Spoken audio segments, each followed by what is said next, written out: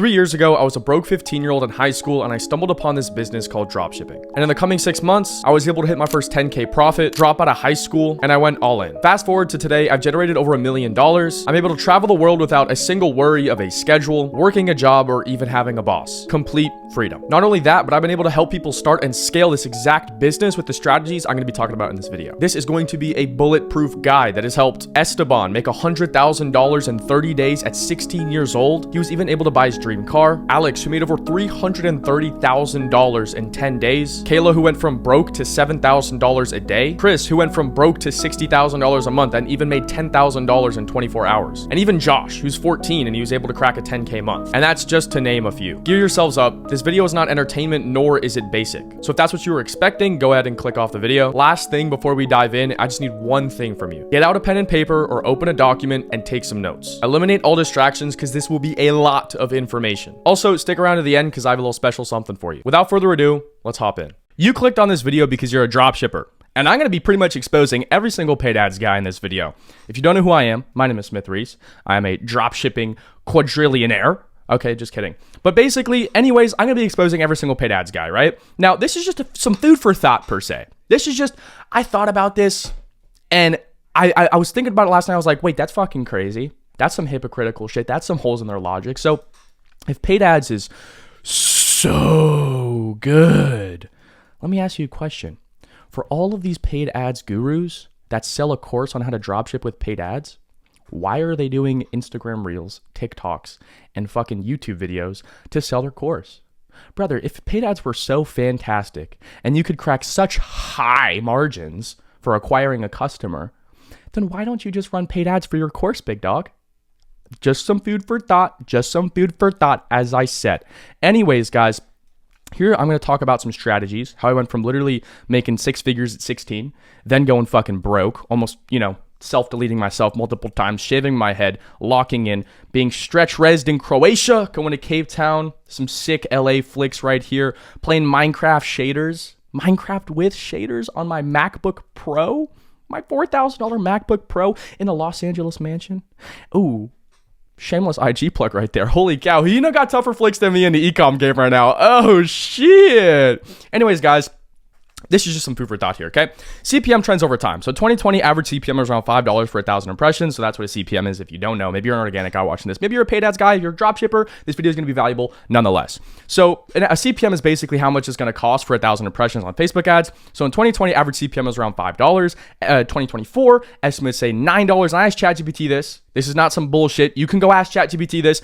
What was the CPM? How high or how more have CPMs increased over the last 5 years? It's going to give you the same fucking answer. So 2024, CPM is around $9. Obviously, it depends. CPM range estimates for early 2025, recording this in August now, so we're literally over halfway through the year. $12 to $14 for 1,000 impressions, and higher end is $17.60. So basically, as you can see here, we were at $5 5 years ago, and we're over double now. Some can even spike to 17, but we're over double now. So in 2030, that's going to be $30 a CPM. Isn't that fucking wild, dude? Isn't that wild? So I got curious. I said, whoa, wow, ChatGPT, you're such a beautiful just summary of knowledge, and you're such an all-knowing, fantastic AI software. So I you know what I said? I said, here's my most viral organic creative, 28.8 million views on Instagram Reels. And I said, you know what?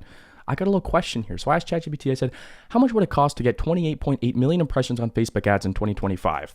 And here's what ChatGPT said. If you're looking to run 28.8 million impressions on Facebook ads in 2025, how much that might cost based on current CPM benchmarks? Okay. Estimated cost at typical CPM rates using June 2025 average, which is 2 months ago, 12.74 per 1,000 impressions. That's $12, almost $13 for 1,000 impressions. Divide that by 1,000. That's 28,800 CPM units. Estimated total cost for June average, $366,000, dude. Are we for real right now, bro? Now on the lower end, on the high end, that's 414K. On the lower end, that's 235K. Regardless of what's on the medium end, the low end, the high end, the ultra high end, the ultra low end, brother, you're still dropping a fucking 2022 Lamborghini Huracan Evo Spider on fucking Facebook ads. Like, what are you talking about, bro? So guess how much this shit cost me? Because guess how much this shit cost me, guys? Okay, that's a terrible pound sign. $0. This cost me $0.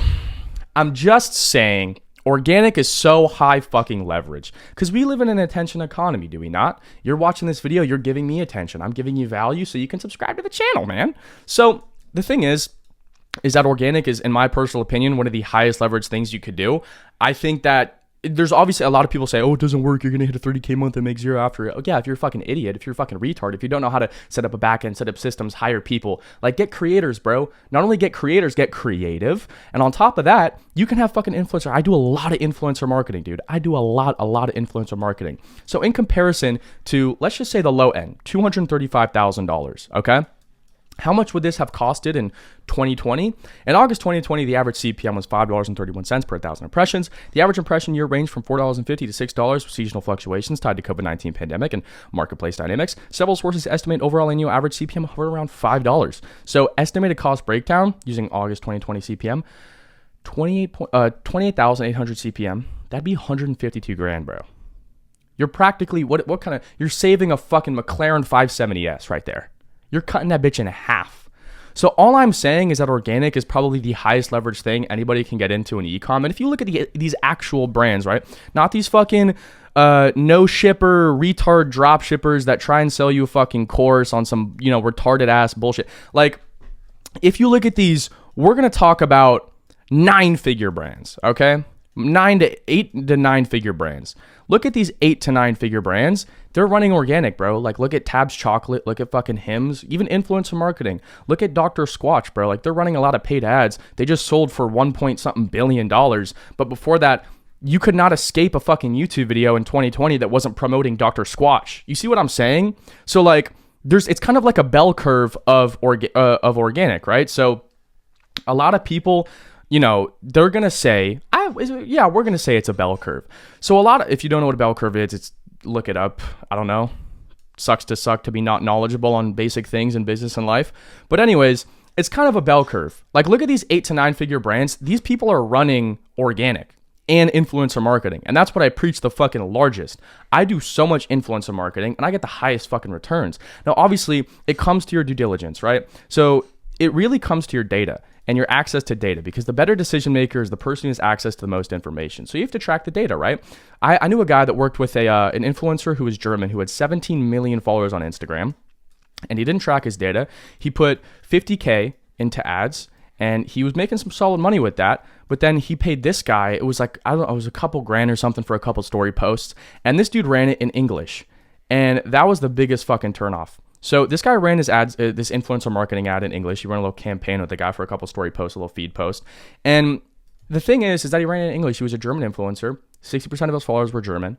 The other, 20% were like Spanish or whatever. And then it was only like 10 to 13% that were actually English speaking countries. I'm like, well, no fucking shit. You got no return on your fucking campaign with this guy, bro. Do your due diligence. So you have to have access to most data, okay? So organic is top tier leverage, like I said. And the way that you can make a fuck ton of money with organic, because the biggest thing is a lot of guys will have one store and they'll hold on to it and they will sit there and keep posting how I did this and this product and this product. A lot of guys in the organic space are known for like one product. They're known for doing, oh, he was the guy who ran this. Why do you want to be the guy that ran that? You don't have a brand, dude. You're not as volatile. Oh, I hit 100K a month. Yeah. What did you do after that, bro? You fucked off to Bali or some shit? Like, you're a fucking broke loser. Anyways, people buy with emotion. Dude, I'm used to this new whiteboard software, bro. LucidSpark fucked me up, so now I'm on Miro like every other online money guy, dude. Gosh, LucidSpark, where's my fucking contract, dude? I literally put you guys on the map, bro. Lucid, what the fuck are you doing, man? I literally put you guys on the map, bro. Anyways, people buy with emotion and they justify with logic, okay? So when you're making organic creatives, you have to understand that you have to invoke emotion amongst the viewer. And that could be through stories, that could be through narratives. And one of the big things that's popping off in organic right now is using narratives, right? You can create a story and you can make it longer. So what I've realized with short form as of recently, the best way to convert people is kind of making it long form, right? Because at the end of the day, even Instagram and TikTok have implemented this. You have playback speeds. So your watch time, and the weird thing about YouTube is if you play it on 2x, the watch time is going to be half. That's the truth of this video. If you're watching this video on 2x speed, my watch time is not going to be however long this video is. It's going to be half of that. It's going to be 50% of it. But with Instagram and TikTok, if you play it on 1.5, 1.25, or even 2x speed, the watch time is going to be the exact same because they don't have that, I guess, software change, or they just don't have it yet. So, and hopefully they don't have it. So what you can do is you can basically implement stories in your organic creatives. So you can implement stories, you can implement creatives, you can basically have a minute-long video, and you can even look at my personal Instagram. Sorry for the second plug of the video, dude. Look at this tough picture. Anyways, dude, 10K likes on the post, actually. Holy cow, that's tough. Anyways, so you can have these long videos, and I'm even doing this on my main page. I'm having all of my Instagram reels be a minute to a minute and a half, because a minute and a half, 90 seconds is the longest you can have on Instagram, and those convert like crazy. Those convert absolutely insane. Like even for, where is it? Here's this. So for this video, and I talked about this in my last video. If you want to go check that out, it's how to go viral every single time with organic dropshipping, full guide, parentheses. But essentially with this video, it was like it was shot on a Ring camera. So that was the hook of the video. We basically made a story. It was like a minute and a half. It was like a minute and 27 seconds. We really tried to push it, but this video was shot on a Ring camera. This video was shot, and we were able to basically push a narrative and a story, evoke emotion and curiosity amongst the viewer, and have the incentive for them to watch to the end. And that's the biggest thing. These people who clicked on this video had the incentive to stick around, and then once we gave them a reward, that dopamine spike in their mind, that serotonin, has a familiar, I'd say they feel familiar with the brand, and it has positive feelings with our brand, our creatives, and our products. So you know what they do? They go to our website and buy. And another thing that we did to boost engagement like crazy, and I talked about this in the last video, but hopefully you're new. ManyChat system automations. So what you can do with organic, and most people don't talk about this, is literally having, and this is another thing to farm engagement. Jeez, I'm talking about this shit. So it's phantom accounts.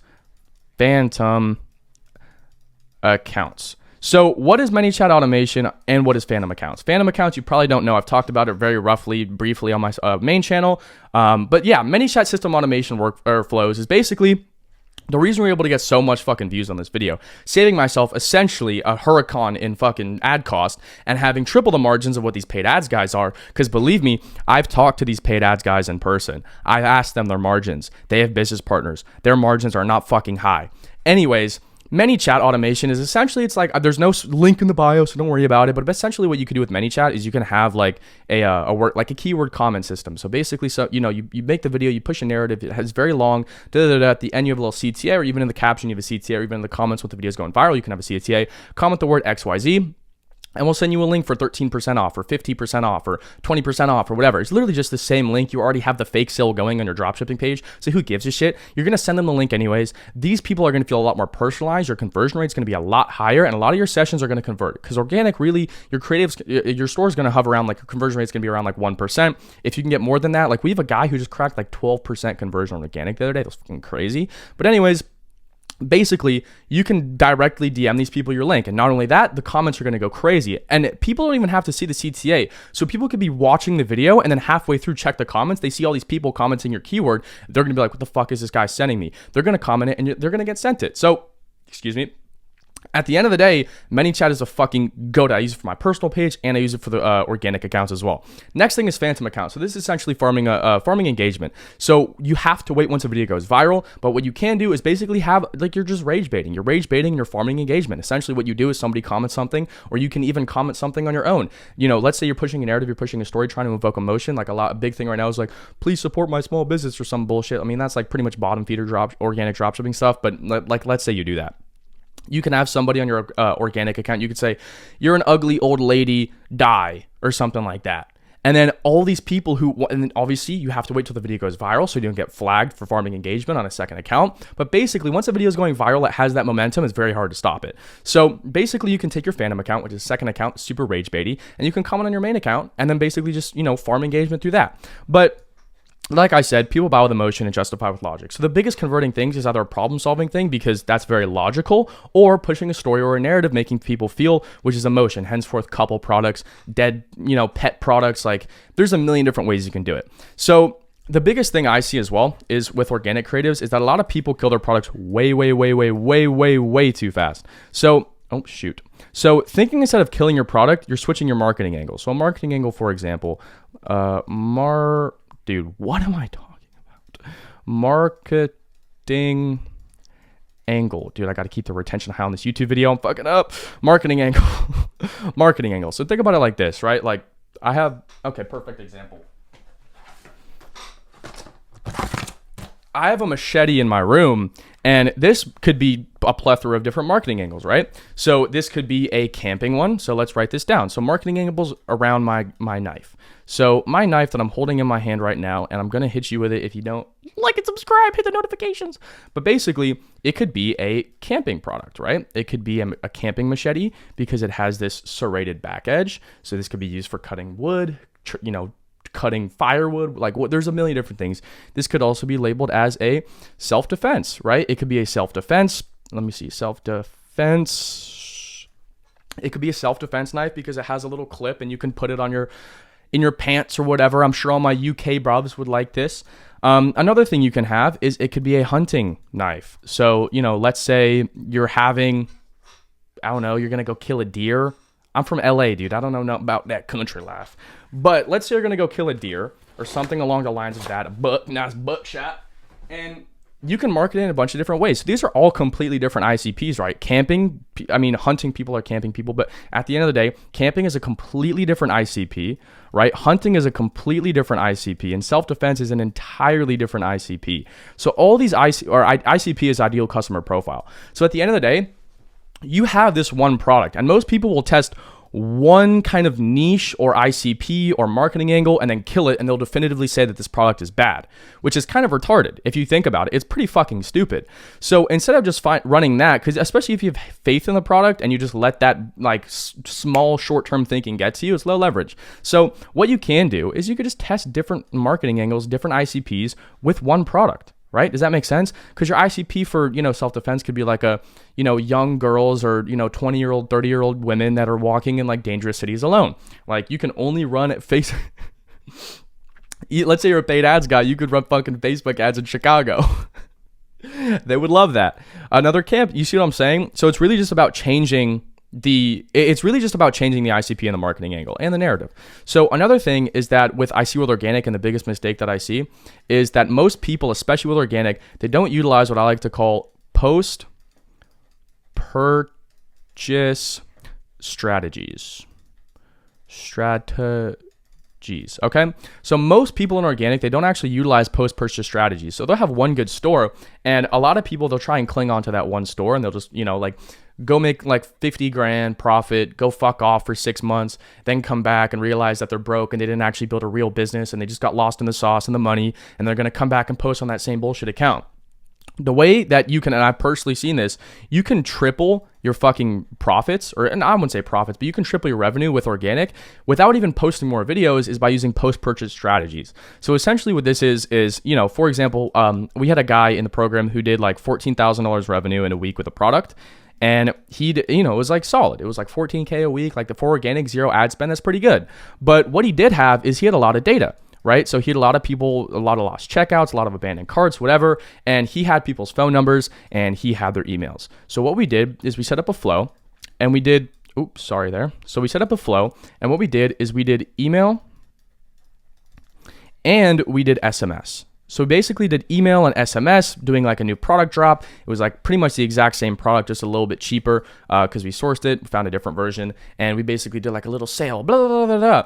And essentially, he made more money from this post-purchase strategy flow than he did actually running the product. So this guy made around, it was like $28,000 in revenue in like, I think it was like a week after doing these flows, because it was like a 3-day thing where it was like, yeah, this is going to end in 72 hours, blah, blah, blah, blah. So this guy made more money from the post-purchase strategy than he did actually running the creative. And a lot of people, especially organic guys, like organic dudes, you can think like paid ads guys, because all these paid ads guys, they run email flows and SMS and all this extra shit. Why can't you think like why can't you think like a paid ads guy?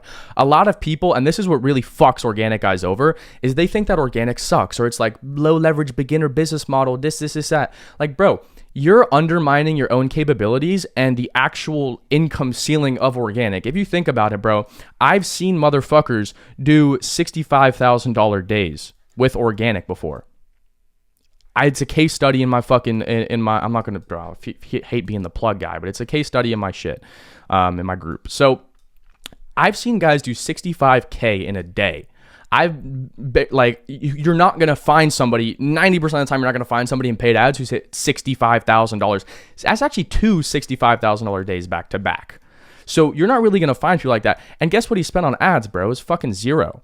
He literally spent not a dime on ads. So how come like most organic guys kind of limit themselves and put them in this box of organic is volatile, it doesn't work, I'm not going to make so much money from it, blah, blah, blah, blah.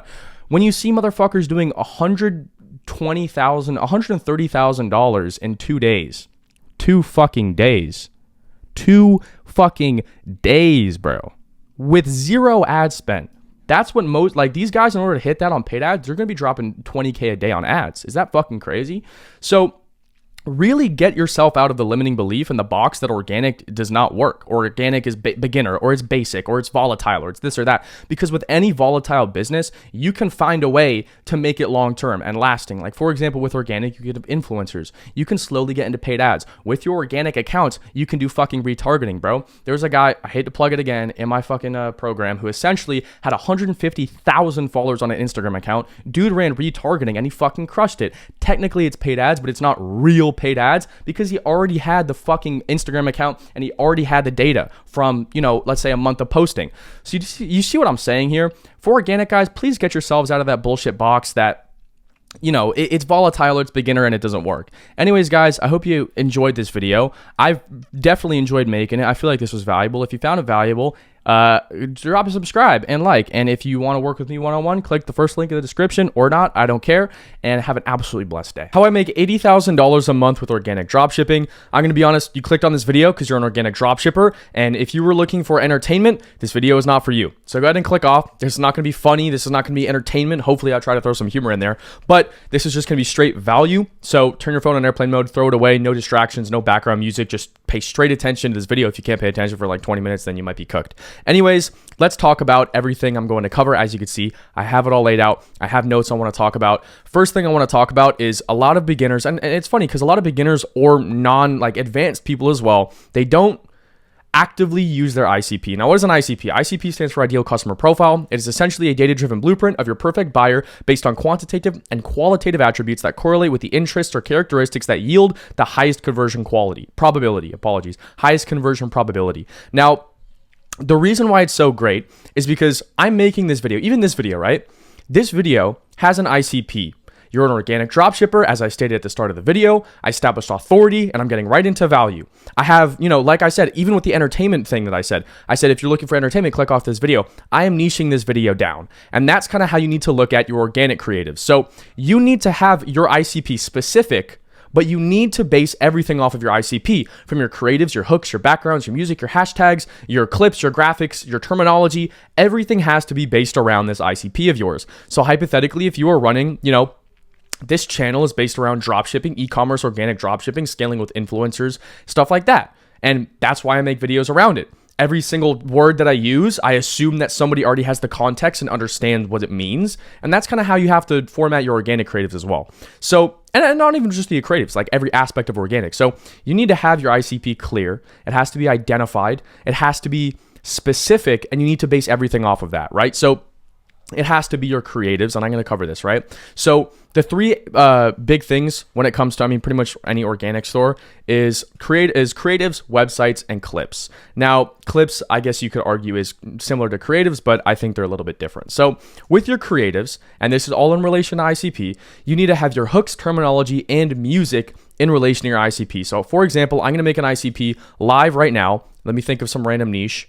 Let's say you're running a football product or a soccer product, right? So let's say you're running a soccer product, right? Creatives, your hooks, your terminology, your music. Music, I already have on my mind. You could do like World Cup by I Show Speed. You could do the World Cup song from back in the day where it's like, you know what I'm talking about? That song. There's a lot of things that you can do, but I already know the music I'm going to be using. Just because I don't know, I understand, like this stuff comes naturally to me. Hopefully you guys can kind of see my thought process here. Your terminology, you're not going to say some random bullshit as like, when you hit the corner and it curves in. You see what I'm saying? Like you might use a term, maybe knuckleball. That's what a lot of, I guess, footballers know. So, I mean, like, you see what I'm saying when it comes to terminology. And as far as hooks goes, that is going to play into your clips as well. So as far as a hook, I mean, realistically, it's pretty simple. Maybe have like football boots or cleats, if you would call them, cleats in the video. Maybe have a football pitch in the video or a soccer ball in the video. You see what I'm saying? So that's pretty self-explanatory. And another niche, let's say you're doing Minecraft products. Like, let's say your niche is Minecraft fans. Your music, you'd probably choose Minecraft music.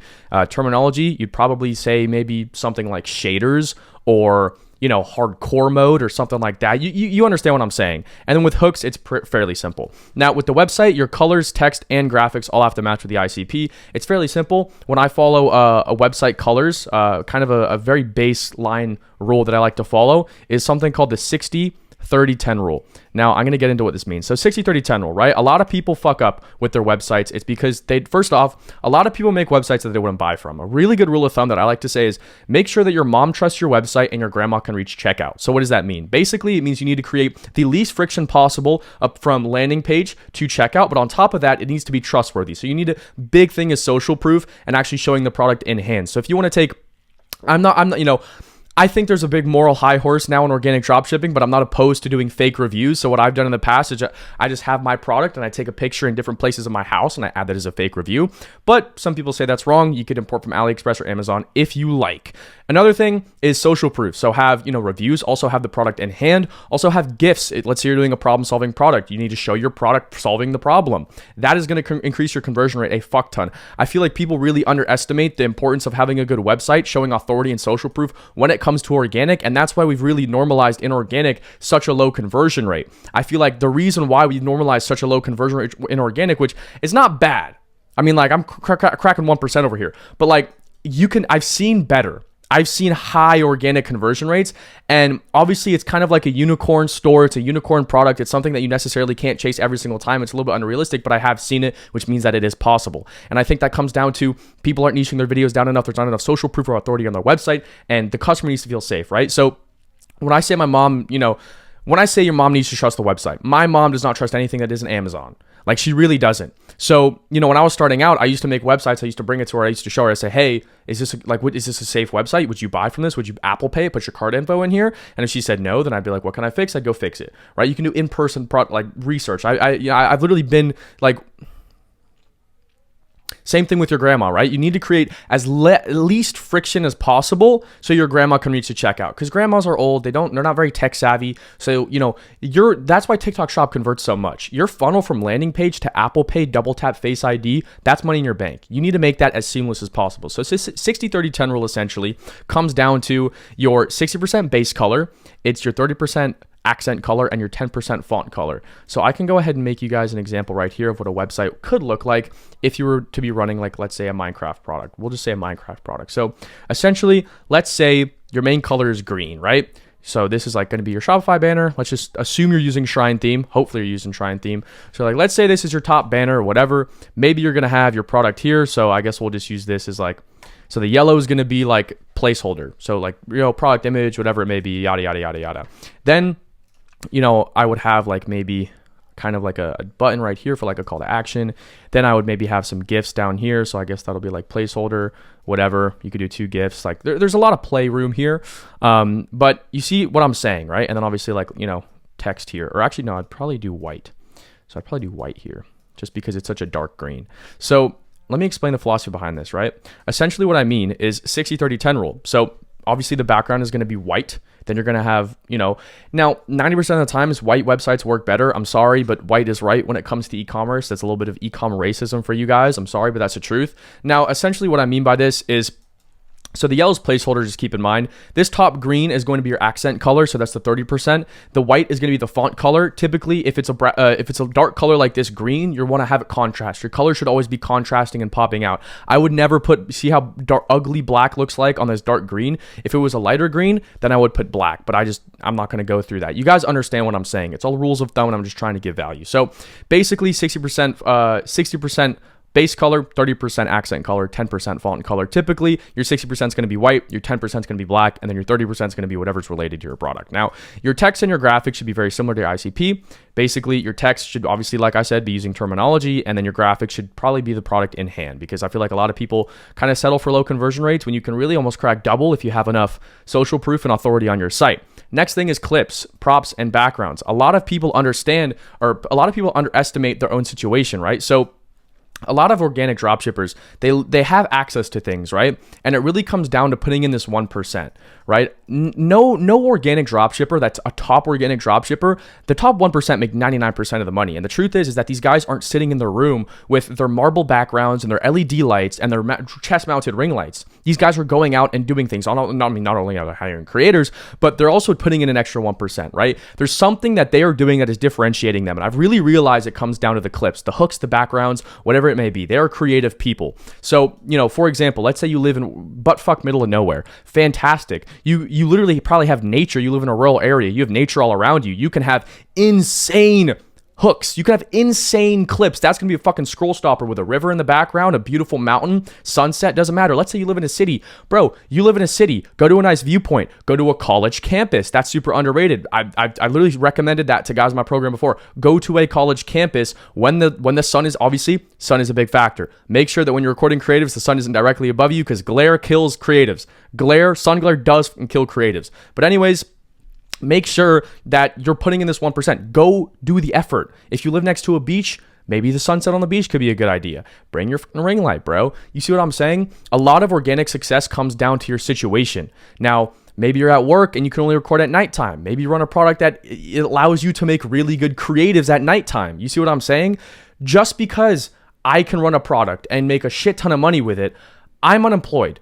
I make money by clicking buttons on a computer. A lot of people trying organic dropshipping go to school or have jobs, and I understand that. So understand play the cards you're given. Understand what benefits, pros, cons, what is going to benefit you in your day-to-day life, in your situation. You can't go to life and ask for a new deck.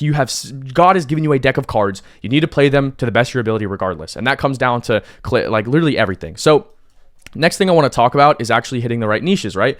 So let's say you have a target audience, right? The biggest thing that I see is that a lot of people think that just because they have a passionate niche that a product is going to sell. And that's really not the case. So for example, just because you have a passionate niche, the product is not going to sell. You need to have a passionate audience, right? So you have a niche ICP.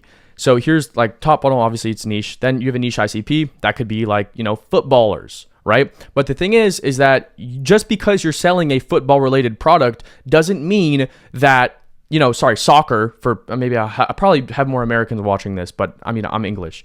Anyways, I digress. So let's say you're selling a soccer related product, right? Just because you sell a soccer related product, sure, the niche is passionate, one of the most passionate niches on the fucking planet. But if you're selling some Ronaldo posters, and you're making it so 15 to 18 to 20 year olds are seeing your creatives, no one's going to buy that. Who's going to buy that? Moms for their kids. No 20-year-old, no 18-year-old. I know damn well I wouldn't have a fucking Ronaldo poster in my room, even though I grew up on him. I personally think he's the GOAT. You can debate me in the comments. But in my personal opinion, I would never have a Ronaldo poster in my room. But you know who would? An 11-year-old. And I literally had the CR7 haircut when I was 12. So I know damn well I would have had that.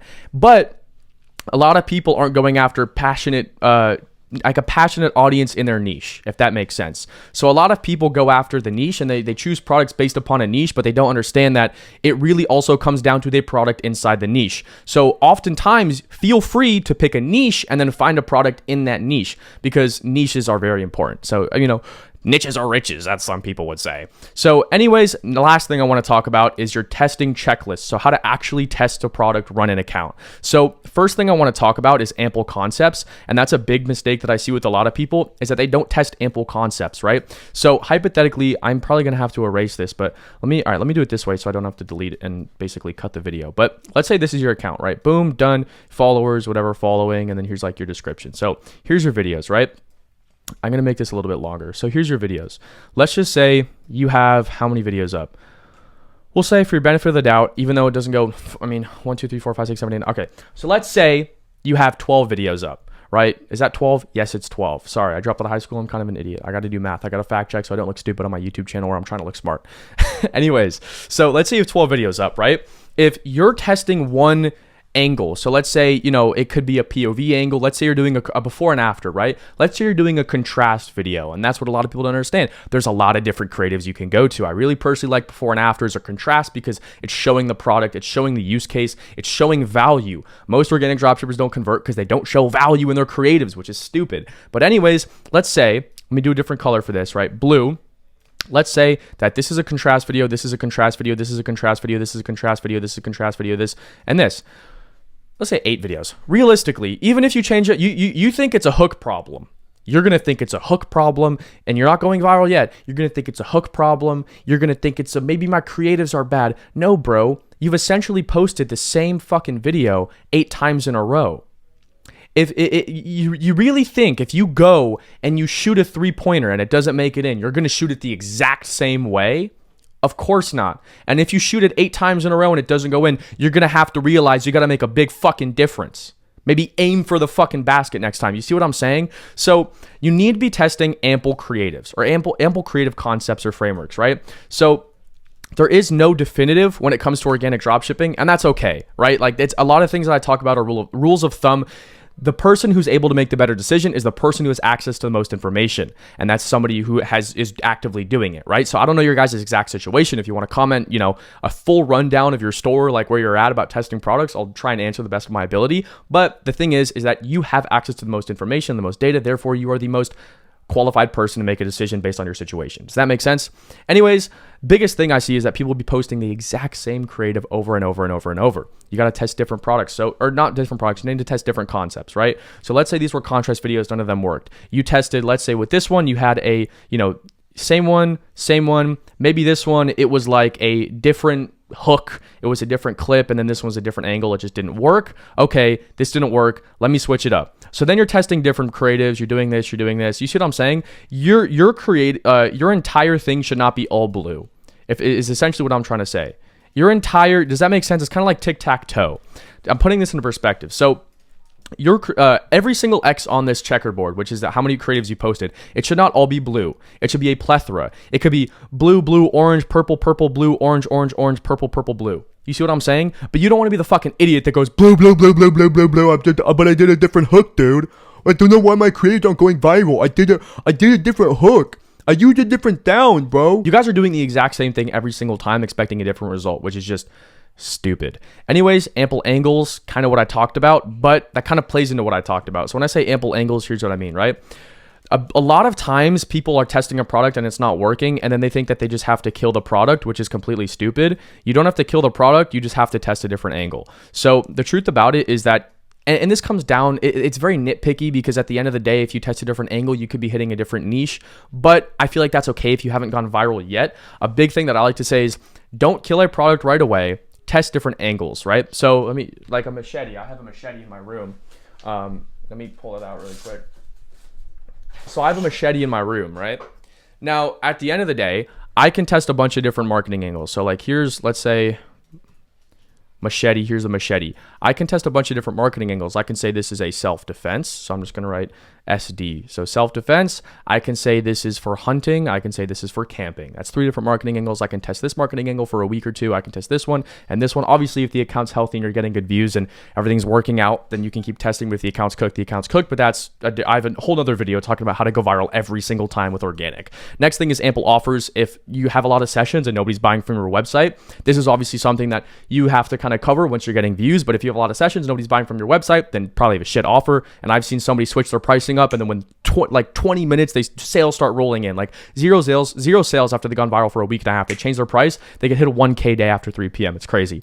And I guess I repeated ample offers. I apologize. And ample products if it's a niched account. So let's say you're having an account like this one that's in the soccer niche. You can just test different soccer products on the account as long as the account's performing well and it's not cooked. So that's kind of everything. I hope you guys found this video pretty valuable. Drop a subscribe if you did. If you want to hit $10,000 a month guaranteed, might I add, no questions asked, no stipulations. I mean, there are stipulations, but no bullshit, no money back guaranteed. Here's my dispute rate, literally 1. in history of the fucking program. Nobody else on the planet is going to show this. Sorry, let me fix that. Refresh for you. Nobody on the planet is going to show that, because I know that what we have works, the system that we have, and I'm confident in myself. No one else in the space is going to offer that, because they know what they're selling is bullshit, bro. These guys sell air for a living. Anyways, though, if you want it 10K a month guaranteed, work with me one-on-one, click the first link in the description, watch the little video, and apply for absolutely free. It's free to apply. Just why not do it? And I'll see you guys in the next video. Stay blessed. Take care. Did I get your attention? Well, that's fantastic. Welcome back to another banger of a second channel YouTube video. Today I'm going to be talking about how I made $40,000 dropshipping a Trallalero Tralala Brain Rot plushie. I actually have the product right here in my hand. Here's what it looks like. Does it look that cool? Not necessarily. Does it have a use case? No. Get the fuck out of here. But it made me money. I mean, it essentially just paid for my watch practically. So I'm going to be talking about the strategies. So let me open up this, go here, boom, take out the pencil, and let's talk about it. So today I'm going to be talking about the strategies, the philosophies, overall organic rules of thumb, and on top of that, just regular organic sauce. So what I want you to do is put your phone away, take it on airplane mode, and I want you guys to fully digest what I'm about to give you guys. So take notes, open a Google Doc, pen and paper, whatever it may be. Just mitigate all distractions and lock the fuck in. Okay, I just got off the phone with somebody, very important. It was the lock-in factory. They said they don't know you. So you better fucking get a job, all right? I need you guys to clock in at the lock-in factory right now. So essentially what I want to talk about is one quote, okay? Where attention goes... That's a terrible piece of handwriting. Holy cow. Where attention goes, money flows. So attention, in my personal opinion, we live in an attention economy, and I'm sure we all know that. So where attention goes, money flows. And that quote literally is pretty much what I live by, right? You're watching this video. So what currency are you giving me? You're giving me your attention. Now I can grow my YouTube channel, and I can make money from my YouTube channel. You see what I'm saying? So where attention goes, money flows. And this really plays into a store that I had around a year ago. I ran essentially a Palestine. Apologies for my bad handwriting. I can't even write cursive, and I dropped out of high school at 16, so I'm kind of unemployed and a little bit of an idiot. But if I can make money, so can you. So I ran a Palestine store. I'm a lot more educated on the situation now, but at the time, did I know what was going on? No. Did I know who's right? It's a politics thing. All I understood, I didn't understand what the specifics of it, but I was able to recognize the opportunity. And that was the biggest driving factor on why I was able to make money. I made like 60K, and I think it was like 50 something days. So at the end of the day, and this was all organic, so zero ad spend, triple the margins of what it would be on paid. That's why I believe organic and influencer marketing specifically is the fucking GOAT of e-com right now. So essentially, what I want to talk about is, my Palestine store. And there's a bunch of different examples of, this overall kind of where attention goes, money flows philosophy. You had COVID, you had Ukraine, you had Palestine, you had BLM. Like, bro, I talked to a guy in person who does e-com, bro. He's 29 and he retired. He retired off of selling Black Lives Matter products. That is how much money is, if there's enough attention, because bro, I remember when fucking, that guy died in May of 2020, dude. Holy that was like the biggest news ever. Everyone was talking about that. So if you like this guy, and it was a white guy. He was like a 5'7" nerdy white dude that was like 29. And the dude cleared, I think it was like 9 figures or something off of like just selling Black Lives Matter merch. This guy printed. So where attention goes, money flows. And that pretty much plays into, I'd say, any kind of business. But at the end of the day, e-com specifically. So what you can kind of go with this product, right? It was a money grab product. And I want to be open about that. It was a money grab product. So it's very volatile. So in e-com, you can have 2 routes. And this is what I want to talk about. So in e-com, you have 2 routes, okay? You have volume and you have value. So it's the 90% of the time, guys, and this is what I want to talk about. So 90% of the time is it's way better and it's higher leverage to have leverage. It's way higher leverage to have fewer customers, but higher value customers. Does that make sense? So customers that are going to be with you longer, you're going to have an established brand, and people are going to be buying from you. The LTV is higher. So think about something like supplements. I've done supplements. I'm not going to tell you if I still do them, but supplements are a fucking, I take supplements, bro. Like, at the end of the day, supplements have such a high LTV per customer. You could probably crack some people, if it's, I guess, high ticket enough, you can probably crack $500 per customer, which is unfucking real for ecom. So at the end of the day, it's a lot higher leverage to have fewer customers, but higher value customers. But with this product specifically, I understood, it's volatile, it's a money grab, it's not going to last forever. But if you can clear up a quick bag from it, I don't see why not. Because it's not like I'm worth, $500 million, like 40K is a lot of money to me. Like that could be a down payment on a fucking supercar, which I'm actually looking to get soon. So this probably will be the down payment on my fucking whip. But at the end of the day, what I want you guys to understand is, especially as a beginner, you can very much, I highly suggest going for these attention grabbing, money grabbing products. Now, the reason why this product works so well, in my personal opinion, is because it had global recognition. So when someone's going to spend money with your, I guess, on a store, a big thing is familiarity. Why do you think influencer marketing works so well? Is because these people have a sense of trust. They're familiar. They recognize whoever they're buying from. So obviously I couldn't use my face or, any kind of, because we didn't do a single bit of influencer marketing with this. And I'm going to talk about the creatives, the strategies, all that kind of stuff later in the video. So stick around. But at the end of the day, this was a money grab product. And the reason I believe it worked so well is because it was global, right? At the end of the day, you could go to any country like this. A billion people, I would argue, probably know what this little fucking shark with blue Air Force Ones on the beach is. Like people who don't even speak English. I don't speak Italian. I've traveled the fucking country. I've traveled to 12 countries so far this year. Bro, I was in Italy, or of course I was in Italy and I heard people saying this shit, but I was in Romania. And I was talking to Romanians and Moldovans, and even they knew what the fuck, tralalero brain rot shit is. So at the end of the day, this recognition and just the sheer virality and attention going towards this product was why I made so much money, right? So it really just comes down to the amount of attention going to it, and if you can recognize the opportunity, that's the biggest thing for me personally. So this was a volume product.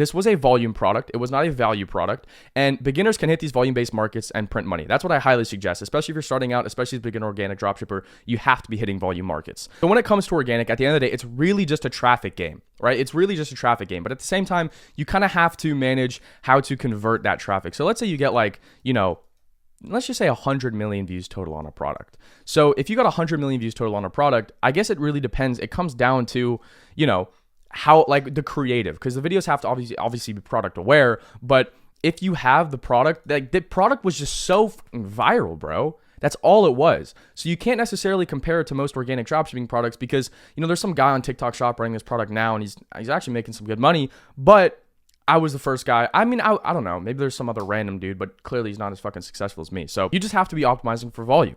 That's just what organic is. That's the organic game. It's volume, volume, volume, volume. You could be selling dog shit in a plastic bag. If you were to get 100 million website sessions, you could buy a Lambo off of that. Because the one bottleneck in any business, whether you want to agree with me or not, and a lot of people don't, but in my personal opinion, is traffic. It's literally just traffic. And that's the biggest struggle. If you guys, hypothetically, let's say you were selling any dropshipping product, bro, if you had 250 million sessions, you'd be a fucking millionaire without a shadow of a doubt. Because, and you can't say it's not, it's just traffic. Your product could suck, your back end could suck, your systems could suck. Let's say you're selling, digital products or you have an agency or whatever the fuck. It's just traffic. How do you make money? You optimize for traffic. So let's quickly talk about the actual strategy on the organic videos that I ran. So essentially what I did is, I just found the product. Obviously I ordered it on Amazon. And funnily enough, how I actually thought about this product was I was at the mall and it was me and my boy, and I saw the Tralalero Tralala plushie on one of those little mall kiosks. That's how I came across the idea for it. I was at the mall and there was one of those little Indian people at the fucking mall kiosk selling those random toys. I'm sure you guys know exactly what I'm talking about. And I saw a Tralalero Tralala plushie. I was like, wow, I could run that. That's my next fucking winner right there. Holy shit. Because I'm sure they were selling out. There was somebody next to me buying that product. I was like, that's definitive, tangible, in-person market proof. If I could take this shit online, bro, I'm going to make a fuck ton of money. And I ended up making a good amount of money. So the first thing that I did is the day that I saw the product, I ordered it on Amazon. I also found a supplier the same day. Bro, it's not hard to find a supplier because this product was just so viral. And you know how these little Chinese efficient guys work? They know what's up. They see a trend. They fucking put that shit ASAP. They're on top of it. So I ordered it on Amazon. That way it comes in 1 to 2 days. So in my personal opinion, what I've really seen with a lot of organic guys is that they don't move with, that's messed up, is that they don't move with speed. I think speed is the one big deciding factor whether you, and this comes down to everything, right? So I think speed is the one deciding factor with your success in organic, right? It comes down to how many products you're testing. So it comes down to how many products, let's say, okay, it comes down to how many products you're testing. It comes down to how many creatives you're doing. It comes down to how quickly you're testing. It really is just a volume game, and that's what it is with organic. You have to test. Eventually you're going to get the reps in. Like if I was, let's say your first ever store, this could be your product. I understand the philosophy and the rules of thumb and the rule, and I would argue like, I mean, bro, I'm not going to sit here and fucking lie. I know organic really fucking well.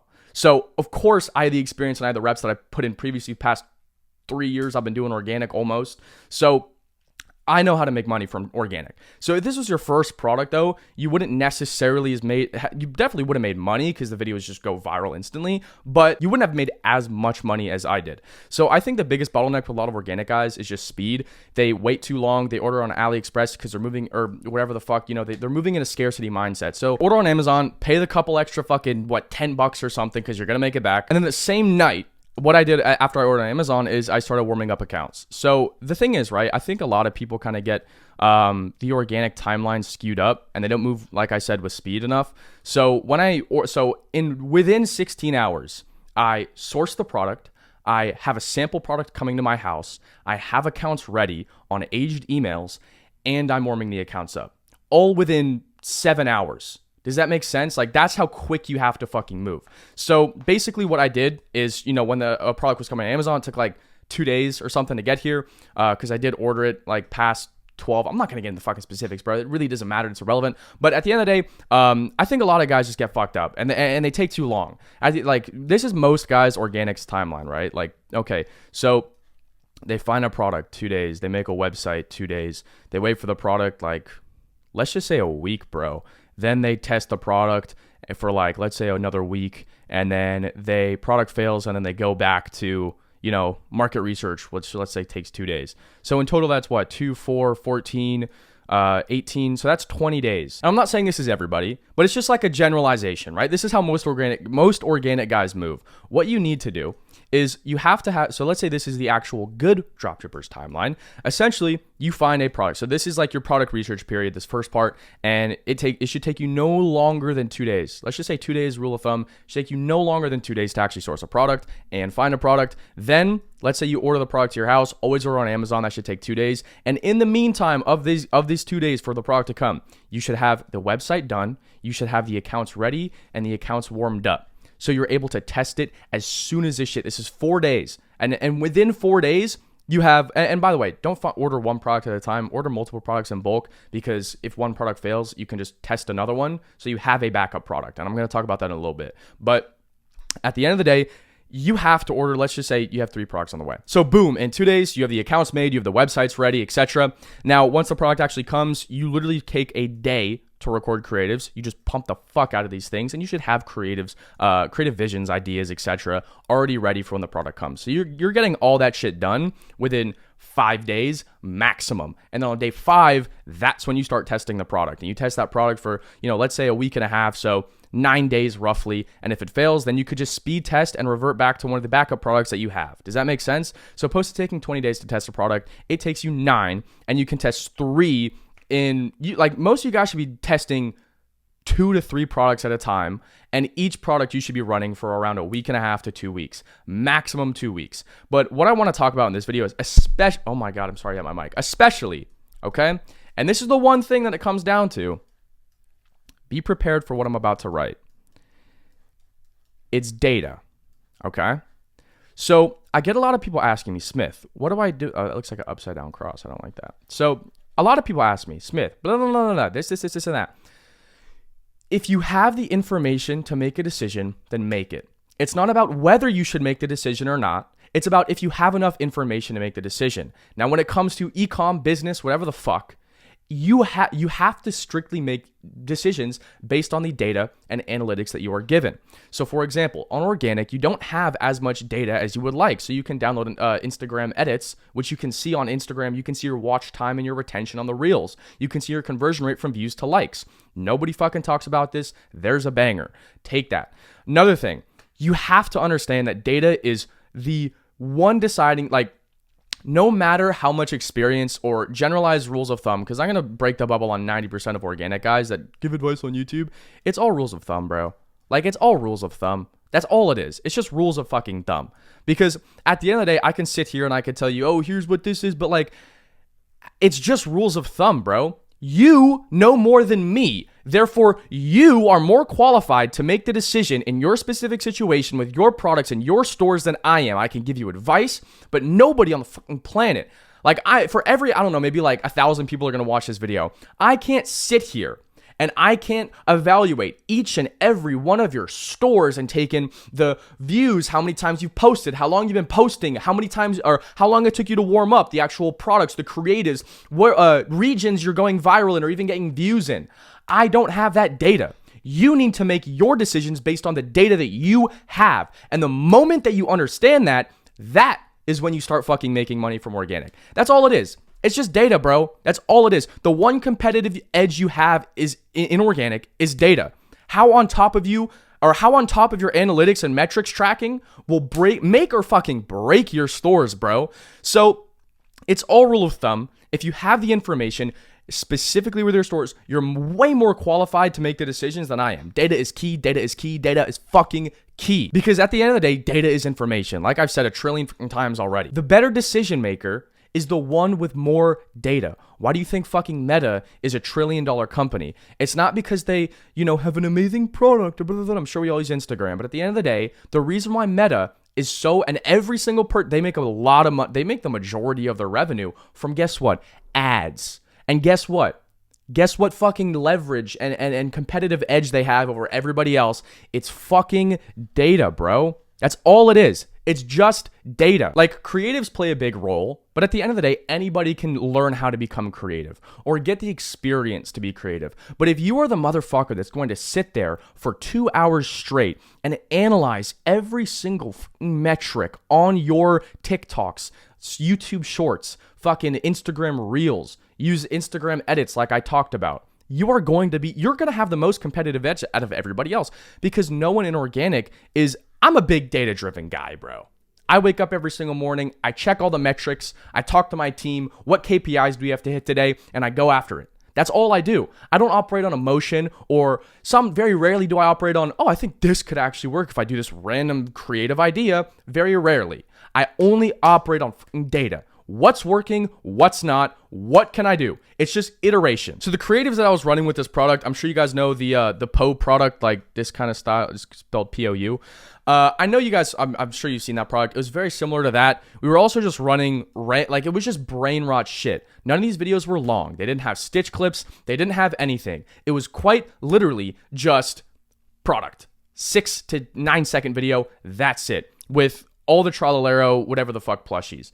We also did some slideshows. It was essentially like, you're showing the da-da-da-da. Then it was like one slideshow we did, for example, it was essentially like, ChatGPT, like whatever, make me a plushie or some shit, or of a brain rot, whatever. So then it'd make the brain rot thing, then it'd be like a 3 slideshow, ChatGPT thing, then this, then the plushie. Solved. One of my most viral creatives, I wouldn't say viral, but my most converting creatives of all time. It was, God, when was this? Like last year.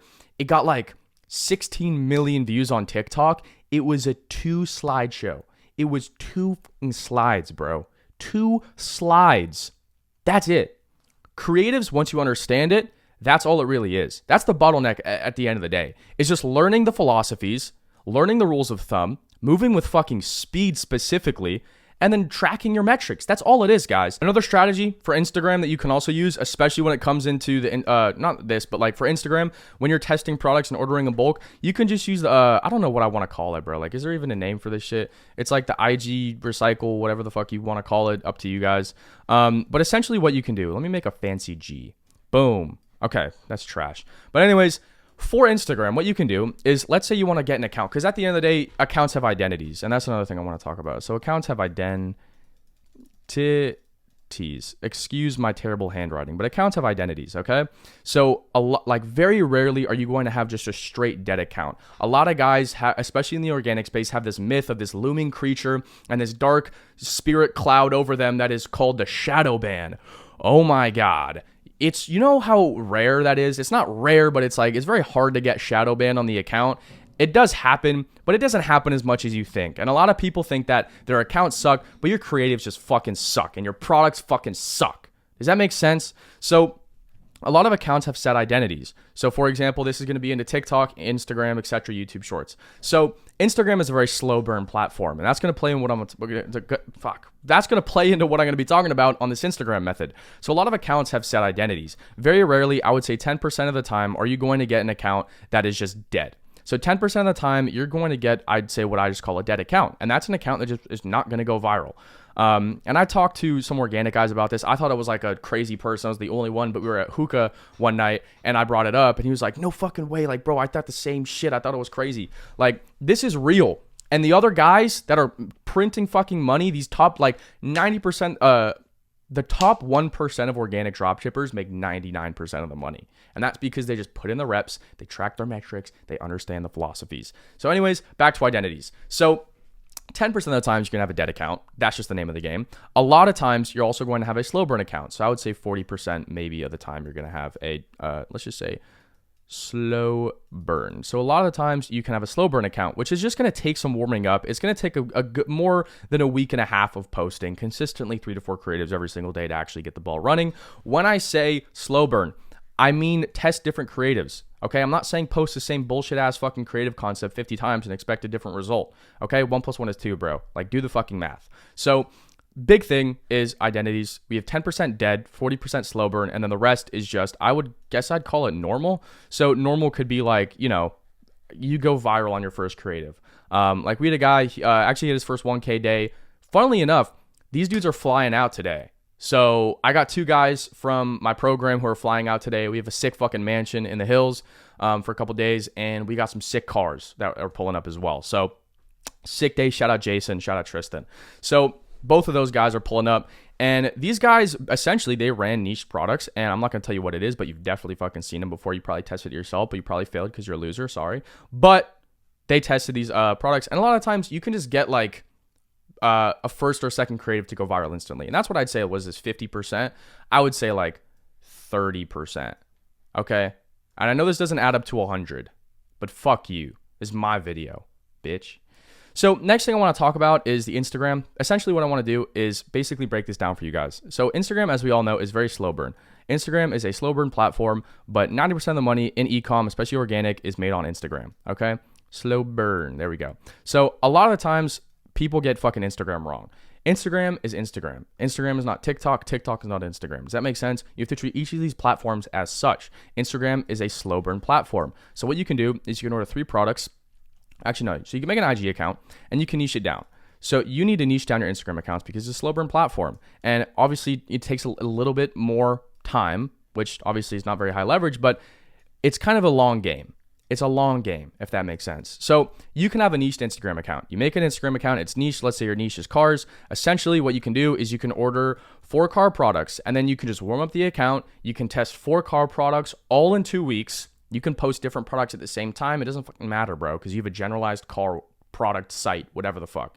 Obviously, don't throw all the products on the website, make some big ass general store. But you see what I'm saying? It takes a while, and a good Instagram account will literally buy you a fucking Lambo, bro.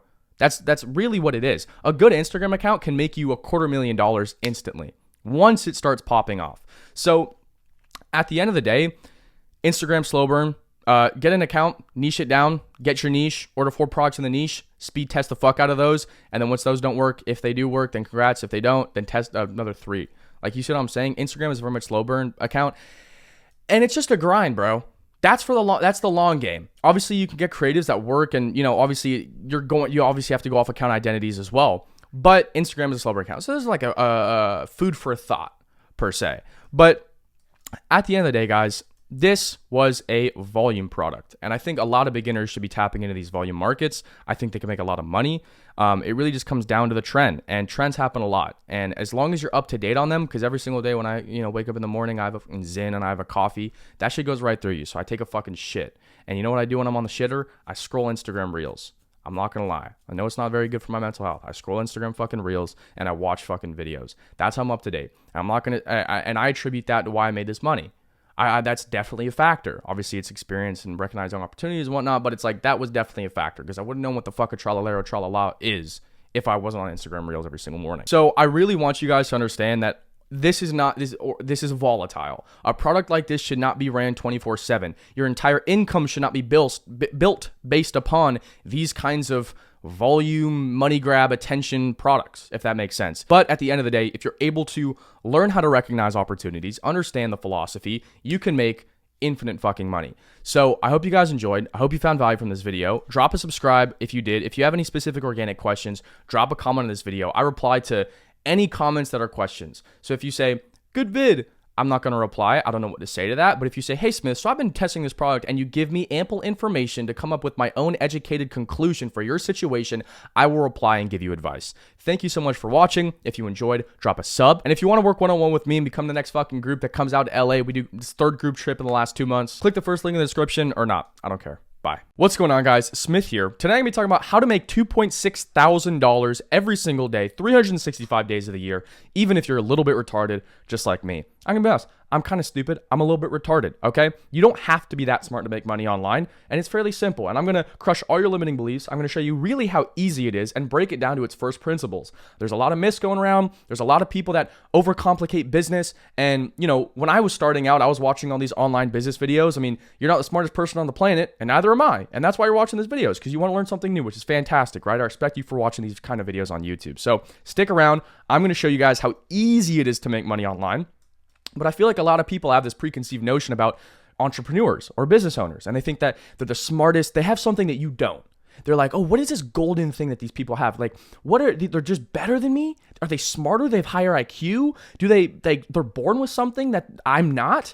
The only thing that they're born with that most people aren't is a delusional willpower to keep pushing. That's all it is, guys, because business is a game of just outlasting everybody else. It's consistency. You can put in 100% for 2 months, or you can put 80% in for 365 days of the year. And that's the kind of guy I am. I'm unbelievably consistent. So it's not a game of how hard you can push. It's a game of how long you can last. Now, I'm going to break down basically how to make money. It's not that hard because I feel like a lot of people overcomplicate it. I'm just going to show you guys how simple it is. Now, obviously, there's kind of nitpicks and a lot of specifics that come into this, but when I was starting out, it's more of like a beginner video. When I was starting out, I really thought that entrepreneurs were better than me, or they were way smarter than me. Dude, believe me, I know people in this space, on the online money space. A lot of these guys are not that smart. Seriously, they are not that smart. You would lap them when it comes to any education, test, IQ test. These people are not that smart. So basically, how do you make money online, okay? How do you make money at all? First off, is you need to sell something, okay? You need to sell something. You have to sell something. It could be a service. It could be a physical product. It could be a AI cert. Like, it doesn't matter what it is. You just have to sell something. You cannot make money unless you win the lottery or you gamble, which if that's your route, respect, not my game. But you got to sell something. Regardless, you have to sell something. Now, once you have something to sell, the next step is to get traffic, okay? Sorry for my poor handwriting here, guys. I'm a high school dropout. But you need traffic. So you got to sell something, you got to get traffic, and then once you get traffic to the thing, it will sell. And it really just matters about how much traffic. So boom, then as soon as you're done, now you have money. Simple. So think about opening up like a lemonade stand. You know, if you were to open up 500 lemonade stands on the 500 busiest streets in the world, you would probably be a millionaire. And it was really good lemonade, you'd probably be a millionaire, would you not? It's that simple. Find something to sell, make sure it's good, go get traffic, and people will buy it. I said this in another video. If you were selling a brown school lunch bag of shit, human feces, and you paid $8 million for a Super Bowl ad, you'd probably sell $1 million worth of it, just because there's a quarter billion people watching the Super Bowl every year. You see what I'm saying? It's not that hard. You just need traffic. So I'm going to break down. The one thing that stops people from making money is their limiting beliefs. And it comes down to, oh, I don't know, it's super complicated, it's this or that. The only thing that's stopping you from making any money is these two things, okay? I already said one of them, and that's traffic. Now, the next thing is skills. That's all it is. Time is the greatest healer. I want you guys to understand that. Time is literally the greatest healer when it comes to business. So you just have to learn to give it time. It took me 3 years to get to the position I am in today.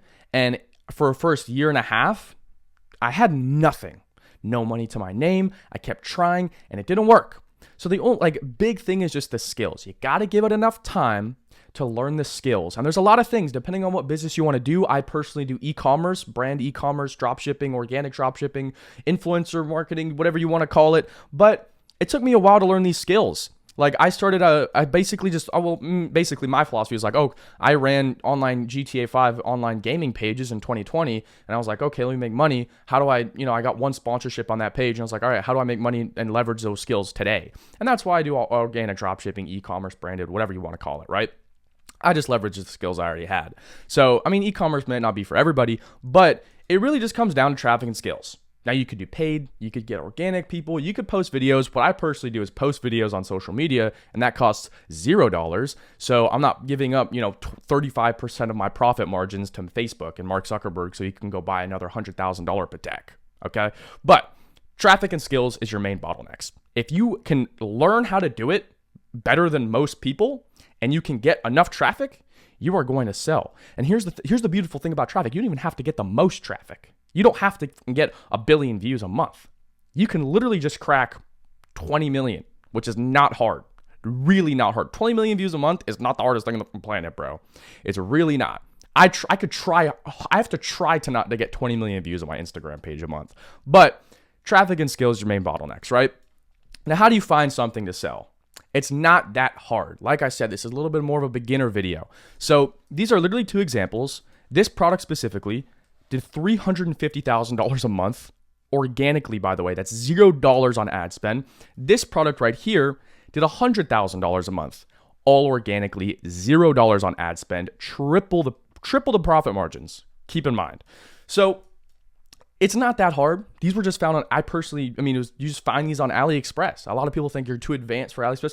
And AliExpress, of course, maybe you don't want to source from them, but for product research and finding things to sell, it's pretty good.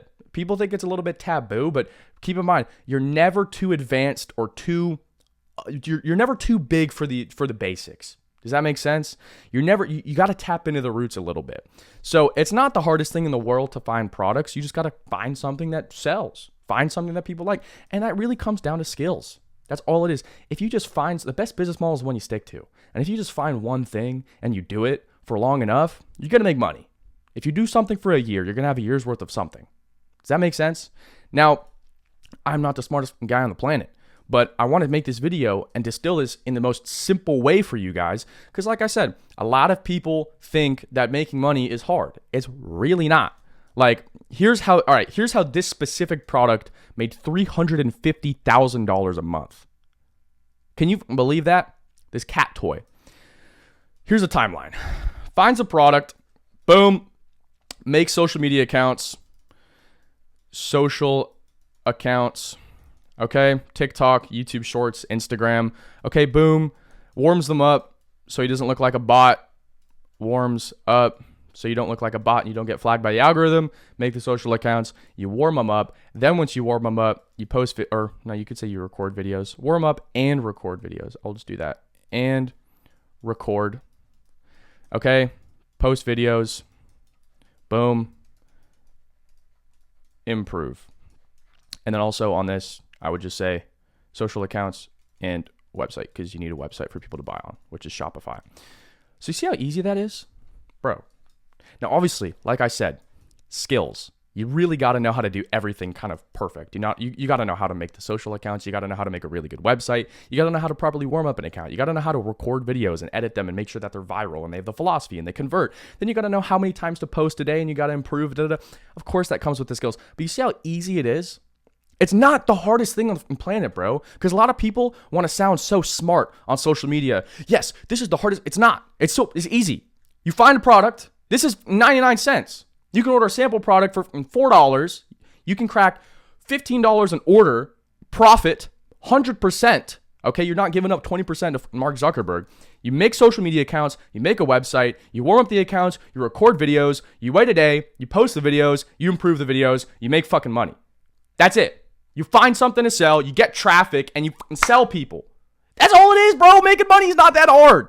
Making money is not that hard. I don't know. I felt really I felt really motivated to make this video because I'm thinking of 15-year-old me watching like Iman Gadzi and Andrew Tate back in the day. And I was like, what do these guys have that I don't? What do these guys have? Why are they smarter than me? Bro, they don't have shit. They are not smarter than you. They just put in the work, bro. It's that simple. So if you want to learn how to just sell something and traffic, bro, I learned all off YouTube. All right, it's not that hard. I don't know. I just felt really indulged to make this video. It might not be the most technical value ones, but I have a lot of other videos on my channel that go really, really, really, really in depth on this business model. So that's about it. Subscribe if you enjoyed. Watch my other videos for really, really specific, technical, really good value-based videos. I dropped an hour-long one the other day. I have really good videos on this channel. Drop a subscribe or watch the other ones, and if they're valuable, then drop a sub. And if you want to work with me one-on-one, we guarantee you hit $10,000 a month within 6 months or your money back. No questions asked, no bullshit, no deposits, no nothing. So if you would like to apply, click the first link in the description of this YouTube video and watch the little video at the top. And that's about it. Follow my Instagram at RealSmithReese. Shameless plug per usual. You guys know me. And have an absolutely fantastic day. Hey guys, Smith here. And today I'm going to be talking about how to go viral practically every single time with organic dropshipping. This will be a little full guide. Now, you clicked on this video because you're in the organic dropshipping space. And I want to tell you guys the truth. Okay? I lied to you. You can't go viral every single time with organic dropshipping. You clicked on this video because you saw the title. You saw maybe the thumbnail. And you're like, oh my God, this guy's going to... No. That's not the case. This is not what this video is. You clicked on the video because it was kind of a clickbaity title, right? You saw the little light at the end of the tunnel. Maybe you've been struggling with organic or you're finding it hard to get consistent views or sales or actually get a product that converts because virality is fairly easy when it comes to the grand scheme of things, right? But you clicked on the video because I put every time in the title. That's just unrealistic. And I'm not going to say it's as unrealistic as a lot of people think it is, but the organic expectations that we have in this industry, it's super unrealistic because the only thing that gets views are titles like how I made $500 trillion with this product or, you know, how I went viral every single time. It's bullshit like that. I'm going to sit here, tell you guys the nitty gritty rules of thumb, what to do, how to do it with today's algorithms. Today's date is August 3rd. I believe I'm uploading this video today. So feel free to do this with, you know, do with this information what you will. But, you know, in 4 months time, if you're watching this information is not going to be as valuable. So take notes, guys, understand it. And I've also split this video up into multiple chapters. So basically on the YouTube timeline, there's going to be like little different things that you can click on and talk about. So I'm going to split this up into little segments on the YouTube timeline. Take notes. So you can basically go and revisit things or, you know, maybe you save this video or put it in your favorites, whatever. You can go check this out, you know, when you're making creatives next time or making accounts, whatever you want to do. I'm serving you guys today. So the first thing I want to talk about is accounts. Okay, accounts. I am an idiot. I can't spell. So accounts. Sorry for my bad handwriting. So first thing I want to talk about is accounts. Okay. When it comes to organic, people think that there's something more important than the other things. Everything is important. Okay. It's kind of like building a building, right? So here's your building and you want it to be super cool or whatever. And there's like a little top part here and you got a little antenna, let's say a flag on the top, right? So this is your building and this is your skyscraper. You need to have 1, a solid foundation. You need to have 2, proper infrastructure all the way through the building. And you need to have 3, the right material. And I feel like a lot of people think that there's one thing that's more important so they can build with the strongest material possible and this building is made out of stainless steel, concrete, whatever the fuck, but they're lacking on the foundation, so then the building's just going to fall over, right? Like they think that they can slack on one side of organic and they can succeed on the other, right? So I'm going to talk about hooks and everything and visual hooks, text hooks, controversy in a little bit later in the video, but I feel like a lot of people don't fully understand what organic is. And I feel like people think that they can slack off on some certain aspects of it. I'm not saying that's everybody, but what I will say is a lot of people tend to slack off on some things, right? I would much rather you guys have, let's say here's like a little score chart. I would much rather have you guys have like, let's say, you know, 7s across the board, right? So let's say here's, you know, your website making abilities. Here's your creative abilities. And then let's just say here is your let's just say here is your virality, your viral skills or whatever. So I would much rather you guys have, let's say up here's 10, here's 0. I would much rather you guys have 7s across the board opposed to like, you know, let's say this isn't 10 And I would much rather you guys have 7s across the board opposed to like a 3 and then like an 11 in fucking website creation and then like a 13 and then you're slacking on the virality. If you don't have the traffic, then what the fuck are you going to do, right? So I would much rather you guys have 7s across the board. And I feel like a lot of people, organic is kind of like building a building. You have to have a solid foundation, solid infrastructure all the way up, and you have to get have the right materials. So what I want to talk about is accounts first off. So we're going to be talking about how to warm up accounts, emails, what emails to use, what emails not to use, etc. So when I started out, and I don't use this website, so this is not an affiliate. You can check the link in the description. This is not an affiliate. There's no link. Now, this website is a scam. Okay, I'm going to be honest. I'm not going to tell you guys like, it's go and here's you can use, code Smith at checkout for $6 off or some bullshit. But like, I've used this website in the past, but I did get scammed one time. So this website is called Bulk Accounts Buy.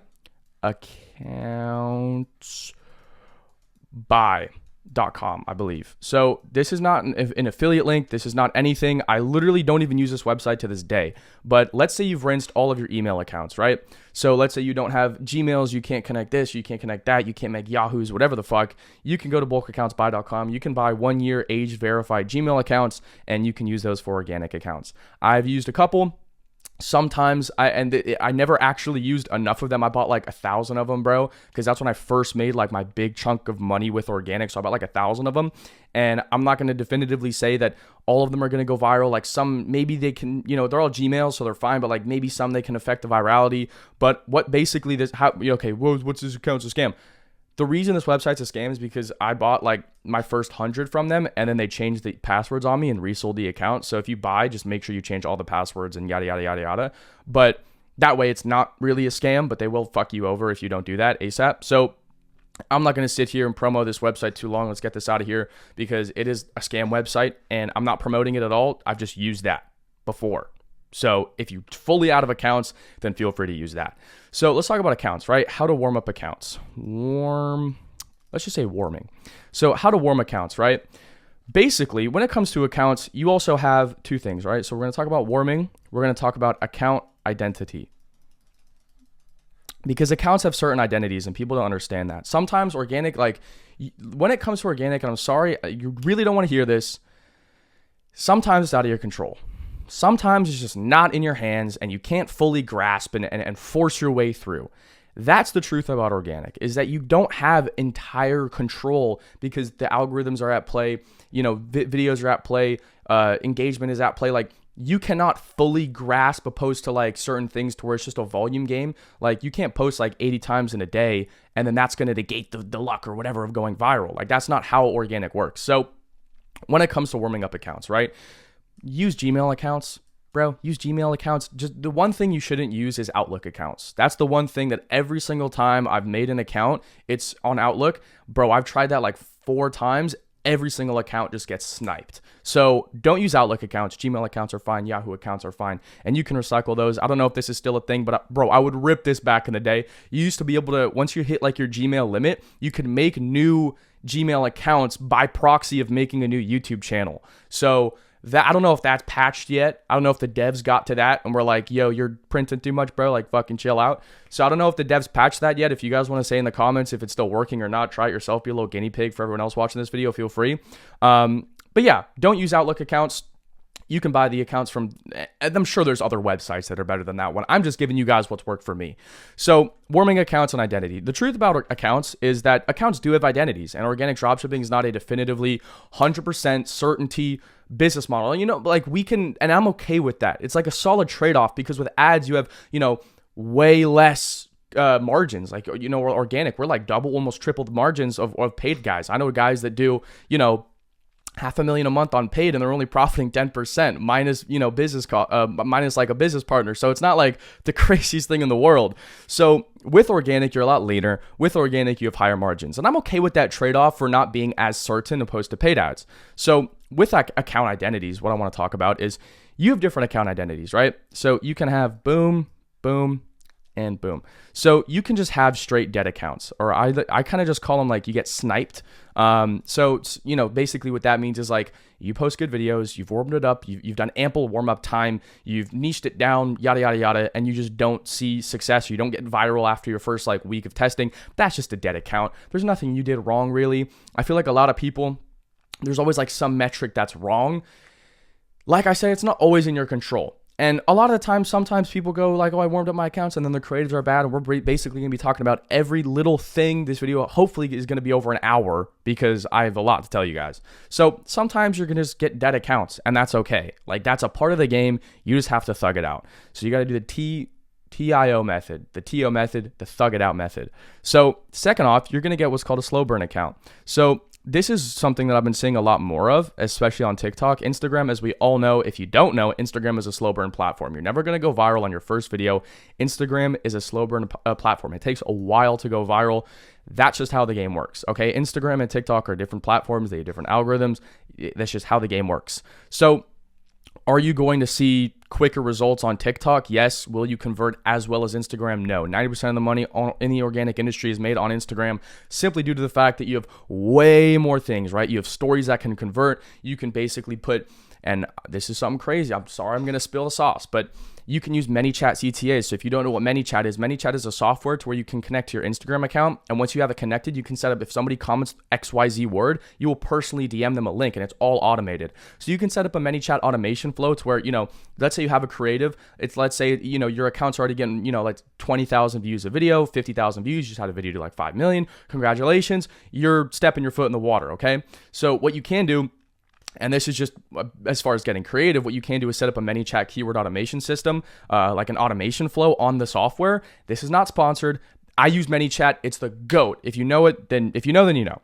But basically, you can set up ManyChat. You can say, if you comment the word, let's just say you're selling, a car product. Comment the word, F1. Let's say you're selling an F1 Formula 1 car product. Like, comment the word F1, and we'll send you, like, at the end, or even in like the description, like, comment the word F1. And you can, get 15% off or get free shipping or whatever the fuck, create some angle, right? They have to have an incentive to comment the fucking word. So they comment the word. That not only does that farm engagement, but it also gives people way more incentive to buy because the personal branded account is sending them the fucking website to buy from. And you could say it's some special link, even though it's not. But that's a side tangent. And then you also just have, I would just say, normal. Right. So I talked about this in the last video. Feel free to watch that if you're new to the channel, basically covering how I did like 40K with dropshipping, like brain rot, trallalero, tralala, Italian brain rot plushies. But yeah, and you have normal. So very rare that you just get a dead account. A lot of the times it's because, and I'm talking about a real dead account, because a lot of the times what people don't understand is with their accounts, they didn't warm them up properly, so they attribute the dead account to shitty creatives or, oh, I just have a dead account, opposed to I didn't warm it up properly. Does that make sense? So that's the crazy thing about organic, bro. No one understands this. There's so many fucking factors that come into it. There's so many factors that come into play, and it's all really, sorry, I hit my camera. It's all really a data game. That's the hardest thing to understand. It is so hard to have everything right in front of you and make decisions because there's so many outlying external factors that you can't fully grasp and make decisions 100% based off of, right? This is not paid ads. So I'm cool with making the trade-off of not having all the data, but the game is the game at the end of the day. So a lot of the times, very rarely, you're going to have a dead account. Then I would say it's kind of 50-50 for slow burn and normal TikTok. Slow burn accounts I found are a lot better. And when I say slow burn, I mean slow burn for TikTok. So with TikTok, slow burn as far as like a week to get your first viral video. But when I talk about slow burn for Instagram, oh my God, dude. That shit is a different game. And what I can talk about is, Instagram method. Basically, you just, and I already talked about this in the last video, so I don't want to be quickly recycling information. I'm kind of getting on a tangent here, but, for Instagram, essentially what you can do is you can order 3 niche products. You have a car Instagram account. You could speed test those 3 products, order 3 while you're testing the 3, and then you could basically recycle these accounts. And it doesn't matter because you're not changing niches, so the account's not going to die. There you go. There's that part. So next thing I want to talk about is warming up accounts properly. I feel like like I said, guys, organic is like building a fucking skyscraper. You have to have everything on point, foundation, infrastructure, materials, etc. So warming up accounts, I would highly suggest using Gmails, aged Gmails with, phone numbers connected, Yahoo accounts, any other email out there except for Outlook. Hotmail is probably a stretch. But yeah, I would say, so for warming up accounts, what you want to do is you want to make the account, make it regular, bro. It really depends on the niche, right? So it depends on the product that depends on the product that you're testing. So when it comes to properly warming up accounts, it really just depends on the product that you're actually testing. So let's say it's a niche product. And then let's just say it's like a wow factor. Oops, sorry. Oh man, why did that delete? So let's say it's a niche product, and then let's just say it's a wow factor. whatever product, right? So essentially let me write wow so you guys can see that. There we go. So let's just say it's a niche product, right? What you want to do if it's a niche product is boom, boom, boom. When you're warming up the account, you want to make it, and then you just want to scroll for a little bit, right? It shouldn't take you more than 2 days to warm up the account. There's a lot of looming myths in the organic industry as far as how to actually warm up accounts, how to do this, how to do that. When it's a niche account, when it's a niche account, a lot of people just look up like, okay, and I know if you're watching this video, there's a lot of people at different stages and their knowledge really just differentiates. Stop doing the TikTok made me buy it, Amazon fines, hashtag FYP, because then you're just a burner magnet, okay? Stop doing that bullshit. With niche accounts, just fucking like in your niche. With wow products, don't even look anything up, bro. With wow products, it's just like a generalized broad product. Just scroll regularly. And then if you find an organic product that's similar to yours, or even like videos that are similar to what you're testing, right? Like for my, I can actually get this product right now because I have it in my room. I mean, my last video is based on this product, but here it is. It's the Tralalero Tralala plushie. Bro, when I was warming up accounts for that, I didn't do the whole like TikTok. I just scrolled regularly on TikTok. I had a sick fucking doom scroll session. I loved that shit. And I just found brain rot videos. I just optimized my feed for brain rot because it was like a broad wow product, whatever. It was a little bit of a money grab, trendy product. But I just found videos that were viral. So I was like, okay, boom, boom, boom. Let's get brain rot, Tralalero, Tralala, like. And then, oh no, Policia, Bombardier, Crocodile. I just liked on them shits. And it was that simple. So warming up accounts really just depends on the product you're testing. For niche, it's a little bit different, but it should take you no more than like 2 days to warm up an account. So every part matters. Like I said, a winning organic creative, and this is kind of what I want to talk about. Every aspect of organic is like building the skyscraper, right? So even with creatives, okay? Creatives. I'm an idiot, bro. I cannot spell. Oh my God. I'm embarrassing myself. So even with creatives, right? At the end of the day, it's kind of like painting the Mona Lisa, right? You can't have this beautiful painting and then her eye is just crooked or some shit, or like her nose is upside down. You see what I'm saying? Everything has to be on point. And once you kind of get the habit and you're not even consciously doing it, but you understand the philosophy, you understand the science behind winning organic creatives, doing it, you're going to make way more money. So at the end of the day, right? Organic creatives, it's kind of like painting the Mona Lisa. It's like making a beautiful painting, like Renaissance painting, fantastic. You can't fucking slack on any aspect of anything. Every single part matters of the video, right? So you need to let's talk about this, okay? So there's a lot of, like creatives is practically an umbrella term, so I want to talk about that. So first thing I want to talk about is the basics, right? So oh my God, what I'm an idiot. Basics. So the basics could be a plethora of things, right? The basics could be, let's say, hooks. It could be visuals, and it could be a lot of other things as well. Like let's say controversy. Sorry if I spelled that wrong. I'm kind of an idiot. I dropped out of high school, bro. But anyways, so thanks to organic dropshipping. But basically the basics, right? You have hooks, visuals, and controversy. So all of these have to be on 10. Your visual hooks have to be on 10. Your text hooks have to be on 10. Your stitch clips have to be on 10. Your controversy has to be on 10. I'm going to talk about what most people do wrong and how to actually properly do it. So for hooks, right? I found, and this kind of plays into controversy, so hooks and controversy are fairly similar. But when I talk about hooks and controversy, the biggest problem that I see with people is that their videos aren't product aware. Product aware. So a lot of people have let's say here's your creative, right? So here's your creative. It's absolutely fantastic. You get let's say making a banger creative, and I know bangers, right? So let's say you're making a banger creative and you have a lot of, let's say you have I don't know how to explain it, attention bar. Let's say you have attention going to your creative and you have the product, and here's the controversy. So let me actually just write this out. So product and controversy. If your controversy is taking away too much light from the product, you will not be able to go viral. or you will not be able to convert. Sorry, you can go viral, but you can't convert. So your videos need to be product aware enough to where people understand that it is a product that they can buy from your account. But a lot of people just focus on controversy because they focus on going viral, which is fine, right? Like going viral is a part of the fucking process. You have to know how to go viral. You have to know how to make good creatives. You need to know what controversy works and what doesn't. A lot of people think organic dropshipping takes like 2 months. Bro, you can have a good month in like 5 months of trying it, but it's not about, oh, I had this 60K a month, 4 months ago.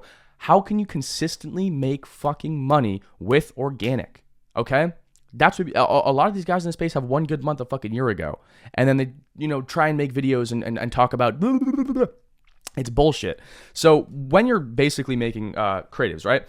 Your videos have to be product aware first off. And second off, your controversy can't be taking away light from the product. So your controversy has to be product aware. For example, like if there was a fantastic product that converted like fucking crazy, bro.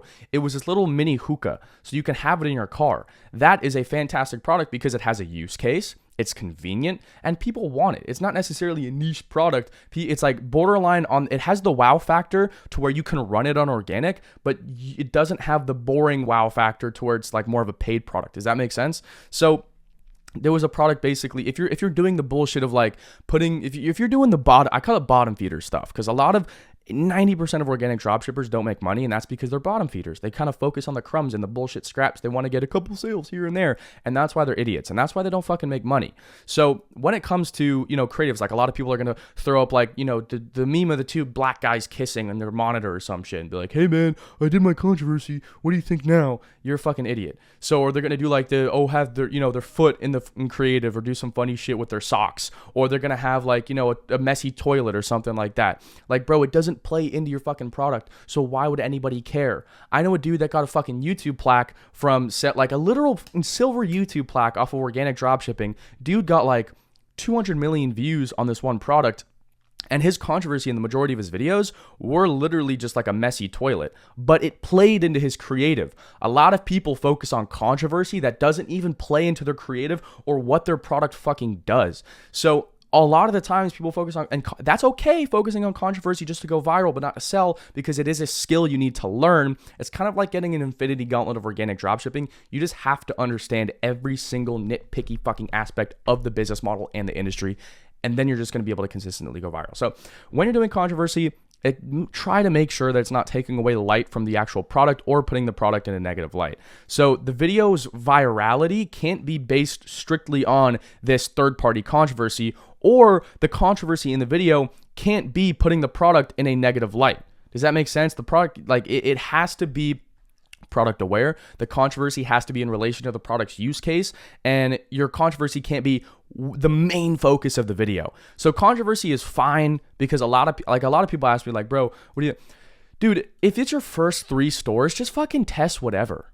Like, that's what people understand. I'm not going to sit here and say, so you need to go through this 5-month training step process. Bro, who gives a fuck? Who cares? Organic dropshipping is not that serious, bro.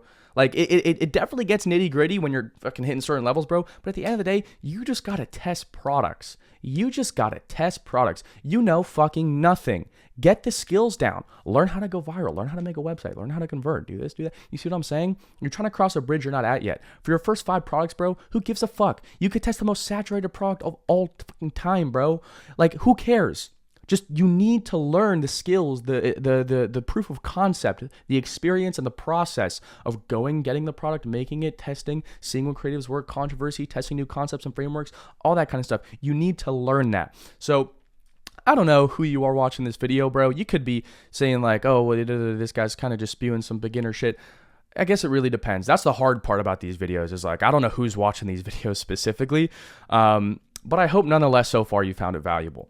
So when it comes to hooks and visuals, here's what I'll do is I'm going to do this. Boom. So hooks and visuals, right? You need to put in the extra 1%. Now, this extra 1% is separating you from, putting in 99%, which is what most people do. Most people put in 99%. But then the one thing separating you from hitting that first, like, let's just say 20K month, because 10K month is not very hard to hit. So let's just say 20K month, right? It's just putting in that 1%. The one thing separating you from hitting that first 20K month is just doing more, is putting in that extra 1%, bro. Go, and here's the biggest thing. Go to a nice college campus to record creatives. Stop recording creatives in your fucking backyard, bro. Go outside in your neighborhood. Like, I don't live in like the fucking hood, dude. I live in like a fairly nice area, and we have like in the winter, we have like super beautiful sunsets. Like, I'll go out and I'll record creatives in the winter because the sunset's fucking goated and the lighting's perfect. Like, go to a college campus. If your product is, let's say, a swim product, go. If you have a pool, go to your pool. Go to your boy's house with a pool. Go to a hotel pool. Go to a water park. There's fucking infinite things you can do. And this 1% is basically what I'm referring to. Go put in that extra step. Go record outside. Go wait a little bit for the sun to be at the right angle to where you can do this and this and that. Go spend the fucking $40 on some super fancy chest mount or tripod. Go do the ring light. You see what I'm saying? Most people don't put in that 1%, which is why they're fucking broke still. And they haven't made a dime from organic. That 1% is going to separate you from the 99% of bottom feeder fucking idiots that are trying this business model. So you need to be putting in that 1%, whether that be, ordering products for your creatives, getting a fucking job to fund, ordering products for the creatives. Or not when I say products, but I'm saying like things, right? You could be background products, it could be props, it could be ring lights, it could be chest mounts, it could be a plethora of things. So go to the fucking college campus, bro. Go rent an Airbnb with your boys for a fucking one day and record some goated creatives there. You see what I'm saying? There's a plethora of things that we could do. I just ended up a client event with two of the guys from my stuff. I'm not going to talk about that because then it's just going to kind of ruin credibility and be like, these guys stealing. But like, I had a client event, two guys, one guy flew out from fucking Canada. These guys pulled up. I got them a sick ass crib in LA for a little bit. I had, we basically set up and we recorded creatives, bro. I had them bring their products. I had sample products come in from the suppliers. We've recorded the creatives there and it's sick. You see what I'm saying? That's like an extra 1% that you can do. We could have just sat there and fucked off and just played Fortnite all day. But it's like, it's that extra 1% that's going to separate you from everybody else. So when it comes to hooks and visuals, be the extra 1%, okay? So you need to give the viewer emotion or give them a reward. So when it comes to the actual side of creatives, where did I write creatives at? Here we go. When it comes to the creatives, there has to be some kind of incentive for someone to watch, right? And I feel like that incentive. So when it comes to creatives, right? Here's the thing, guys. If you're trying to learn something, this just kind of came in my mind. If you want to learn organic from somebody and they don't go viral with their personal brand, you're a fucking idiot. I just realized that. I know some dudes with organic dropshipping programs that don't have like 20,000 followers on Instagram. Idiots. Anyways, basically, so incentive. The viewer has to have an incentive to keep watching, right? And that could be a story. So you can basically promote a narrative or a marketing angle. You can use stitch clips. You can use this and that. It also has to be a reward, right? Reward. And basically what a reward is it could be, let's think, for example. So a story. You could do a story of, recording on Snapchat, having that far out angle. And one of my buddies did this and he got like literally 100 million views on an Instagram reel, which is retarded. But it was him recording on Snapchat from super far away, and he had that little zoom in thing with the Snapchat caption, and then it went into an organic creative. Then reward. You could do certain things like day one of doing this, day two, or like, here's what my product looks like now, or like basically having something at the end of the video to where people are like, okay, like for example, why do you think those guys who make beats on Instagram or TikTok go so unbelievably viral? Is because first off, for virality, you need to have a longer video. Like at the end of the day, it's very, very rare that like a 5-second video is going to get more than, like, you could definitely go viral with it. But like the actual viral things, bro, if someone spends more time on your creative, they're going to way more likely to buy. So when it comes to like the reward, right? Why do you think these beat guys who make beats on FL Studio or Logic or Ableton, whatever the fuck, they have their, their webcam at the top and then they have like the beat, whatever it is, like the studio, whatever on the fucking bottom, right? They're promising a reward at the end of the video. They're showing every step of the process of making, from the hi-hats to the 808s, to the opens, to the fucking snares, to the layering, to the melodies and the transitions, whatever. They're showing you everything. And at the end, you get this beautiful reward of a beat and you feel like you've gotten something from the video. So if you can basically invoke emotion amongst the viewer through a story or through, feeling empathy, you can do, there's infinite things you can do. So like I said, with like the little, the Snapchat thing, you could do a video, like, let's say you're selling an anti-theft product, or it's like a little fingerprint, whatever the fuck, right? Like you can envision what I'm viewing right now. So let's say you're selling one of those products. You can do a little video. It's like, Another thing that I talk about is like ring camera stuff, bro. If it's anything with anti-theft or backyard or outside products, this or that, bro, you probably already have a ring cam. If not, buy a fucking ring cam. They're not that expensive. Set up the ring cam because you probably need it anyways. But then you have the ring camera. You can do like a one of the guys, I'm not gonna say it, but one of the guys in my thing was running like a porch pirate like anti-theft product. I'm not gonna spew it, but that was essentially what it was.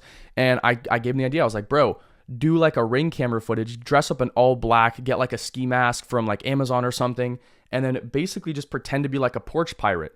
That video went viral. And it's literally because he has a story, he has the incentive. Not only does it have the incentive, it doesn't come across like a bullshit ass, stupid, brain rot, organic dropshipping creative. Does that make sense? It had the story, it had a narrative. It got people to see. It was like, oh, this guy, like, I stop at ring cameras every single, when have you guys not viewed entirely a fucking ring camera footage?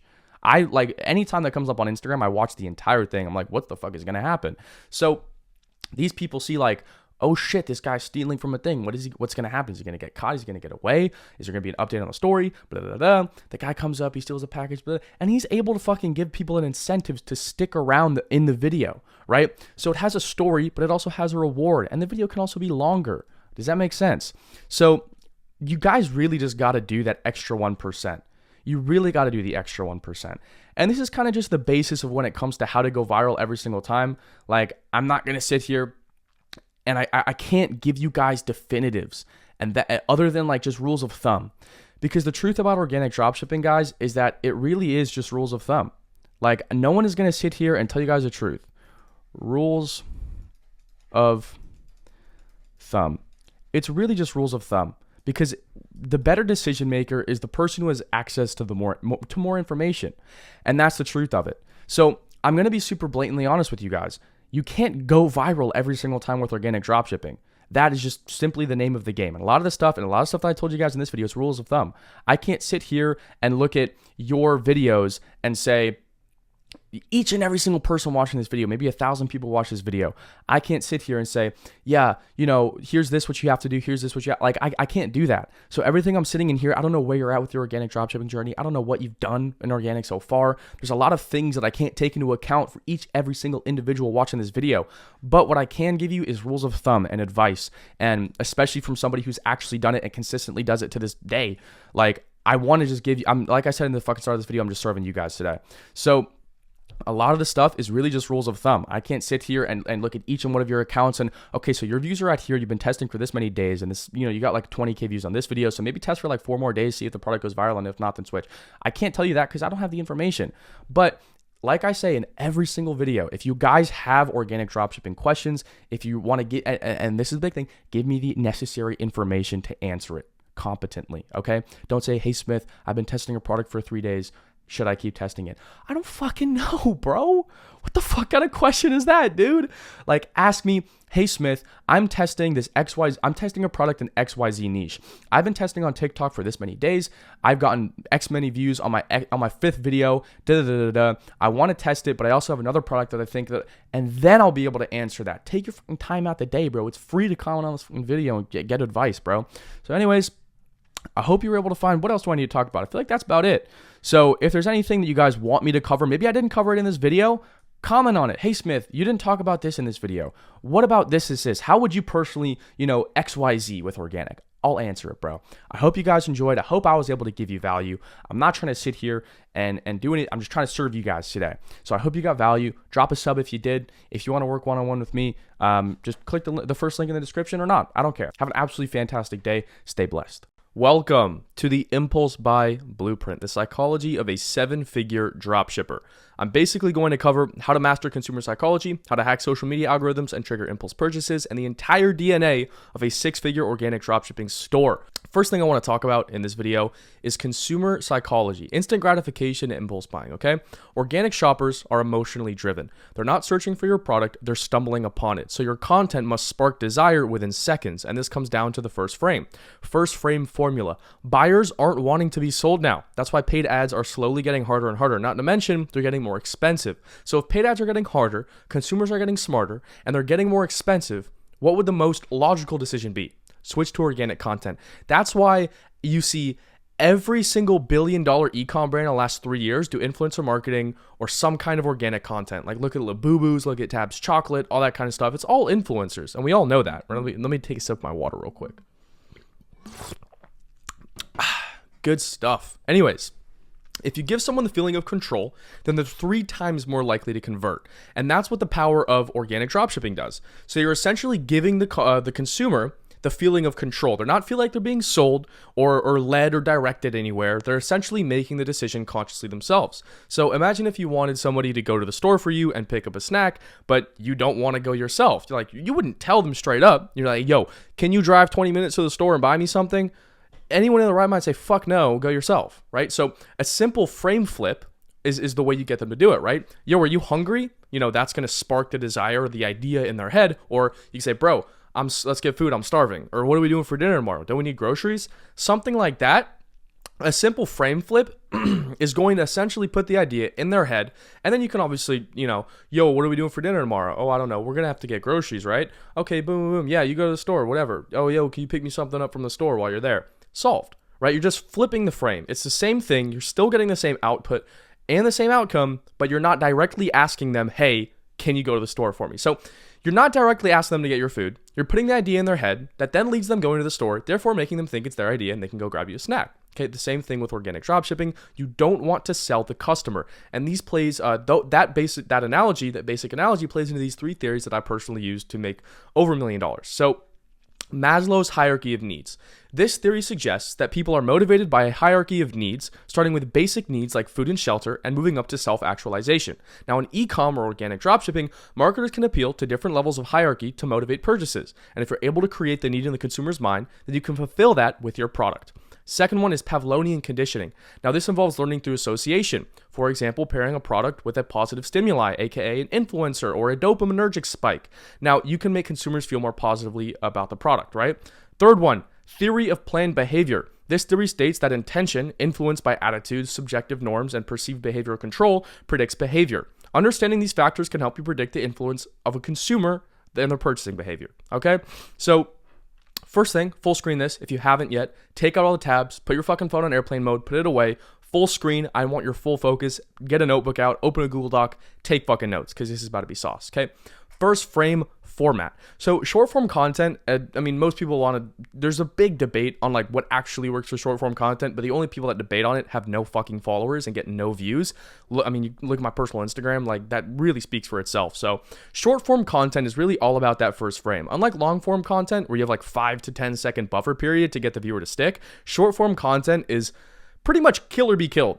You either survive or you die. There's no gray area. There's no in between. It's fucking binary. Kill or be killed. So you can't expect to play your own game when posting content and trying to make money off of it. You have to play the algorithms game. All right? You have to play the algorithms game. Understand that. It's really all about that first frame. So what is the first frame format?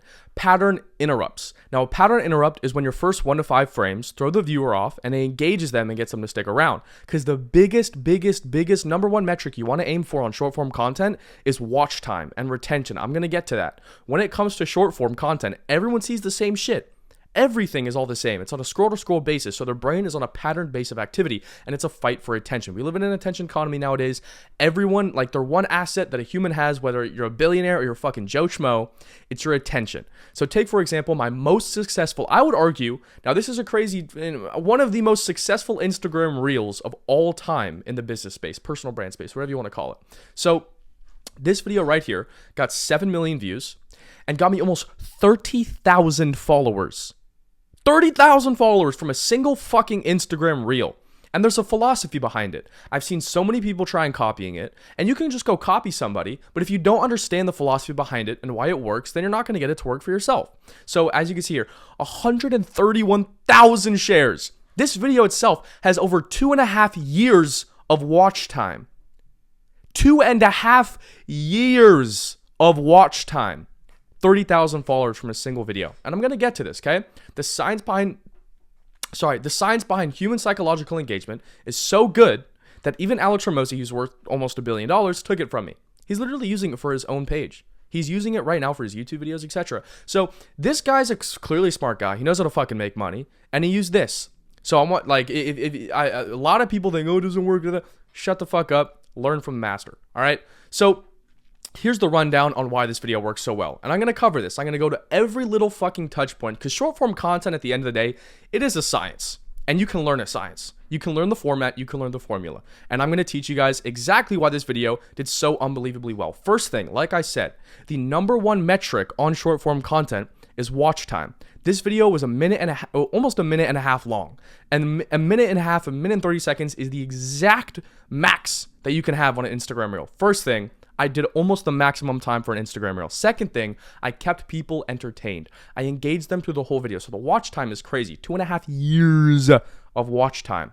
Second thing, I met the expectations right off the bat. As you can see here, rich dude exposes how to actually get rich. Okay? When somebody sees exposes, people pay attention to negative things a lot more than they pay attention to positive things. If the caption was something along the lines of, rich dude helps you get rich, no one's gonna watch that. No one is going to watch that. Rich dude exposes how to actually get rich. Okay? Now, those two words are going to completely flip the frame in the viewer's mind. So exposes has a negative, I'd say, connotation, and it's going to get them to be like, okay, I'm intrigued now. What the fuck is this? Second thing is actually. Now, actually is kind of a gray area word, but essentially it implies that every single thing that they have learned before is bullshit, and I'm going to teach them a completely different thing and showing them how to actually get rich, okay? So, not to mention, another thing, this video was a completely different short-form content style. No one had ever done this before me. I was the first person to do an aerial shot of a notebook writing down, okay? So, there's so many factors that come into play. The watch time, the engagement, the caption and hook at the top meeting the viewer's expectations, the different format, and also the biggest thing was the controversy. So this right here was a Zyn can. If you don't know what Zyn, I'm sure you know what Zyns are if you're watching this video. You're smart enough to know what that is. It's essentially just a nicotine pouch. And these are the make or break for these videos. Now, they would have done good, but they wouldn't have performed if I didn't put this in here. So they would have done good, but they wouldn't have performed as much. Now, the reason why this works so well is because it's engaging the viewers and it's engaging the comment section. This little fucking not tin can, but this little can of fucking Zyns made me so much money from this one video. Because every single person that saw this in the top left, they commented, bro's using 3s. 3 milligrams, I guess people want to make it a joke and say, oh, he's a pussy. I didn't even use these. These weren't even my Zyns. But every single person that saw those and used them commented on that video. Almost 1,000 comments. So that one video has so much engagement. It's favored in the algorithm like fucking crazy.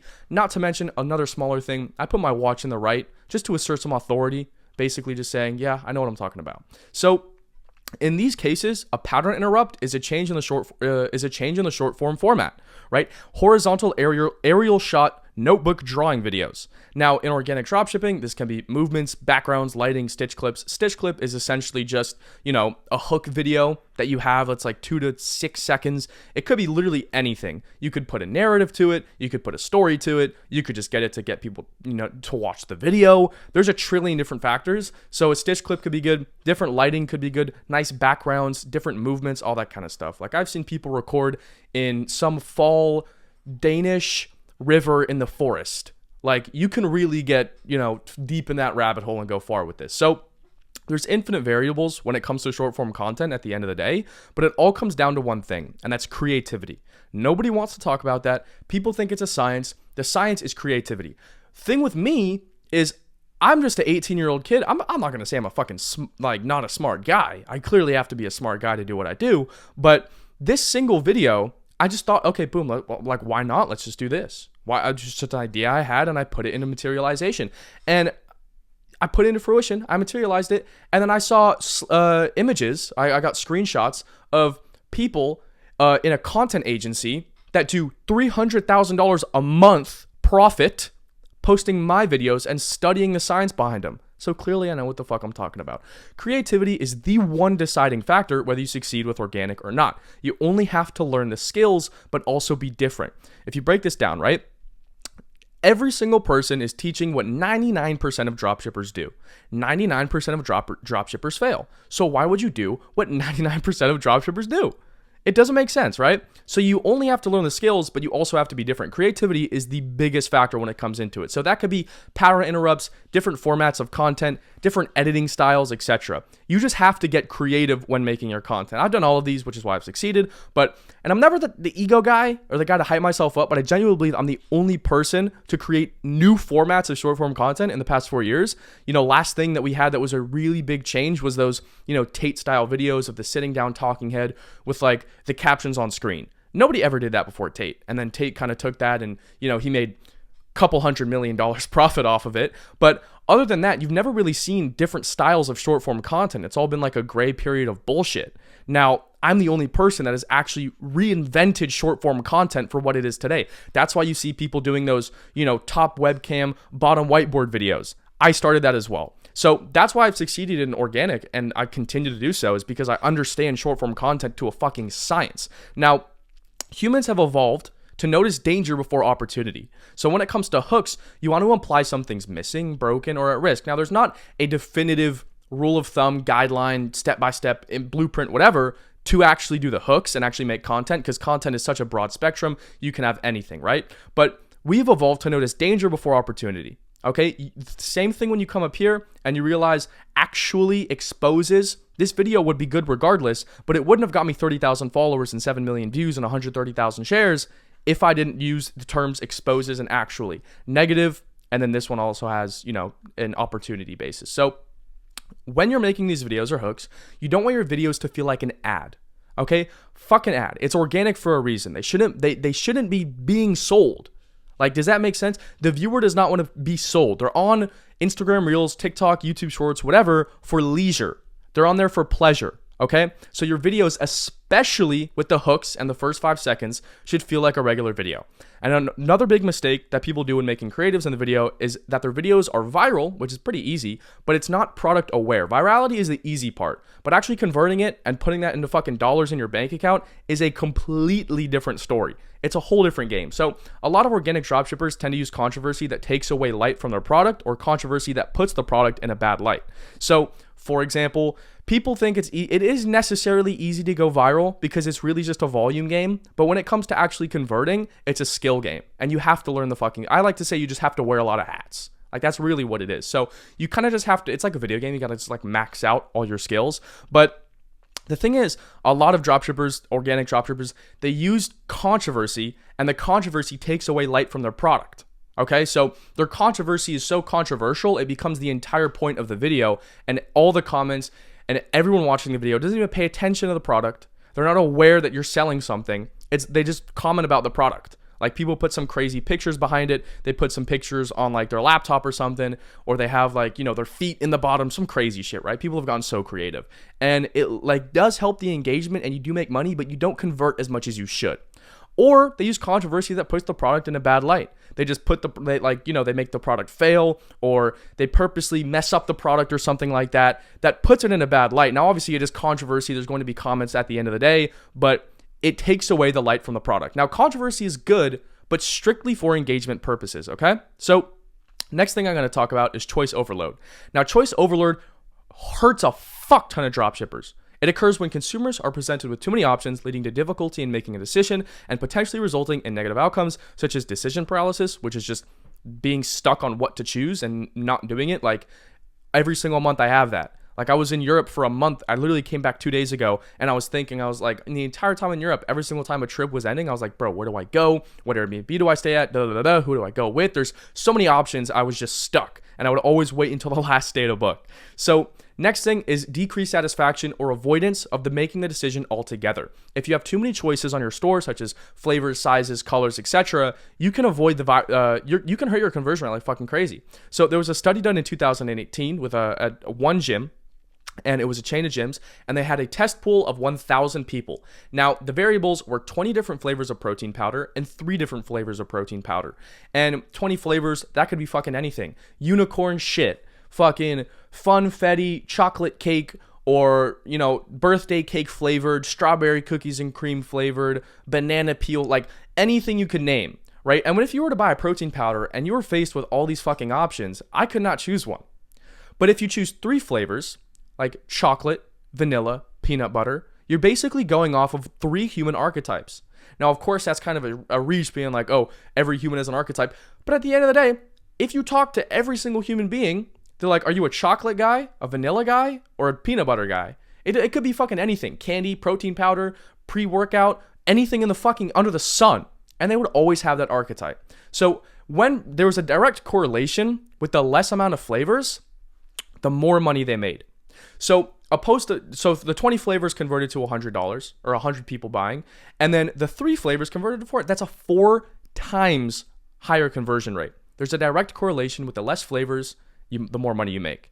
So let's talk about the science behind the buy. Let's break down the actual philosophy behind an impulse purchase, okay? A good rule of thumb for your website is you want your mom to trust your website and your grandma be able to reach checkout page, right? My mom doesn't trust fucking anything that isn't Amazon, and I'm sure yours doesn't either. Like, is that Gen Alpha? I'm not sure. They're usually older people, and they don't trust anything that isn't Amazon. So you want your site to be riddled of social proof, authority, branding, clean. It can't look fucking sketchy. And when I say you want your grandma to be able to reach the checkout page, if you gave a boomer, an 85-year-old woman who doesn't know tech and has to put glasses on to type and text you, she should be able to reach the checkout page and buy seamlessly. Okay? Less friction equals more sales. So your video to checkout funnel should be absolutely seamless. Mitigate friction as much as humanly possible. Break it down. Nobody fucking thinks when they buy something on social media. Nobody thinks at all. The entire process happens within 30 seconds. Fuck that. Fuck 30 seconds. It happens within 12 because people have Apple Pay now. And you have direct links.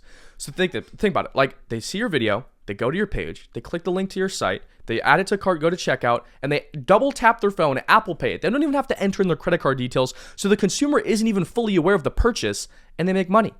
Apple Pay has completely changed e-commerce. It is fucking insane. It doesn't even feel like you're spending money. That's why e-com, in my personal opinion, it's only getting better.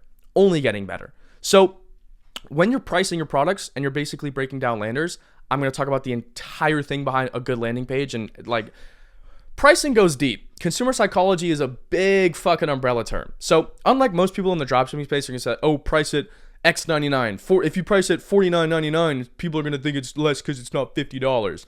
I'm sorry. It's bullshit. It doesn't fucking work. Consumers are smart as fuck now. That's just the name of the game. No, oh, it's $49.99. It's actually not $50. That's retarded. So always price in 8s. Now let's get to the nitty gritty. And the reason you want to price in 8s is because it comes down to one thing. It's called symmetrical pricing philosophy.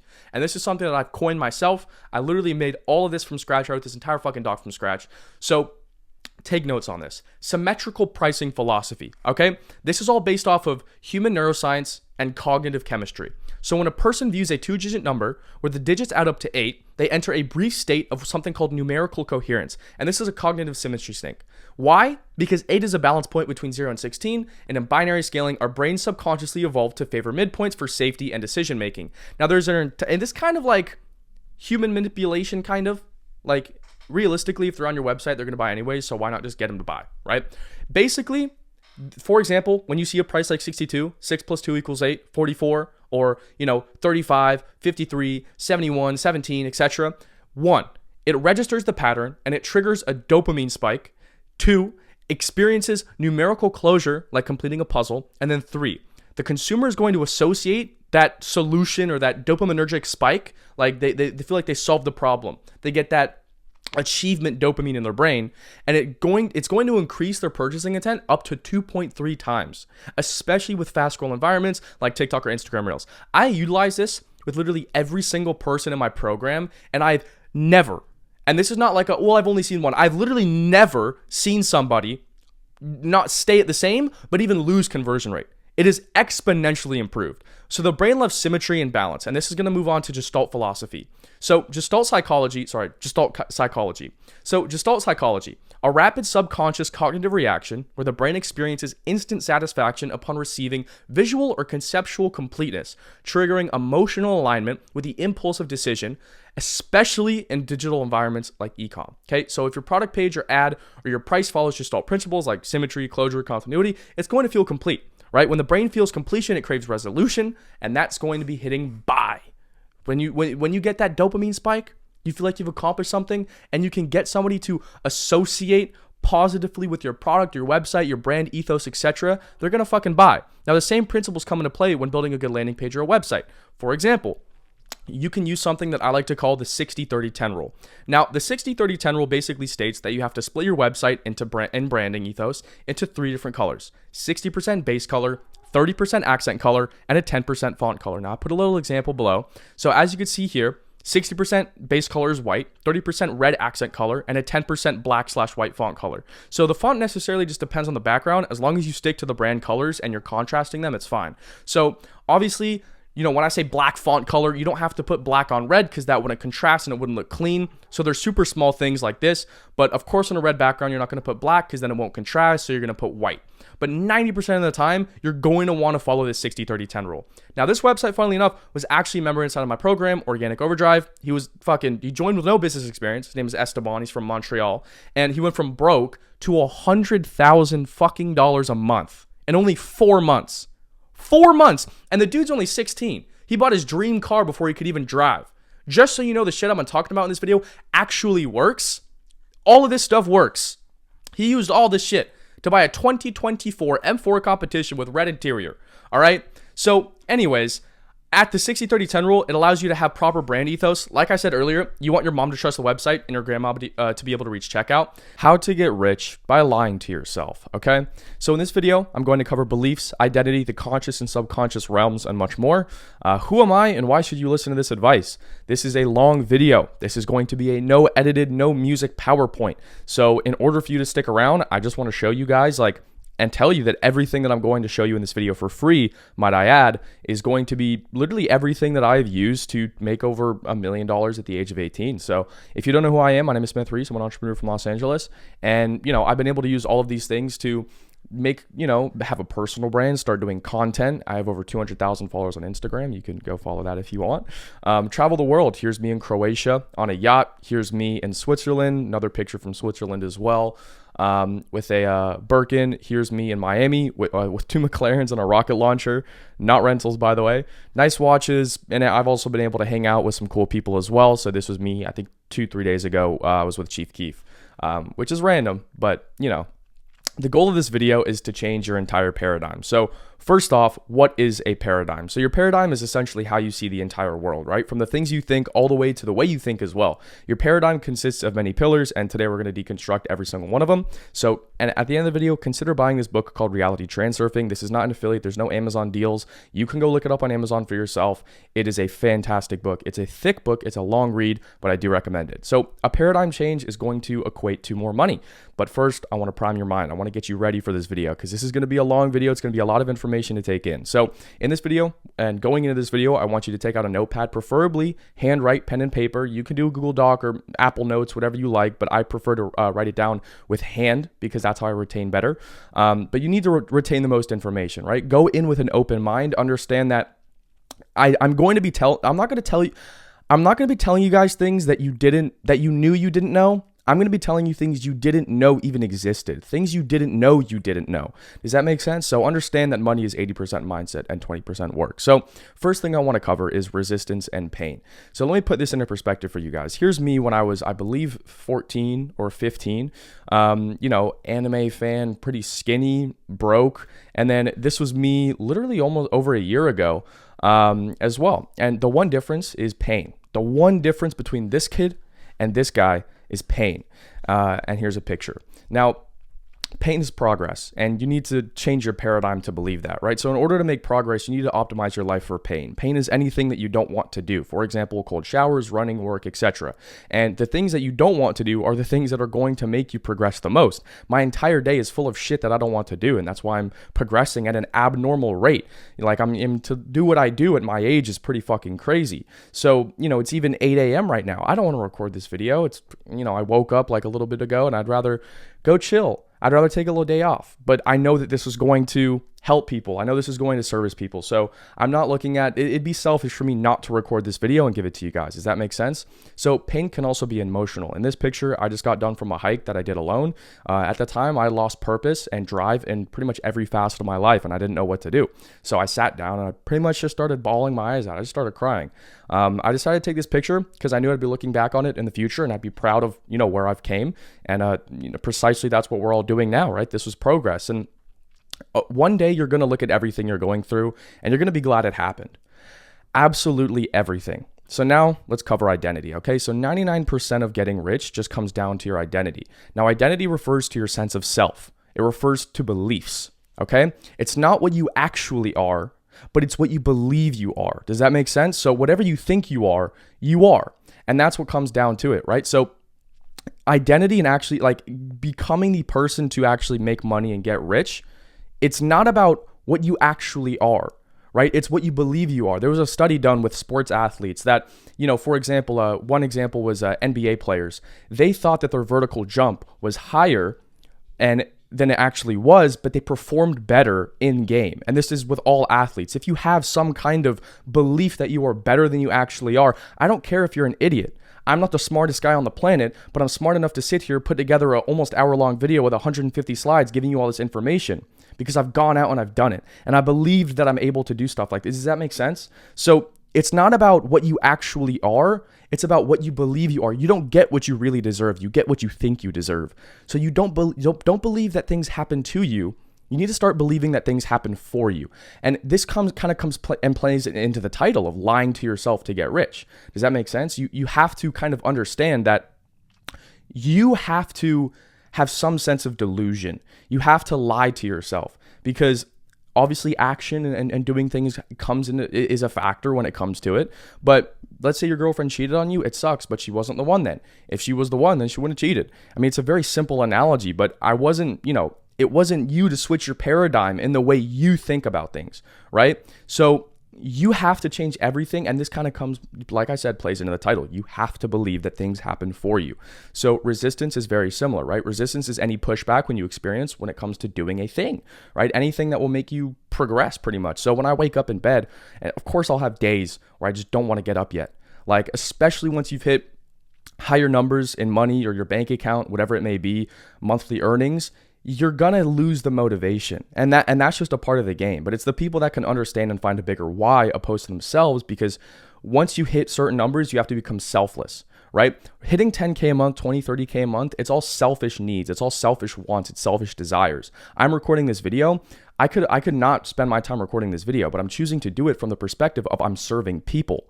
Does that make sense? Now, I know that if I give to the universe, I'm going to get back, not monetarily, but could be monetarily, but one way or another, right? So that's called resistance. It's the little voice in your head saying, you don't have to do things. I don't have to record this video, but I'm doing it for you. Whoever's watching this video, it's going to help you. So most people often think about the thing and they think they need to do it too much. They think about it too much. If I were to put a phone in front of you and I asked you to record a video, you probably would. All you would have to do is hit record and talk to the camera. Does that make sense? Like, that's what I'm doing now. I didn't think about recording this video. If I asked you to record a 20-minute long YouTube video, on the other hand, you probably wouldn't. Does that make sense? The steam room is so simple and it's easy with a major return on investment as far as time goes. But why do I skip it sometimes? Because I think about it too much. I think too much. All I really have to do is just sit down and breathe. But it's not really that hard. But the more you think about things, the more you're understanding and trying to overthink and I guess evaluate a situation or an action, you're going to do less of it. Does that make sense? I don't care how smart you are. I don't care how intelligent. I don't care how talented you are. If you overthink and if you take too much time trying to plan, then you are going to go nowhere, because talent without work is fucking nothing, as Ronaldo said. I mean, there's no, like, you see what I'm saying? You cannot overthink these simple tasks, because you just have to do it. Do. The person who like an idiot with action will be 10,000 times more effective than a Einstein that overthinks, okay? So you often overthink yourself from doing things. And in order to make the most progress, you just do now and think later, right? The steam room is so simple, easy. Oh, why is this slide duplicated?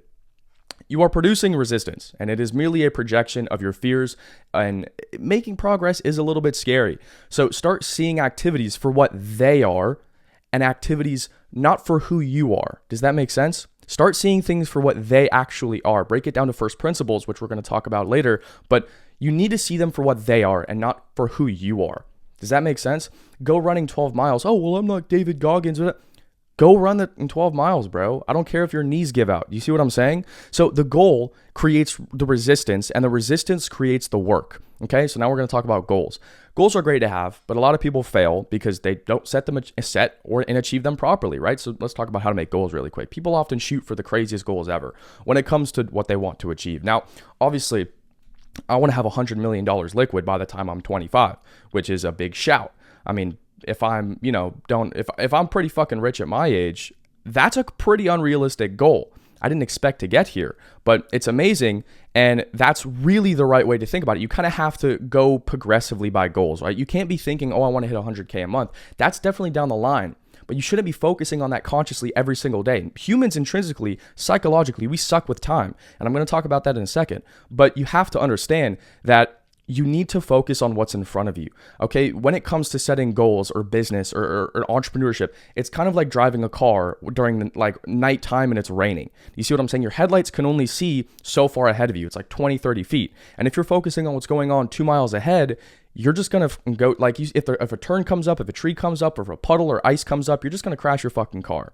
Does that make sense? So you need to go step by step. Focus on making your first sale. Focused on making your first dollar, opposed to trying to hit 20K a month. Because if you don't know how to hit 10K, you're not going to know what to double down on, and you're not going to have any data to hit 30K a month. Does that make sense? So let's start off simple. I want to make $1 million, right? That's a fantastic goal, but it falls apart when you say, I want to make $1 million this year. Having these goals are fantastic, but setting a timeline on them or a deadline is the stupidest thing you could possibly do. And that's one of the biggest things that kills a lot of beginners' progress, okay? I'm all for shooting for the stars, right? Of course. I mean, I've done it for myself, but you need to draw the line between optimistic and realistic. You don't set a deadline for a crazy goal like that, right? So, for example, in World War II, prisoners of war had no idea when or even if they were if the war was going to end or if they were going to get out. So there's no outside information. Most of them were optimistic on getting out, and I'll tell you why that led to their demise, right? So here's John and William, both World War II prisoners, and they were the same age, same height, same weight, etc., and they were captured at the same time as well. Now, the one difference and why one guy survived is how they set goals. So John thinks he's going to be released in 3 months. His goal is optimistic. He's very optimistic. His hopes are higher than William's. And John is super happy all the time. He's he's waking up and he's happy and he's, doing his little hard labor, forced labor. He's eating his one piece of bread and cup of coffee every day. And he's happy. But William doesn't know when the war is going to end. He doesn't know when they're going to be released, but he truly does think that eventually it has to come to an end. No war is going to last forever, right? He doesn't know when. It's not a matter of if, it's a matter of when. So William just goes day by day, waiting, doing his labor. Now, 3 months pass. John is still a prisoner. Conditions are getting worse, and he dies a week later. The issue with John is that he set a deadline to his goal. Right? Both are pretty big goals or hopes to have in life, right? Oh, this world war is going to end, right? There were many third-party controlling factors. So when it hit the deadline, his entire body shut down. And the truth is about everything, your brain, your mind, your conscious, it controls everything. Henceforth, why, like I said earlier, athletes who believe they are really better than they actually are tend to perform better physically on the court, in the field, etc. So humans suck with time. Intrinsically, psychologically, we cannot understand proper time frames. So realistically, if you didn't make 600K to 700K last year, you probably won't make $1 million this year. It's just not a very realistic goal, right? So humans have always sucked with time, but here's how to set goals the right way. So your goal is 10K a month, right? Reverse engineer that goal and see what it actually looks like on day-to-day, week-to-week basis, right? You want to avoid setting a deadline. You have a goal, you don't know when you're going to achieve it. And if you operate with the time frame and the mental framework of it's not a matter of if, it's a matter of when, then you're gonna hit a lot sooner, okay? Goal, 10K per month. Monthly basis, that's 4 clients closed. Let's say a weekly basis, that's 1 client a week. Daily basis, X cold calls, X DMs, X emails. Same thing with e-commerce. Goal is 10K a month. How many ad creatives is that going to get me? It could be pretty much with whatever business you're doing. So you need to obsess over this goal. really obsessed, like whatever it may be. I don't care if it doesn't cater to this goal, cut it out. People, habits, etc. I often set monthly goals for myself, and they're easy monthly goals, right? Something I know I'm going to hit regardless, as long as I show up every single day. Now, this allows me to get small positive wins throughout the month. It allows me to have positive dopamine. It allows me to have positive reassurance. I'm reaffirming myself that I am who I say I am, and this new identity, right? Because let's say you have a goal to hit 10K a month, and it's by X deadline and you don't hit it, you're going to be operating in the lowest possible frequency. You can look this up. There's frequency charts, etc. But you're going to be operating on the lowest possible frequency ever, right? It's going to be guilt, shame. You're going to feel like you did something wrong, even though you were still working towards that goal, simply because you had a deadline, right? So get real achievement dopamine, and I hardwire my brain to want more. So now let's talk about beliefs, okay? What are beliefs? Beliefs, more specifically, belief systems. So belief systems are your fundamentals as a human being, okay? Now this plays into everything. So this is just your entire paradigm of life: tangible evidence, pain, inputs, experience, biases, cognitive biases, thought processes. I forgot a T there. Thought processes, beliefs, decision making, literally everything that makes and makes or breaks your day to day, right? Your decision making, your emotional status, everything. So your entire paradigm has formed from your experience as a human being. Now, you look at the way the world is because you've lived your life and you've seen it for yourself. Does that make sense? If you were to ask me 15-year-old me, you're going to be hanging out with celebrities, you're going to be making a shit ton of money, traveling the world, doing all this fantastic stuff, I would be like, that's crazy. That's insane. But that's because I wasn't me. You see what I'm saying? Now that I've already done it, that's just my life now. I'm not trying to be non-humble, like put myself on a pedestal by any means, but that's just my life now. Does that make sense? So you have to understand, you look at the world through a bubble. You look at the world through your personal experiences. I live in, Smith's world, and you live in, let's say your name is John, Alex, William, whatever. You live in your world, and you look at the world through your personal experiences. Everyone just has lived their own life. Does that make sense? So you have to detach yourself from the experiences and belief systems that you've created from your own life. So every human has lived different lives, so they see the world in a different way. Does that make sense? Your belief systems are the one thing that's stopping you from achieving whatever your heart desires. And your paradigm is formed from your inputs. So what are inputs? Inputs are music, things you've seen, news, personal experiences, videos, things you've been told, etc. So, if you go to school and your teacher maybe is a nasty teacher and tells you, oh, you're a lazy student or something like that, especially when you're young, you're going to adopt, because they're in a position of authority, you're going to adopt that belief and identity about yourself, that sense of self that you are lazy. Does that make sense? You have to take everything from a critical thinking standpoint and first principles, which is what I was going to talk about. So let's break it down using a principle called first principle reasoning. First principle reasoning is a problem-solving approach that involves breaking down complex issues into the most basic and fundamental elements. Now, by understanding these fundamental principles, one can reconstruct knowledge and solutions from the ground up, often leading to new and innovative, effective outcomes. So it could be, why? Why do we use this? Say you believe something, right? It's, quote, hard to make money. These are what people call, what I call limiting beliefs. So you have this fundamental belief, it's hard to make money. Why? You have to ask why. Why? Why do you believe that? You have to keep, if you have a belief about yourself, you have to keep asking why until you can't ask why. And then that last answer above is that real reason, right? So you believe it's hard to make money. Why? Maybe because you grew up poor. Maybe you've never been in an environment where money was abundant. Maybe you have a reason, but you can have a reason, but you have to break it down and dissect it for if what you actually believe is logical. It's hard to make money. Okay, so how many billionaires are there in the world? How much money is in circulation? How many new millionaires are being made every single day? Does that make sense? Like, if you grew up poor in a poor neighborhood, in a poor country or state, you live in a fucking bubble. Like, and that sounds super insensitive, but it's true. If you grew up in, let's say, Moldova, which I believe is the poorest country in Europe, if you grew up in Moldova versus if you grew up in the center of Paris or like South Kensington, London, and that's like the Chelsea, the richest areas of the UK, you are like, if you grew up in Moldova, you're going to be like, yo, making 10K a month is crazy. But if you're in South Kensington, you go to a cigar lounge and you see $4 million of car, that's a Bugatti Chiron, you see this, you see that, you see all this rich people cars, like it's going to be in front of you. Does that make sense? So your beliefs and any limiting belief you have is formulated upon an experience, your personal life. So women are only attracted to men with six packs due to the fact that you have the fundamental belief, unless you have a six pack, you literally won't get the woman, right? Someone else could have a different experience though, right? Going back to the money belief, someone could have money be the most abundant resource in their life. So you know damn well they have different beliefs about it, right? Your actions cannot conflict with your beliefs. Understand that. So if you think women are only attracted to men with six packs, right, you're not going to get a girlfriend, regardless of how rich, successful, charismatic, etc. you are. If you have that fundamental belief, you are not going to get a woman unless you have a six pack, right? I mean, you have so many logical, tangible proof in front of you that that's not the case. Does that make sense? So it could be Pete Davidson dated Kim Kardashian and Ariana Grande and all these famous, attractive women. He doesn't have a six pack. You see what I'm saying? He's technically, a lot of people call him ugly, but you see what I'm saying? So your actions cannot conflict with your beliefs. If you want to change your reality, you have to change your actions. And if you want to change your actions, you have to change your beliefs. So it starts in the mind. It all comes down to the mind, okay? So why settle or be comfortable having a belief that doesn't benefit your life? Why on God's green fuck? And this is what I don't understand about, I'm sorry, I'm going to say the P word, but I don't understand this about poor people.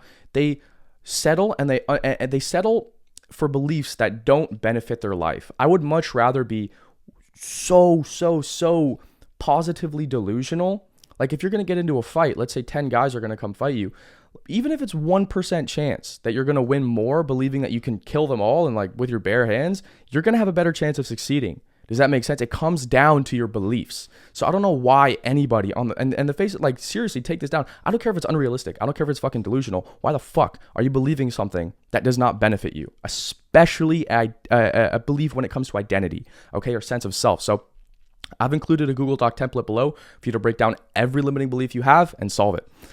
Psychological suicide. Okay, break down on a Google Doc how much would it cost for you to live your dream life. Now, this is just a figure that you would be proud of, okay? So you can break down, I want this Lamborghini with good credit. That's going to be $3,200 a month. I want this penthouse. That's going to be $15K a month. I want to spend $1,000 a month on food. I want to spend $3K a month on going out to eat. I want to have a girlfriend. So that's going to be another 20 grand a month. I'm joking. It's going to be, whatever month. So break down what your monthly expenses are. And then obviously break down, like, you're not going to be spending 100% of what you're making. So obviously be logical about that. But now you aren't making X right now. And that's for a very good reason. You aren't that kind of person yet, right? So I would be making $1 million a month if I was $1 million a month person, but I'm not, right? So you need to reverse engineer X and the version of you that's making X amount of money, right? So what does this version of yourself do? How many hours does it sleep? How many hours does it work? What's its morning routine? What's its night routine? You see what I'm saying? What podcast does it listen to? Does it watch videos like this on YouTube that are actually valuable, that give value, not some Mr. Beast hyper edited brain rot things? Does that make sense? So you need to reverse engineer this and break it down to what it would look like of this version of yourself that's making your goal, right? So you have this character and you need to become it. So really think, if you broke down day-to-day routine and what you actually did every single day, you'd be able to reach it without a shadow of a doubt, right? 1 + 1 is 2. You do the things, you get the things. You do shit, you get stuff. That's the biggest equation that I've pretty much lived by. If I do shit, I get stuff. Does that make sense? You need to kill your old self, because who you are right now has gotten you the results that you have right now and the life that you have right now. And if you're not happy with the life you have now and you want to make more money, then you need to kill your current self, commit psychological suicide, become this new version of yourself. So you need to, it's like a 3 to 4 month rebirth period. Don't do monk mode. Monk mode is terrible. That's a term that's been thrown around a lot, and that involves isolation. You need to stay social. But I'll give you a rundown of my entire rebirth period, and this tripled my income. So I woke up at sunrise, 6 a.m. That was pain. I cold showered as soon as I woke up. That was pain. I shaved my head as well. I prayed, read the Bible. I wouldn't consider that pain. But straight into 3-hour work block, pain. Go for a walk, back into 2-hour work block, pain. Walk again, gym, pain. Record video, pain. Combat training, I did MMA. I did Muay Thai, and I did Russian boxing. That's all pain. That's a hefty day of pain. Is that not? I had to wake up, do a shit ton of work. Then I had to go to the gym, eat an entire meal, then go to Muay Thai training on a full stomach. Every single Monday, Wednesday, and Friday, I was this close to throwing up at training. So if you did that every single day, you'd be proving to yourself every single day that you are that guy. I am that guy because I say what I do. Does that make sense? Most people want to believe something about themselves, but they don't reinforce the idea. Does that make sense? They want to believe something about themselves, but they don't do things in their day-to-day life that reinforces that sense of identity. They don't do the actions to actually, like, they don't have any proof that they are who they say they are, right? Like, for example, let's go back to this routine. If I was like, I'm a seasoned entrepreneur, I make a lot of money, I am capable when it comes to combat, and I am strong, and I am religious. I'm a good Christian, right? Let's just say that. That's the identity I want. This routine, doing this every single day, reinforces that identity. But you want the identity of a seasoned entrepreneur who makes $1 million a year, who is, really consistent in the gym and very healthy. They biohack and they intermittent fast and all that stuff. But then you wake up at 9 a.m.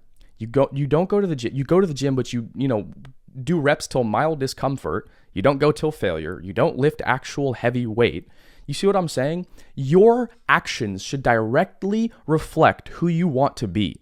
Does that make sense? Most people want to become somebody, but they don't act like they are that person. So monk mode has ruined lives. Monk mode has ruined lives for, my life for a year. And I was making money, but I was lonely and depressed. And I don't want to optimize my life for money. So what do you want to be or optimize your life for? Money, women, friends, health? You need to balance. You really do need to balance. If you want to optimize your life for money and you don't care about getting a girlfriend, a long-lasting relationship, a relationship with Christ or God, whatever God you may believe, you don't want to have friends, you don't want to be healthy, then you can go lock yourself in a room, stay up till 4 a.m. every single night, sitting on a laptop, eating junk food, ordering Uber Eats. That's you. Like, if you want to only have money, that's fantastic. You can do that. But I've done that. It's not very cool. So if you wanted to optimize your life for money, I pretty much already said that. So if you wanted to optimize your life for the gym, you'd be jacked, but you'd probably start doing steroids and you'd probably be poor. Does that make sense? That's why most bodybuilders are poor. So evaluate your life. What do you want? What means the most to you? Monk mode prioritizes money and devalues every single other facet of a fundamental and healthy, quote, parentheses, or quote, good life. Does that make sense? So I'm not saying don't go monk mode, don't go nightmare mode, lock in, whatever you want to call it, but there's a line. There's a benchmark. Sometimes it goes too far. Humans are social creatures. Psychologically, we need human one-to-one interaction. Now, without that, I was making money, but I did lose my social skills. And what's the point of having money if you can't enjoy it with your friends? I had one of the most fantastic nights of my life the other night, and it was because it was me, it was my two closest friends on the entire planet, and all of our girlfriends. And we were at this nice Mexican restaurant, and we were there for 4 hours, I kid you not. We sat there, it was like, we got there at 6 and we left at 10. That was one of the best nights of my life because I was able to just enjoy the freedom. I didn't go to work. I didn't have to go to a job. I didn't feel mentally drained because my work and my job is things that I really enjoy doing. I didn't have to think about it. I just chopped it up with my boys. We had great conversations, talked about the world, our lives, geopolitics, opinions, etc., jokes. And that's the beauty of what I'm like having this. And if I was in monk mode, I wouldn't be able to have that. I'd say, I don't want to do that. The truth about it is you need to stay social. People think that they have to stop hanging out with their friends. If you have no good influences, then maybe cut it out a little bit, but you need to remain social. I don't care who you are. You need to be hanging out with your friends. And that's that. I want you guys to remember that because, for example, think about the person who is depressed and they're in low frequency, they're in low energy, low vibration every single day. They're staying in bed all day, but they still end up tired. How the fuck are you in bed all day and you still are tired? It just doesn't logically make sense, right? So the thing is that person is going to be as tired as somebody who worked a 16-hour construction job. Does that make sense? Because you have to be in motion. You have to constantly be in flow. You have to be in motion. Your mind cannot be like a lake. A lake can't grow. A lake can only shrink. The water can only evaporate, and then humans can build around it and take its resources or pump its water out. If you're a river, there's things constantly going in and going out. There's motion, there's flow, and that's what you need to do with your life. That's how you need to treat your mind. So what I'm trying to say is, it's just weigh the pros and cons. Just weigh it out, right? You have to have a reason to do anything. You don't just do, okay?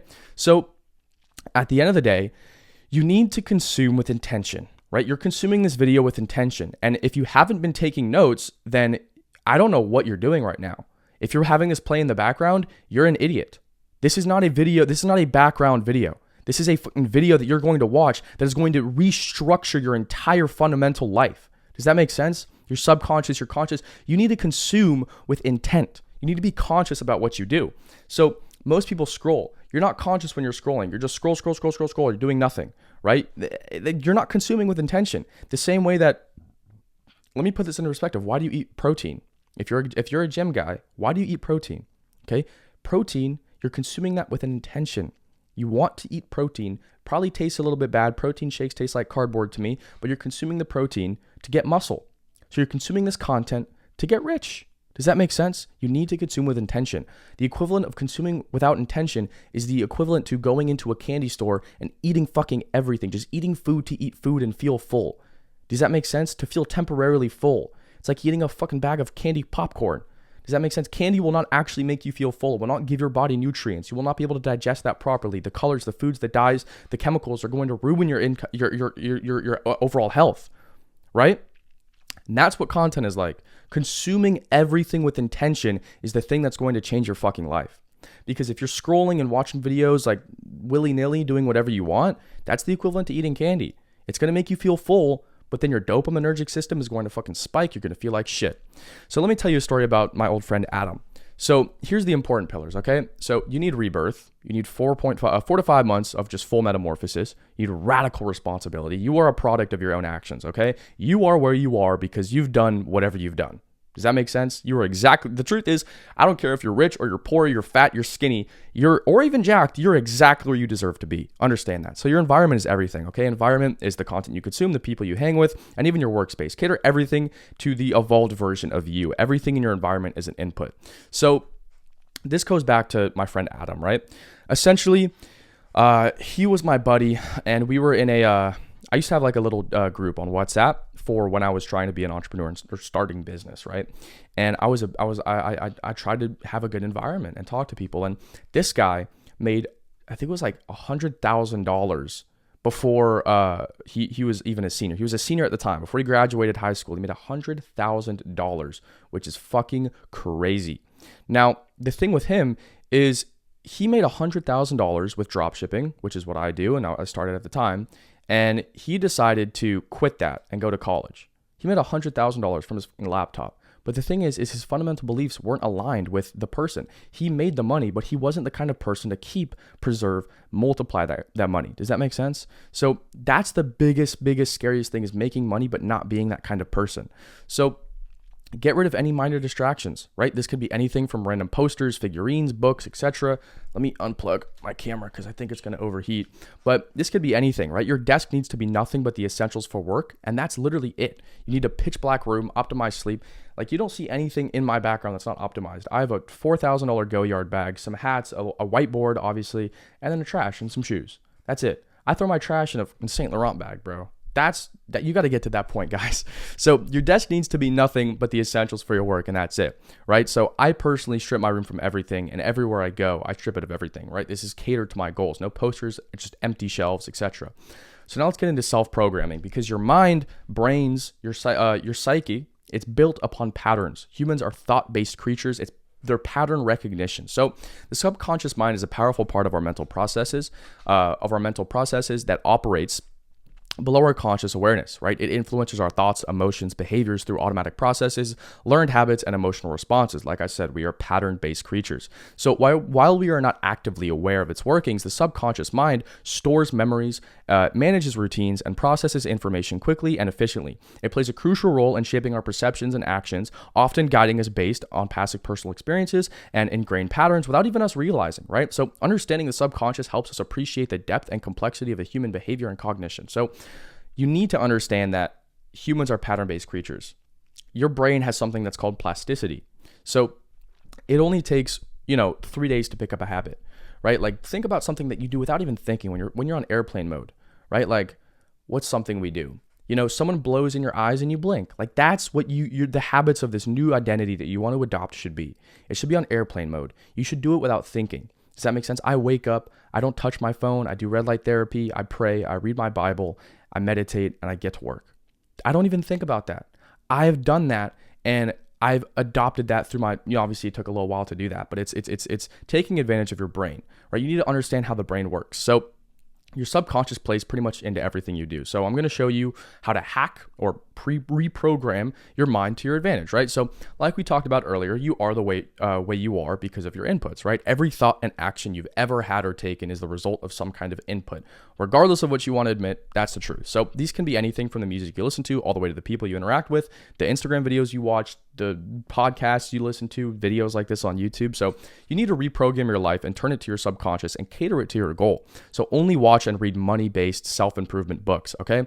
All of your inputs are money/self-improvement related. You make money. Simple. If you go and talk to a bunch of friends that are depressed and talk about being depressed, you're probably going to be a little bit fucking depressed. Does that make sense? Even your parents can be bad inputs, and that's the truth. Maybe you have close friends. When I was trying to get rich, I cut off friends that I knew for 6 years because they made fun of me. They smoked weed. They weren't in a court. They weren't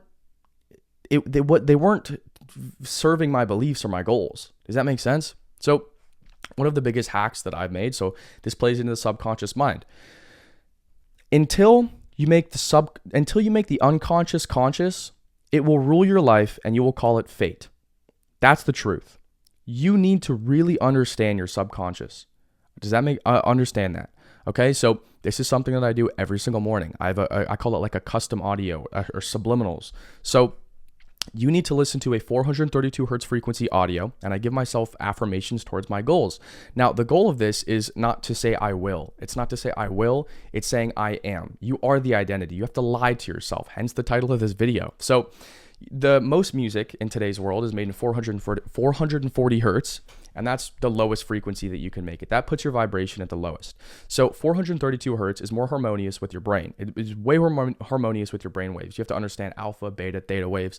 So this is a lot of stuff that you can do. You guys can go research this on your own, ask ChatGPT, go do the rabbit hole, check forums, whatever you want. But this frequency resonates much more naturally with the universe and the human body compared to the standard 440 hertz tuning. So proponents suggest that 432 hertz promotes relaxation and well-being, aligning more closely with natural harmonics. So essentially what I do is I take audios. It's like 10, 15 minutes. I meditate to it. I visualize to it. And I understand, basically, I just say, I am, or I'm, or you don't want to say I'm going to, because you put it away from you. The goal from this is to attract. It's to be magnetic. It's law of attraction. You don't want to, does that make sense? So you don't want to attach yourself to some goal. You want to say, I am a millionaire. I am this. I am this. I am that. I'm the kind of person this. You see what I'm saying? So every morning I listen to this in a meditative state. Now, the truth about this is that your subconscious is the most vulnerable, okay? Like when you wake up and getting your gears going, right? So when you wake up, your mind and your subconscious is the most vulnerable, which is why you want to listen to these subliminals as soon as you wake up. Like even in bed, just sit up so your blood gets flowing. You don't lay down or fall back asleep. You just sit up, sit there and listen to these subliminals. And also right before you go to bed, because that's when your subconscious is the most vulnerable. You can even repeat them to yourself as you're going to sleep. So this allows me to start my day off with thinking about nothing except my goals. And it works so well, I've found, because your inner dialogue resonates with your own voice over any other. So it's yourself speaking. Essentially, you can use GarageBand, BandLab, FL Studio, Logic, whatever you want to use, Ableton. Take a 432 hertz frequency meditative audio. You can find these on YouTube. Use YT to MP3 converters, YouTube video to MP3 converters. Put those into one of those, audio whatever ones. Then you can even use like BandLab and record your own voice over it as well. This is all free. So definitely try that. There we go. So it works so well, I found, because your inner dialogue resonates with your own voice over any other, because it's yourself speaking. So clarity. Close your eyes. Close your eyes. Watching this video, close your fucking eyes. I'm serious. Close them. Take a deep breath in through your nose. Hold for a second. And then blow out of your mouth as slowly as possible, like you're blowing a candle out. So do that 5 times. Pause the video and unpause it when you're done. Okay? So pause this video. Go do that 5 times. Really slow your heart rate. Breathe as slowly as possible. And then come back. Okay. So you're back. Hopefully you did that. But let's find your purpose or your why. So if I gave you $1 billion, right, and you couldn't spend it or invest the money, all it granted you is financial security for the rest of your life. You could pay your current life now, all your bills. You can't go buy a new house. You can't go buy a new car. You can't go buy a new watch. You can just, your monthly expenses for the rest of your life are covered because you're a billionaire. So meaning your bills were paid for, your family's taken care of, etc. What would you do on a day-to-day basis? What would you do on a day-to-day basis? Think. If you gave me $1 billion, I would still be doing what I'm doing right now. And that's the purest form of authenticity, purpose, drive, motivation. I'm servicing other people. Now, I'm doing that from a selfless sense. I'm not getting paid for this video. YouTube is not going to pay me. This channel is not even monetized right now. Hopefully this video pops. Maybe it does. It can manifest the 100K views. But you see what I'm saying? Understand, unless you're Gandhi, you're not going to be able to live a life in accordance to your purpose. Money is that vehicle that's going to get you into the position to live in accordance to your purpose, okay? So my purpose isn't to be a drop shipper, but I used it as a vehicle to get me in a position as an individual to where now I can go all in. I can make videos. I can get a personal brand. I can get followers. I can have fun. I can enjoy my life. Let's talk about biases. So a cognitive bias is a systematic pattern of deviation from the norm or rationality and judgment. So individuals create their own, quote, subjective reality from their perception of the input. And an individual's construction of reality, not the objective input, may dictate their behavior in the world. Now, I talk a lot about this in Organic Overdrive, and we have a codex to follow and resources to use as well. So we store memories differently based on how they were experienced. Okay, we produce events and list them to their key elements. Humans have a tendency to think in particular ways that can lead to systematic deviations from making rational judgments. I'm gonna say that one more time. We store memories differently based on how they were experienced. Okay, we reduce events and lists to their key elements. Okay, remember this.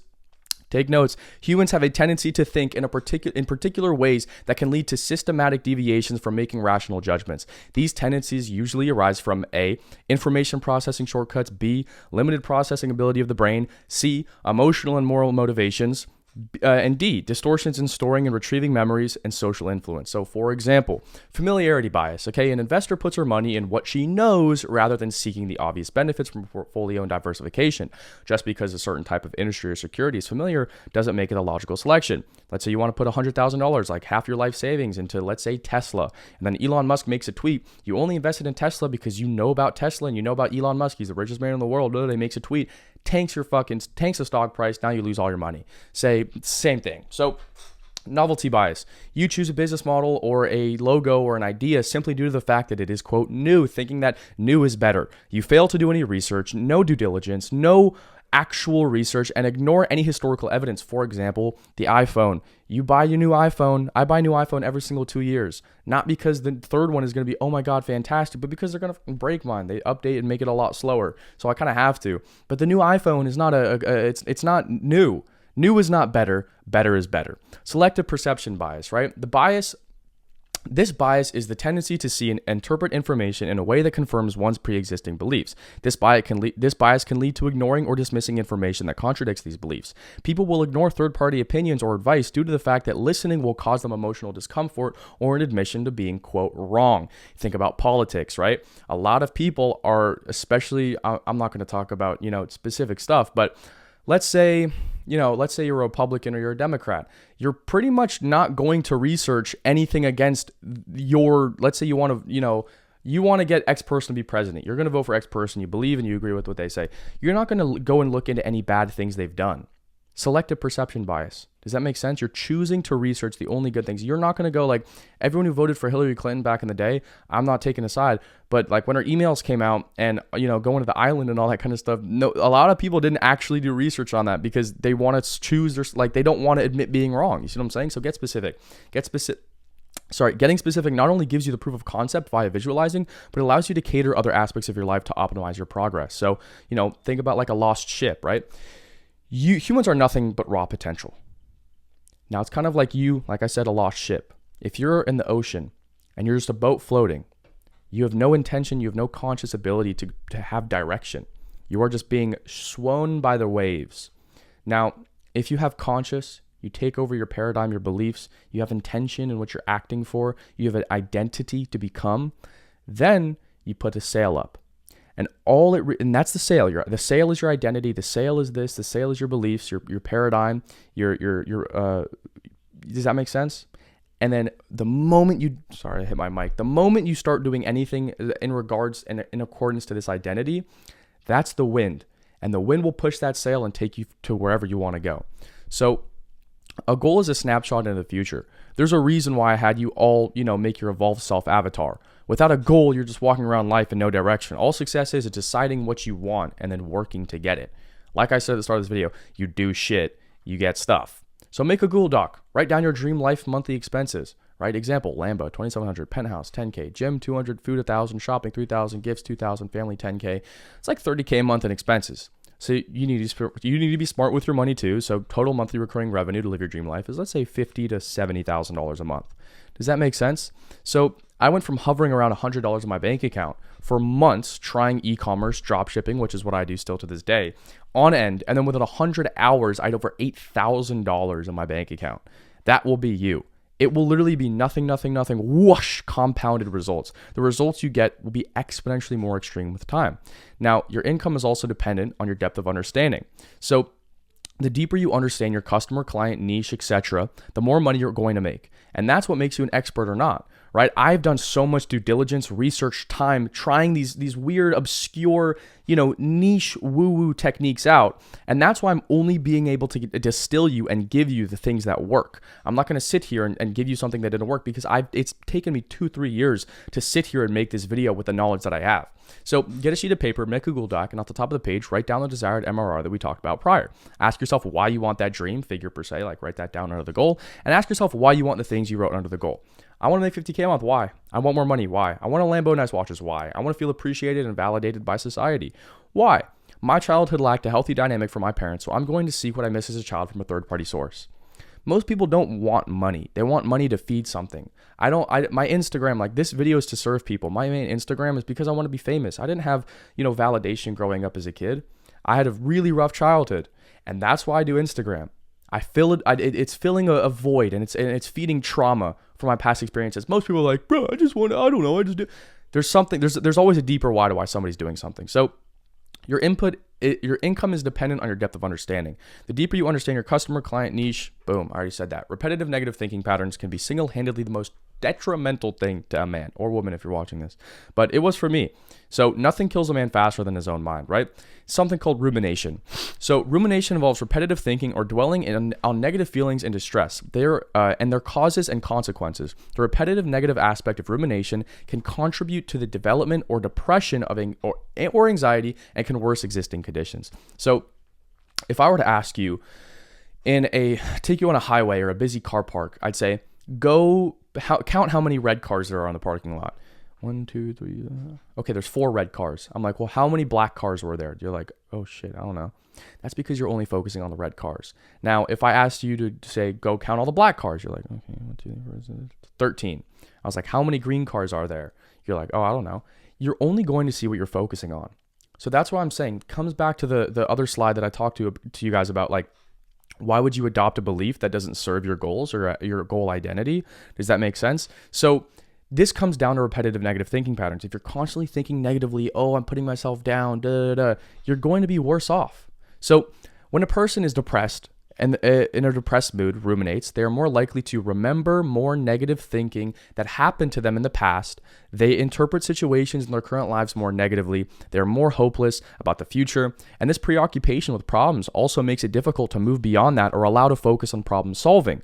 So they're focused on problems, but they're not focused on problem solving. There's a very big difference. Even people without depression or anxiety, rumination can contribute to a lot of negative emotions, anxiety, and this can become a cycle where the more the person ruminates, the worse they feel, which then contributes to more rumination, hence the name repetitive negative thinking patterns. So there is comfort in sadness and negativity. Humans are always, it's much easier to be fucking depressed and sad and negative all the time than it is to be happy. And that's the truth. So one of the most depressing periods of my life was summer of 2023, around like a year and a half ago. So 2 years ago on the dot, I had gotten comfortable in my business. I had hit a plateau. Everything was stagnant and I wasn't growing, but I wasn't declining either. I was just kind of making the same amount of money. And I ended up falling into the trap of depression. Now, pretty much every single day, I would just feel crippling loneliness, henceforth monk mode and lack of social. I wasn't doing subliminals. I didn't even understand what this kinds of stuff was, which is why I'm telling it to you guys now, because this shit changed my life. And overall operating at the lowest possible frequency a human could. Now, I wish at the time I knew what I knew now, because I could have just snapped out of it, right? But the constant sad music I listened to, the isolation I was experiencing because I wasn't social, that was a depression cocktail. That was a negative frequency cocktail. And I slowly got out of that, but it was terrible. Now, repetitive negative thinking patterns is what I was experiencing. The human brain is fucking stupid, and it can sabotage you all the time.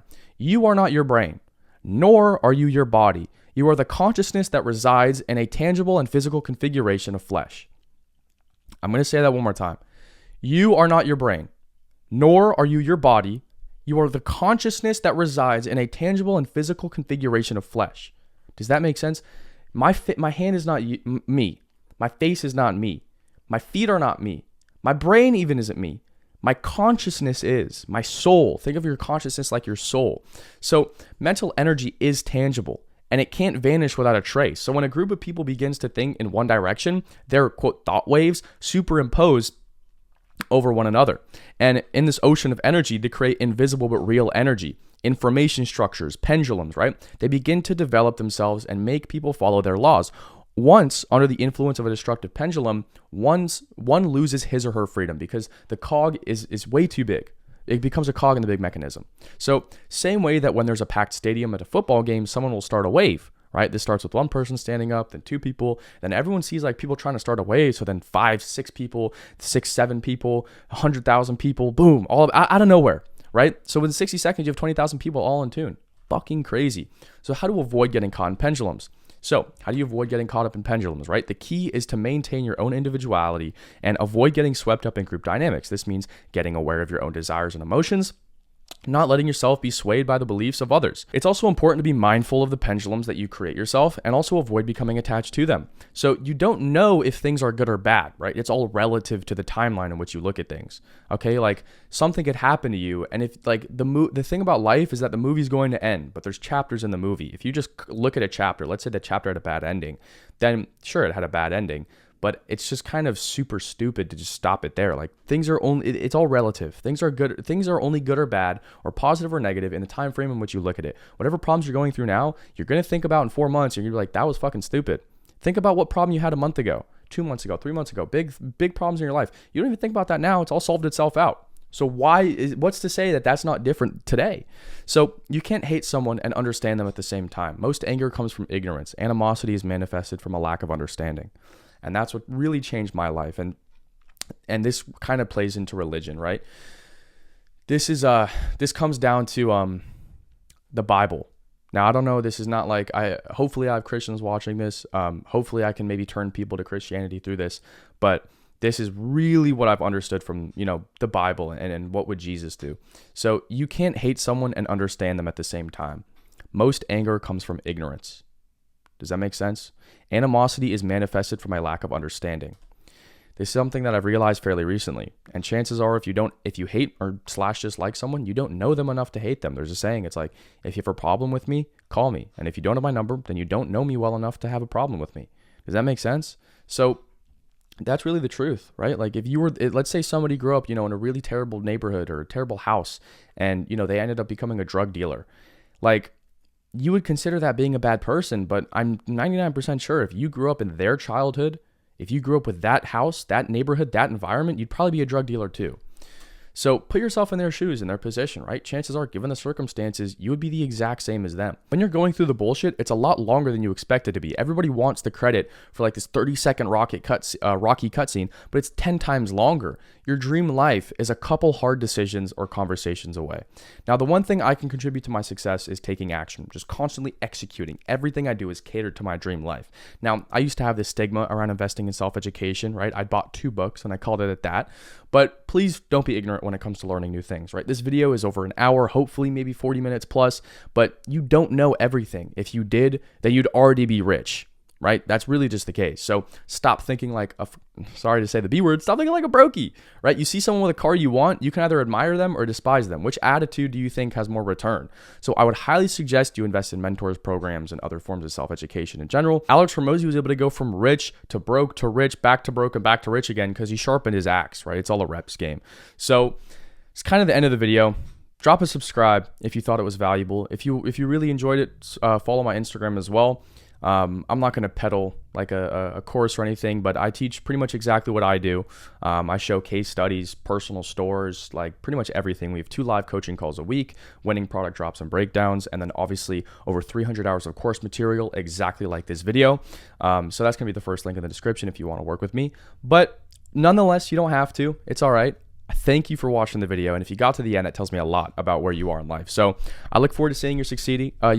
I'm rooting for you. Take care and have a blessed day. You clicked on this video because you want to make money, like whether that be through in-person or online means. Like it doesn't matter the industry. You clicked on this video because you want to make money, and whether to the extent or not, you somewhat understand that mindset plays a majority role in actually becoming the person that can make the money, right? You don't want to become. You just want to be. So in this video, I'm basically going to be talking about everything that I've used as far as physical, metaphysical realms, visualization, paradigm shifts. Like we're going to get pretty niche and deep here. So put your phone away, put it on airplane mode, open up a Google Doc, take some notes, rewatch this video if you want, or even better, what helps me retain information the most, because this is going to be very valuable and you need to retain this, especially if you're going to give me your time to watch this video. There's no point in watching the video if you're not going to actually remember what I'm talking about. So take out like a notebook and actually physically write it down, because that helps me remember stuff. But honestly, it's up to you. So today I'm basically going to be talking about a lot of different things: visualization, physical realms, metaphysical realms, desired realities, frequencies, paradigms. Like, we're going to get niched and we're going to get pretty deep. So first thing I want to cover, and the reason I have this pulled up, it's the vibrational energy chart. So I'm going to cover pretty much all of these really quick. Highest is enlightenment, lowest is shame. So we have first enlightenment, peace, joy, love, reason, acceptance, willingness, neutrality, courage, pride, anger, desire, fear, grief, apathy, guilt, and shame. So this is going to be like frame of reference, and I'm going to come back to this and kind of talk to you guys, and I'm going to have, in-person examples of how I personally use this in my day-to-day life. So in my personal opinion, I think making money is like 80 to 90% mindset. Like, the work is definitely there, but I really think like we are just spiritual beings manifested in flesh. I mean, it's like everybody, I don't know. I feel like everyone knows that, but I don't think everyone is conscious of that. So you can go and do your own thing. Like, I'm going to cover this right now. Okay. So this is going to be the frame of reference, vibrational energy chart. So what I basically used to do is I used to visualize. Now, I used to do two things of manifesting, right? Here's me. I think this was 2023 or something.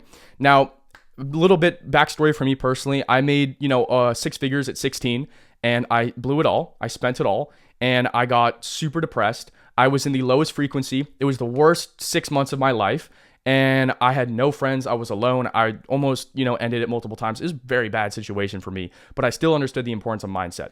To the extent, not as much now, but, I was still doing things like manifesting. So here's basically what I want to talk about, okay? So you have two things. Humans are like intrinsically programmed for worst case scenarios. Okay, I want you guys to understand that. So humans, like, let's say this is you, okay? So let's say this is you. Humans are intrinsically programmed for worst case scenarios. And that's just because we're cavemen, right? At the end of the day, we're still monkeys. We have the caveman brains. So intrinsically, you're going to be always thinking about a worst case scenario. But if you can consciously go out and think about a best case scenario or this or that, you're going to make, it's not like all about money, but I guess the one, reference here I'm going to use for this video is money. So you're going to make more money because everyone wants money. I mean, that's why you watch the videos. So I want to cover two things, right? In reality or in life, right? You have two different planes, okay? So you have physical and you have metaphysical. And I'm going to cover what both of these are, okay? So metaphysics teaches us that reality isn't something outside of you. It's simply a projection. Okay, so you have two planes of reality, physical and metaphysical. Basically, physical could be something like this, to where I'm going and I'm manifesting, or I'm going to, this watch dealership. I don't know if you guys are into watches. I'm pretty into watches. So this is a Gégé Lecoultre. So it's a pretty cool watch. It's for polo players. It's a skeleton, pretty cool. It flips out. You could turn it up and around. I'm not going to get too nerdy here, but I really like this watch. And at the time I really wanted it, but I didn't have enough money for it because I went broke. So I had to go back and I wanted to, manifest this. So I tried that on to get on the frequency. And basically, this is what I want to talk about. Here's this screenshot, okay? May 21st, 2024. And I had to block some stuff out, but I pretty much understood the importance of metaphysical reality. And I wrote down on my notepad, which I do, pretty frequently, I wrote supercar frequency, Croatia yacht trip. These were like a couple goals. I had like a whole little doc written for, the next 3 years. So the reason I wanted to go on a yacht trip so bad is because I saw in Croatia, Andrew and Tristan Tate do it. And, at the time I was really big, like fans of theirs and whatnot. So I saw them do a yacht trip in Croatia. It looked so fun. And that was like a really, really, really big goal of mine, and supercar frequency. So fast forward to this year, I've already gone to like 12 different countries. I've done like probably over 50 flights already. Here's me a month ago on a yacht in Croatia. And then here's me in Miami holding a fucking rocket launcher in front of two McLarens. They're not rentals, by the way. You can look those up. They're not rentals. With a fucking rocket launcher. So if this is not like direct, like tangible evidence and proof that what I'm going to talk about is like actual, there's use case for it. I don't know what is. So I've essentially manifested everything in my life down to a fucking T. Like I used to, a good thing of, what I used to do is I used to go on an Airbnb, and I used to look at Airbnbs I wanted to stay at. And this was even like 2 years ago. And, sometimes I sat there and I realized, holy shit, every single Airbnb that I looked at 2 years ago, I stayed in. Like I used to get like go around for like a week here, a week there, a week here, like all around LA. And I would just get Airbnbs for like a week at a time. I would Airbnb hop. And every single one, or at least like 75% of the time, they would be ones that when I went back into my viewed or like my wish list from 2023, I had them saved, which is fucking crazy. So let me go back to metaphysics, okay? Metaphysics teaches us that reality isn't something outside of you. It is a projection, okay? Let me freaking move this one thing over real quick. So metaphysics teaches us that reality isn't something outside of you. It's simply a projection. Have you ever seen a dog that's like trained with like an invisible fence that has like the shock collar? So let me kind of draw this out. Have you ever seen a dog, right? And I'm not going to draw a dog, bro, because my drawing skills are terrible. So here's a dog, and the dog has like a set, I'll just do this for the dog. So a dog has like a set boundary, right? He has a shock collar on, and if he goes out here, then he gets shocked, okay? We all know that. So that's how most of you guys are operating in your life. And you go around and you have these belief systems, you have these paradigms, and you think that life is supposed to be this. Or at the end of the day, what you guys need to understand is that everyone lives in a bubble, right? Like whether you like it or not, you don't know what life could be because you've only lived your life. I'm giving you guys my advice because I've lived my life and it's worked for me, which is why I can sit here with authority and tell you guys, why it works. You've only lived your life. You can only see the world through your eyes and come up with ideas and make decisions through your own personal experiences, right? So at the end of the day, the moment and this is what the invisible fence is. You're this dog in the invisible fence, and the invisible fence is your personal experiences, right? It's your paradigm. So if you've never made $1 million in a month, you're never going to think that making $1 million in a month is possible. That's that, right? If you believe something is impossible, you won't even try. So you have to understand that you are biased. You live in a bubble. You live in your own little world, and your entire decision-making processes, your paradigms, your belief systems, all comes down to your personal experiences. You don't know shit. I don't know shit. That's the thing. I only know my life through my things, through my personal experiences. So the brain can't tell the difference between visualization and reality. Okay, your thoughts, your energy, your beliefs, they bend your world around you like gravity. This is what I call a paradigm. So everything under a paradigm is essentially paradigm. So everything under a paradigm is going to be this, right? It's going to be your belief systems. Let's do BS. Your belief systems, it's going to be your perspective. It's going to be your decision. It's going to be your decision making. Let me write this back down. It's going to be your belief systems, your paradigm, your perspectives, your decision making, your experiences, etc. So this also comes down to everything you've been told in your life, right? If you break this down, people are going to tell you things in your life, and if somebody has a position of authority to tell you something, like for example, a teacher, a brother, a grandparent, a parent in general, stuff like that, if you give that person most people tend to give other people, their advice a sense of authority when they don't have tangible proof on why they should listen to them. For example, like in this video, I'm giving you tangible proof right here because I did this and I gave you the notes and I gave you this. But let's say somebody who doesn't have the life you want gives you advice. Why are you going to listen to them? Because they don't have the life you want. It's pretty simple. So the moment you can understand that everyone lives in a fucking bubble, and anytime somebody is like giving you pointers or criticism or anything like that, it really just comes down to, I'm sorry, I don't live my life the way and you'd prefer. So now I want to get to some pretty deep stuff, okay? So visualization and dreams. Your brain cannot tell the difference between a dream and reality. So let me kind of draw, actually, no, I'm not going to draw that out. Your brain can't tell the difference between a dream and reality because when you're visualizing, it's not necessarily you are going to visualize and feel, let's say you want a Lamborghini. You're not going to visualize the Lamborghini and touch the thing and smell the smell. Like, it's specific. Obviously you have to get specific, but your brain only resonates with the feeling. Okay? Success doesn't come from grinding or controlling. It comes from aligning, and you need to align yourself with the feeling of what you want. Okay? So it's like catching a wave. It's like a flow. You need to get on the frequency. It's a flow of energy that naturally carries you towards your goal the moment you let go of struggle. So that's why visualization, when done right, can make you fuck you money. It will make you infinite money. So Visualization relies strictly on a feeling. It doesn't rely on the material objects because that's strictly in the physical realm. Like we talked about, we have physical and we have metaphysical. So when you're visualizing or when you're trying to manifest whatever the fuck it may be, you have to rely on the metaphysical realm. Physical is completely irrelevant, okay? You can't rely on, what it would be like what it feels like to drive the Lamborghini because that's strictly physical. You don't want to envision, the G-force of when you do when you hit the gas or like when you do a launch control. You want to visualize, how am I going to feel once I have the Lamborghini, or once I have what I want, once I have my desired reality, once I have my dream life. And the moment you can sit there and acknowledge and appreciate, the feelings, like whether that be good, whether that be sad, whether that be, feel like, you kind of just have to envision a song. Like imagine if you have a song that, makes you feel like a specific feeling. Try and play that song while you're visualizing, if that makes sense. So, I have a certain song that I listen to sometimes that makes me feel like I kind of made it. So sometimes I'll listen to that and I'll visualize. You really just have to think about the feeling. And that's the biggest fucking thing that I see with people that are trying to visualize or manifest a desired reality, is they visualize the physical realm. They don't think about how they're going to feel or what their future will look like. That's the problem. So your brain can't tell the difference between a visualization and reality. I want you guys to understand that. If you visualize something, it is real. That's all that, like, I can't stress that enough. So most of you guys have never visualized in your life, and this dog for its entire life is operating in this fucking box, right?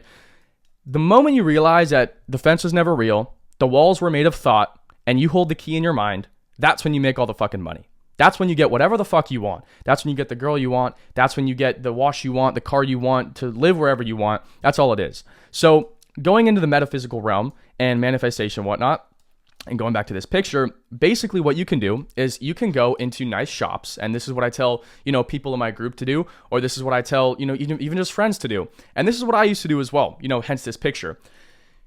Money or abundance is a frequency. Understand that? So money and abundance is a frequency, okay? Success doesn't come from grinding and controlling. It comes from aligning. So go to nice shops and sit in fancy cars. And like I said, your brain can't tell the difference between a visualization and reality. Same way your subconscious can't understand if you go to rent a Lamborghini for the day because that's your dream. If you go rent your dream car for a day, your subconscious can't tell the difference whether you own it or not. All your subconscious knows, or the metaphysical realm knows, is that you are in that fucking car, and for that 24 hours you have that rented car, you are on the physical, like you are on the frequency of that. You're on the frequency of abundance. Now, when I go and I drive supercars, I think of more of it as a burden sometimes. Like if you guys are into cars, McLarens, are kind of, they're super fun to drive, but it's like, if McLarens are unreliable. So it kind of comes down to, I'd much rather, get driven or have like a nice Mercedes opposed to have to fucking every single time for like spend a day. And it's fun, sure, but it's like, the small inconveniences, this, sensor's going off and it's beeping and, we're on a bumpy road. Like there's so many, I think I've done it enough, and this is not a flex. I've done it enough, and I'm on the frequency enough to where it feels like a regular fucking Tuesday. So I get to choose. I have to sit there and debate. Most people, if I gave them the option, hey, do you want to go ride in a fucking McLaren today? They'd be like, yes, please. No, I sit there. I have to fucking think about it.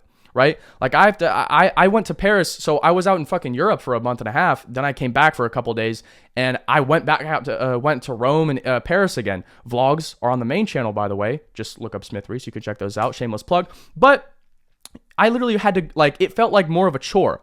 Most people, they would do fucking anything to go to Europe for 2 months straight, or do a yacht, or go to Paris and stay in the city center and ride around in Mercedes Sprinter vans all day. You have to get on the fucking frequency. So what I'm trying to talk about here is enlightenment, peace, joy, love, reason, acceptance. Okay. Most of you guys are on courage, or no, you're on neutrality or under, right? So you operate in pride. You don't allow your ego to take a hit. You operate in desire. You operate in, I need something, because what happens when you need something, you put excess potential towards it. And what happens when you put excess potential towards it, you're chasing butterflies. It's going to run away from you. Okay. So you want to operate in peace, joy, love, reason, acceptance. Once you can accept your situation, once you can operate on joy, peace, and abundance, everything is going to come to you. I want you guys to understand that. So personally, what I do, right? And this is another thing. Personally, what I do is I listen to 432 hertz frequencies every single morning while I meditate. Now, what's the difference between 432 hertz and regular music? 90% of music, or actually no, 100% of music is made in 440 hertz. Now, that's going to put you in a lower vibration frequency. Why do you think that people talk about, oh yeah, rap music or this or that, which I listen to rap music, right? I'm a big Yeet fan personally, but at the end of the day, it's not going to attract abundance 100% of the time, right? So I will literally have 432 hertz playing out of my speakers for the first 3 hours of the day. I don't listen to any other music. I just have that playing. Even when I do my meditation, my visualization, I have that playing because you know why? 432 hertz, it's more harmonious with your brain frequency. And it's going to put you on the top four, it's going to put you on the top 4 levels of vibration.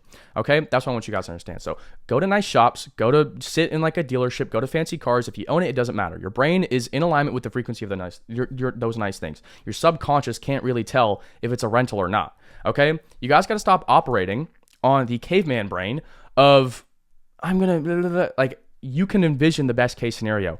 People don't understand, bro. Like, you can, and I know this is going to sound super simple, but the moment you understand how to control the metaphysical plane of your life, that's when you get the desired reality you want.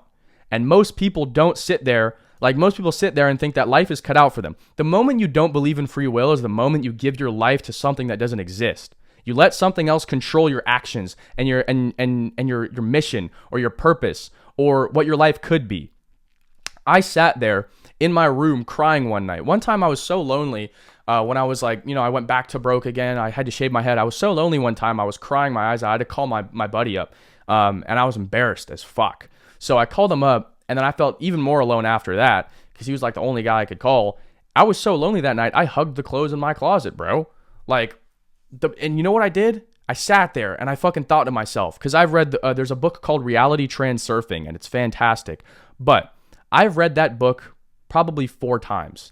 And I think it is 80% the reason of my success.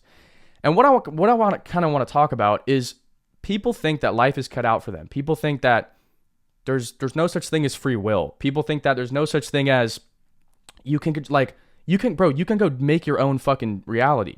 Like, if you think about it, what's stopping me from going outside, taking my shirt off, dancing for 4 hours straight? Nothing. I can go do that. It's not illegal. It's not immoral. No one's going to stop me from dancing on the sidewalk shirtless. There's people do that all the time, right? If you think about it, tweakers are like crackheads are on a higher sense of free will and frequency than you. They don't give a fuck what other people think. Not to say that you go be a crackhead, but you see what I'm saying? You guys are stuck in this fucking box, this invisible dog fence, because you put your own shock collar on yourself of limiting beliefs, self-beliefs. You don't fucking visualize. You don't know what you want. The moment you have clarity is the moment you can actually envision it, visualize it, and fucking achieve it and materialize it. Materialization is completely different, but that's the same plane of metaphysical. I want you guys to understand that. So most people, they don't even believe that you guys can go and do shit, right? You know that. You can go just make a Shopify account, start dropshipping, and within a year be making $30,000 a month, as long as you did your best. You guys understand that, right? You can go and make YouTube videos like I am now and then have people watch that shit and then give people value so they subscribe, which you should if you found this valuable. You guys see what I'm saying? People don't do shit, get shit. That's really all it is, bro. You do shit and you get shit. You do things and you get stuff. And I don't know why people don't understand that. Like, you can go and make your own desired reality, which is what I've done, today. Like, I operate on, obviously I can't, it's not safe to say you can operate 24/7 on the highest frequency, but I understand the importance of frequencies. Frequencies are people as well. I don't hang out with people that are low frequency. Does that make sense? There's a lot of people that care, think about this in your life. There's a lot of people that come around, they carry negative frequencies, and they probably don't have any benefit to you. I'm not saying that, hanging out or having friends is simply a transactional mean. But what I am saying is that if somebody is completely negative and when you hang out with them, you do realize that your conscious is on a lower sense of vibration, why the fuck would you hang out with them? So kind of what I want to talk about is, I guess, wrapping up the video, understand the difference between physical and metaphysical. And the biggest research tool that you can use is ChatGPT. So I'd highly suggest all of you guys go, maybe plug this video into it or one of my other videos into it and say, hey, can you give me a sum up of notes from this video? Or say, hey, can you talk more about this specific topic that he talked about in this video? Or even just some of the terms like paradigms, frequencies, vibrations, energy, like physical, metaphysical, all this kinds of stuff, visualization. Go ask ChatGPT. You have the infinite resource of literally everything ever put on the internet, every piece of knowledge in history, a matter of fact, and you're not utilizing it, okay? You can go do that. But I just want to put this into perspective for you guys on how easy it is to go just get the shit you want, bro. Like, everything is there. McLaren's always making cars. There's always going to be yachts in the fucking water, ready to be chartered in 90% of countries. It's literally there. You just have to go and fucking do it. So I want to end this video off with kind of just giving you guys like a little note. You can go and do shit. Whatever you want to do, you can go and do. There's no, like, you're operating like the fucking dog with his invisible shock collar on. There is nothing stopping you from going and getting whatever the fuck you want. Stop operating on a caveman brain. Evolve. Get to this level of actualization to where you realize, well, shit, I have the internet and I have a somewhat competent brain because you made it to the end of this video. I can do whatever the fuck I want. Like, there's literally nothing stopping you except this invisible fucking dog, except this invisible fence. Fucking just leave the fence. Take the collar off. I have videos like this on my main channel as well. If you want to check some of those out as well, I have a mindset video. I have a bunch of stuff on the main. I'm not going to sit here and plug that the entire time. But please understand this. You can plug this video in ChatGPT. I hope you guys got value from this video. I'll probably drop a much more in-depth video like this very soon, basically talking about, habits that I've used. But yeah, if you got value from this video, drop a like. If you got value, drop a sub. Maybe leave a comment for any questions about, like, I'm gonna answer all the comments on this video. So if you have any questions about, this or what I talked about in the video or what I do personally, feel free to drop a comment. I'll reply. If you want to work one-on-one with me, just check the link in the description or not. I don't care. What's going on, guys? Welcome to another video. Today, I'm going to be talking about weird and kind of autistic habits that made me pretty rich. So here's me, but replace the pencils and the papers with just a bunch of money in motion because we make money out here, guys. So this is you now, okay? You're all stressed out. You don't know what to do with your life. I don't know. You're, I guess, Andrew Tate in a shower. And then this is you after. I don't know if making a bunch of money will turn you into an African-American champion boxer, but this part will speak numbers. So just having the money and having the motion to, like every time you walk past a Ring camera, that shit's going to go off because there's going to be fucking motion detected. So let's get into the how being autistic has made me a lot of money and autistic habits. So as you could tell, I'm a little more chill today. It's a Sunday. So that actually plays into our first rule, okay, which is being nonchalant. So being nonchalant has made me a lot of money, and I'm going to talk about it, right? So if you don't know who this is Duke Dennis. This is the kind of king of being nonchalant, and being nonchalant has made me a lot of money for one specific reason. I'm not saying you have to like act, it's kind of just plays into stoicism. So if you think about it, the most nonchalant man to ever exist was probably Marcus Aurelius. And that's why he wrote an entire book about being nonchalant. It's called Meditations. So if you think about it, the modern day Marcus Aurelius, the closest thing that we do have is the man right here, Duke Dennis. So essentially what I mean by being nonchalant is just looking at everything through a data and analytical perspective, right? So a lot of people, when they make money or they have a business problem come up, right? A lot of people tie their ego to money. So everyone ties their ego to money, and that's where their big fall off is they think that, once the money slows down, then their ego slows down. And once they tie their money to ego. So once the money slows down or their views or whatever metric that you're tying yourself to, your specific identity, your self-worth, etc., your self-worth is going to go down. And the truth about business is that business is a direct reflection of your self-worth, or we'll just say yourself. So business is a direct reflection of yourself, okay? And the truth is that it's not that 99% of businesses fail, it's just that 99% of people fail, right? I mean, Charlie Morgan said this. He said, or Sam Ovens, they say the same things pretty much. So you don't have a business problem. You have a personal problem that reflects inside of your business, if that makes sense. So what I've learned is I have to be absolutely nonchalant whenever anything comes up, right? I have to just relax. I have to be like, okay, this is a problem. Why are the views slowing down? Why are the likes slowing down? Maybe my conversion rate stops, right? And once you're able to look at it through just a purely analytical perspective, and you don't tie your ego to the money, because money is never like, you're never definitively going to hit, your biggest month every single month on end, right? Because business is kind of just like, it's a roller coaster. At first it's going to compound, and then eventually it's going to go boom. You're going to have a big spike, then you're going to go down, you have a plateau, and then maybe it drops a little bit, and then you have to work hard and have another big spike. Okay. So that's kind of how the business graph looks like, and that goes with any business.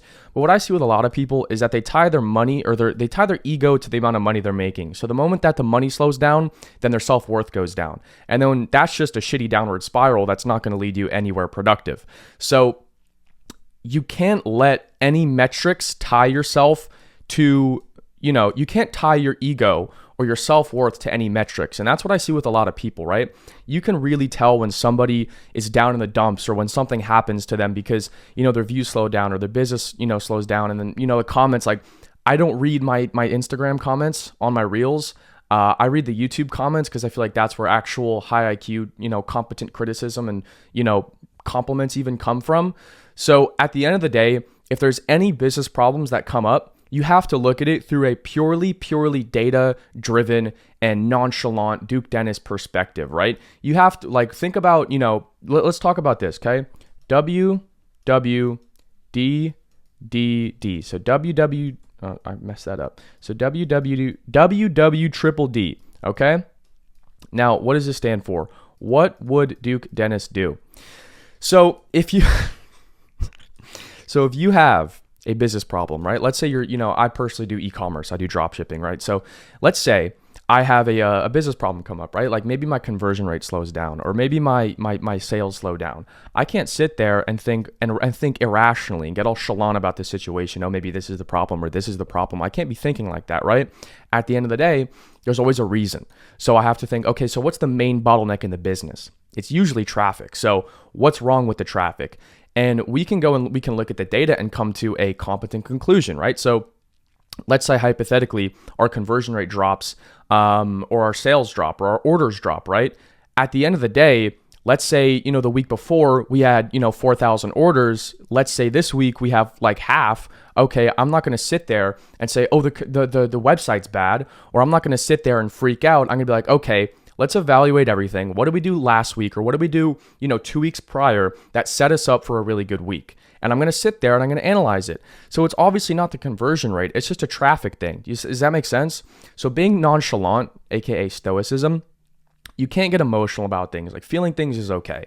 Feeling things is fine. Acknowledging the emotions is great. You obviously have to be in touch with that kind of sense of yourself. But as a business owner, I'm sure we all know you can't act purely on emotions, because that's how you get a fucking downfall, right? You see all these course sellers online, the moment you see them go broke, or the moment you can tell that they're not making as much money as they want, is the moment that they go and they do, a Black Friday sale, or a Christmas sale, or like a whatever the fuck sale. You see what I'm saying? Or they go, they post like 4 CTAs every single day in a row. You see what I'm saying? Like, as the moment you start acting emotionally is the moment that you start operating in a scarcity mindset, and you're going for crumbs. Scarcity. So you start operating in a scarcity mindset and you start going for crumbs, which is what is going to fucking kill you. So the next weird and kind of autistic habit that made me a bunch of money is being a narcissist. Now, I want to get clear on the definition of narcissist here, because I've said that to some people, and I didn't take into account what narcissism actually means, because you don't want to be a definition narcissist. So let's just cover the definition, get clear on expectations, and I'll elaborate. A narcissist in general is someone with an excessive self-admiration and deep need for attention, often at the expense of others. They may exhibit a grandiose sense of self-importance, lack of empathy, and believe they are unique and deserving of special treatment. While narcissism exists on a spectrum, when these traits become severe and pervasive, it can indicate narcissistic personality disorder, or NPD, a mental health conditioning, blah, blah, blah, blah, blah. So what do I mean by you have to be narcissistic to get rich? If you were to look at any multi-millionaire, let's just say centimillionaire to billionaire, right? Obviously, 90% of billionaires, they go through a lot. They go through a lot of just straight up narcissistic, and they're borderline psychopaths, right? So when I say being a narcissist, and I'm going to put this into perspective, right? I had a video. So when I was 15, right? I dropped out of high school at 16 and I'm 18 now. So, and I make a pretty good amount of money, right? Like nothing fucking, not $100 million a year, but we're north of 7 figures right now. And at the end of the day, the problem is that most people think that they have to succumb to what other people think of them. And you have to have this sense of delusion and this sense of narcissism specifically to sit there and tell everybody else that they're wrong. Why? Because you think your way is the best. That's it, right? When I was 15, for example, my first ever short form video that I posted on TikTok, it was a video of me with a golden chain on, with flexing my traps like this, talking about, Andrew Tate shouldn't have gotten banned on social media, blah, blah, blah, because I was a big Tate stan at the time. And I live in Los Angeles. I went to the most liberal leftist school you could possibly imagine. And I'm sure you guys can play this out in your mind how that went. Now, when I posted that video, I didn't think much of it. I was like, okay, yeah, I'm doing short form content. I'm doing whatever, personal branding. And the problem is that I didn't realize that every single person that I had in my contacts from my school was able to see my TikTok. So they all got recommended this video. And I was like, fuck. Because every single person at my school whose phone number I had ended up seeing that video. And you can imagine how that played out. Everyone was ripping on me in the comments. I went to school the next day. Oh, the chirps were crazy. Walking through the hallway, walking into school, I had a group of 4 girls go, "Hey, Andrew Tate, women beater, blah, blah, blah." Like they were fucking yelling at me. I was walking in the hallway. People were yelling at me like, bro, it was bad. And the thing is that most people would have sat there and that would have been the nail in the coffin. They never would have ever tried anything else again because of that negative response from going out and saying something that you believe in, right? Especially at the time. So at the time, I definitely was a narcissistic person in a negative way, which is not good for anybody, right? But there's obviously like the definition said, there is a spectrum. You never want to cross like this area, but you have to be narcissistic in the sense to where you can look at everybody else and you can sit there and say, you know what? You're wrong. And the reason your opinion does not matter or affect me whatsoever is because I simply believe that I'm on a better path. And due to the fact that I believe that, because I'm trying in life and I'm going to the gym and I'm doing this, I'm doing that, my opinion is more valid than yours. So I don't give a fuck what you guys think. It's delusion. And you have to be delusional because if you break this down, right, is making money from a laptop or an iPhone or whatever you work on, is that realistic? And is it realistic to hit 10K a month from a laptop? No. It is 0.0001% of the population that have ever done that, let alone the people that have even tried. So the thing is you have to have a level of narcissism in order to actually make a good amount of money. And that's what people aren't going to tell you. Because if you were fully non-narcissistic, you would take every single person's opinion into account. You would think about it. You would do I sat there, I looked at everybody else. Not a single person, my mom, my brother, the friends that I had, nobody supported me. I all got made fun of by everybody. But you know what I had to do? I sat there and I thought, you know what? I'm better than these people. I don't care what they have to fucking say about me. I don't care about their opinions. I'm on the right fucking path and I'm right.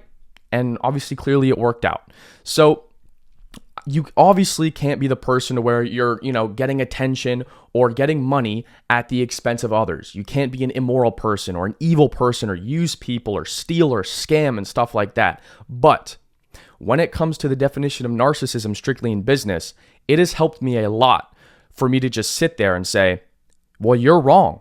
And I think my way is the better way of going about things.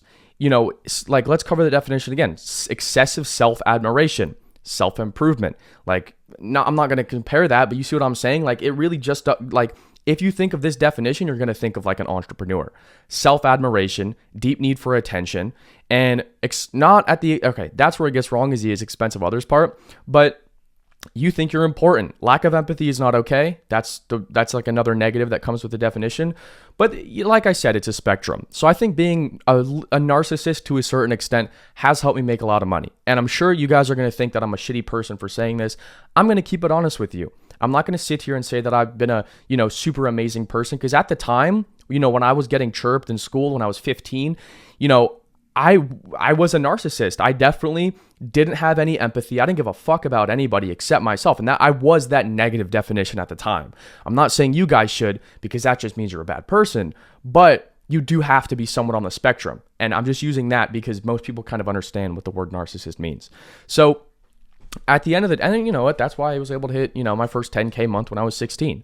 So yeah, next autistic habit I want to talk about is physical materialization and visualization. So this is super weird, but one thing that I've done a lot is I used to go into exotic car dealerships or showrooms. I mean, I live in Los Angeles, so, there's an eclectic amount of them all around the city. And what I've done is I've been able to desensitize myself to luxury things. Even when I was broke, I would go to, there's a place in Beverly Hills that has like crazy cars. Every single week or two, they like switch it out. There's been one of 10 McLarens there. There's always like $50 million in cars just in their main showroom. And in the back, there's like $40 million of like Rolls Royce. So what I typically used to do is, every week or every weekend or like every other weekend, what I would do is I would go to these dealerships and I would not only go there, I would try and sit in these cars. Now, I'm going to tell you guys something. If you have never sat in a $1 million plus car, that shit is crazy. Now, the thing is, the reason why I feel like this has helped me a lot is because money is an energy and money is a frequency, right? And most people who don't have money aren't on the frequency of money. So if money is up here, and let's just say this is, I'm just going to write $0, okay? So this is the brokey energy. At the end of the day, if you go and you sit, right? Like I have kind of I was in Miami and we had infinite supercars. I'm in LA and we've driven, oh my God, the amount of supercars, and I'm not trying to flex here. I don't want to be one of those guys because it's not one of these videos, but I don't care. I really don't care about supercars anymore. Now I have to think about it. Like if I called anybody up that has never done anything similar to that, I'd be like, hey, drive 3 hours. We're going to drive a Lamborghini around for free. Anybody would do that. Anybody on the planet would do that. I would never even go more than 30 minutes because it's just a cost benefit analysis thing, So, which I'm going to talk about in a second. But at the end of the day, you have to get on the frequency of money. So the moment you go and you sit in these cars, right? If you were to drive a McLaren tomorrow, you would not, you would not drift that shit. You would not, rent a car. You would not drift it. You would not drive very fast. You would not risk anything in that car because you're on borrowed property and you're not on the frequency of it yet. For example, I had this house with a bunch of my boys in the Hollywood Hills, and it was like 6 bedrooms. It was super sick, and we rented a Brabus G-Wagon for like 5 days. Now, when I drove that, I almost crashed the fuck out that thing. But it's because I have enough money and I've ridden enough cool cars to where not only can I pay for it if it just gets crashed, I'm also on the frequency of it. There's a video you can check on my Instagram. There's a video of me driving this, hitting a turn, spinning the fuck out, and having to counter steer to save it. Mind you, this is in the Hollywood Hills next to a fucking cliff. So I'm on that frequency. Now, what I used to do is, and sometimes I still do it to this day. Obviously, I'm like a car guy. I like cars, right? I'm sure we all do. But what I used to do is I would go and sit in these crazy cars so I could feel what it feels like. Not only because it helped me visualize, and I have another video on that if you guys want to learn about, subconscious patterning and mindset and visualization and, the energy charts and whatever, like some woo-woo shit. You can go check that out. It's my other video. But I used to go sit in these cars. Not only I used to do that, I would go sit in like Rolls Royces. I would also go to nice stores that clothes I wanted to buy. So my favorite brand is Tom Ford. And I would go to Tom Ford, Loro Piana, Dior, this is that. I'd try on the clothes and all that kind of stuff. And the truth is that it's all just a reps game. So it's all just a reps game. Does that make sense? What you have to do is you have to do it until it feels normal. So the moment that you go, or obviously you just like it kind of, once it feels normal for you, then you're obviously gonna be making the money. But it's kind of getting on the energy, like the frequency of money. Does that make sense? Because a lot of people, if you were to try on like a $5,000 to $7,000 custom Tom Ford tailored black bomber jacket, bro, you'd be like, holy shit. You'd like be super careful taking it off. Blah, blah, blah, blah, blah. Dude, when I go into a fancy store, Most people think that the people working there are better than them simply because they are working at a fancy store. If I go into a nice store, if I'm about to drop $4,000 at Tom Ford, they better fucking greet me with a smile, a handshake, sit me down, bring me a fucking ice cold San Pellegrino or Aquapana, and start bringing me shit. You see what I'm saying? Obviously, you need to have like a good relationship with brands, but at the end of the day, it's like, I don't think these people are better than me just because they work there. And I, am going there to spend money, and I'm on the frequency of it. So it's nothing special. I'm sure you guys have heard of, the POV, blah, blah, blah, supercar is just a random Tuesday for you. It's true. You got to get on that frequency. So I would go into all these stores, and I, obviously at the start, I would feel nervous or out of place. Now, if I walk into Tom Ford or Dior or, some Loro Piana or anything like that, it feels normal to me. And I don't bat an eye. I don't flinch. I just look at what I want. I'm like, can I try this on? Solved. It just feels like clothes. Does that make sense? And you have to do that, because once you do that, you're not putting the money or the materialistic physical things on a pedestal. You're getting on the frequency. Most people think that these things are better than them, or they're not good or not deserving enough. The moment you try on a $10,000 jacket 50 times, by the 50th time, you're going to feel like you deserve it. Does that make sense? It's weird, it's autistic, and that's why it works. So it's just a reps game, and that's something that I've personally, done that has helped me a lot. The next thing I want to talk about is looking at everything through sorry for zooming out too much. Everything through like a business mindset, right? So let me write this down. Where'd it go? Okay, business mindset. So I look at like 90% of things through a business mindset. And that's kind of what I was talking about, right? Everything that and this is going to play into 2 autistic habits, right? So the most autistic thing I do, I would argue, is I look at everything through a business mindset and a business lens. I look at everything through, and this is a term that I use a lot, okay? It's CBA, cost benefit analysis. So every single day, with any action I do, I identify my cost benefit analysis of that action, right? You probably heard it in different terms, ROI tasks, stuff like that. But like revenue generating tasks, whatever. But I look at everything through a business mindset. So no matter what I do, I don't care if it's hanging out, and this is kind of messed up, but if it's like hanging out with somebody, obviously it depends on how much you like them. Like if I don't know the guy that well, do I really want to go and do this and that? Like networking with people as well. Oh, this guy wants to come and do a dinner with me. Is he most likely going to pitch me on something? Is he most likely just going to try and, not saying that like I'm a clouded guy, but I've had people go to dinners like so they can, tag me on their story or whatever. That's just happened twice. I'm not going to say that I'm like a cloud god or anything, but you see what I'm saying? Like, it's all strictly through a cost benefit analysis perspective. So it comes down to time, what I could be doing better with my time, and how I can make money from my time. So I look at everything through a cost benefit analysis, right? Today's a Sunday. I have nothing to do. So I thought, what is the highest leverage thing that I can do is I can record this video for my second channel. Solved, right? Then, okay, let's say I want to hit the gym. Do I want to hit the gym? I hit the gym 5 days this week. If I skip the gym, is it necessarily going to hurt me? No, but let's say if and I can just get more work done, which is going to make me more money. But let's say I skip the gym 3 days in a row. In my personal mind, the cost benefit analysis of skipping the gym an extra day to get more work done, I value that gym day more than I do the money I'm going to make that day. Does that make sense? And this kind of comes down to everything: networking, dinners, trips, hanging out with people. Like obviously if it's your best friend or your girlfriend, it's a completely different story. And you can't be, the guy that's like, oh, there's no ROI of hanging out with you, girl. Like, you see what I'm saying? Obviously don't look at your girlfriend that way, or like your best friends and whatnot. But like, I look at everything through a cost benefit analysis perspective. And that really just plays into my time as well. So the second thing is just really getting unbelievably autistic with my time. I break down every hour of my day to what I'm going to be doing. And big thing for me has just been ordering food, right? Ordering food. So I order food probably 2 to 3 times a day. I never cook. The only thing that I'll ever cook is probably a cup of coffee and a fucking coffee machine. I don't touch the stove. I don't. I think it's a waste of time. I think you can just get food, like better tasting food that you don't have to put time into. And it's like $30. I probably spend $60 a day on ordering food. It's either Chipotle or Sweet Green. Sweet Green is goated. The macros on that are crazy. I'm not going to get into that. But if you know me, if you've ever lived with me, bro, you know I fucking love sweet green. So I can actually drop my sweet green order if you guys want. If you guys genuinely want my sweet green order, comment in or do a comment. I'll give you the entire thing. It's like $33 that I deliver to my house every day.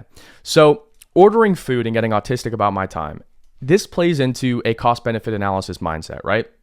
I look at absolutely everything through how is this going to make me more money? Why? Like if you think about this, right? If I could be recording a business, or if I could be recording YouTube videos or Instagram videos, or if I could be sitting down with a team and having team calls, or making a copy or whatever the fuck, right? Higher leverage tasks. It's all leverage. What can I leverage, right? How can I leverage my time and do this and that? Why the fuck on God's green earth would I cook? Why would I go? You see what I'm saying? And this also comes into or Ubering everywhere. So it's like 90%, like, why would you drive places? If I'm traveling, why would I rent a car unless I'm doing like a supercar rally in France or something?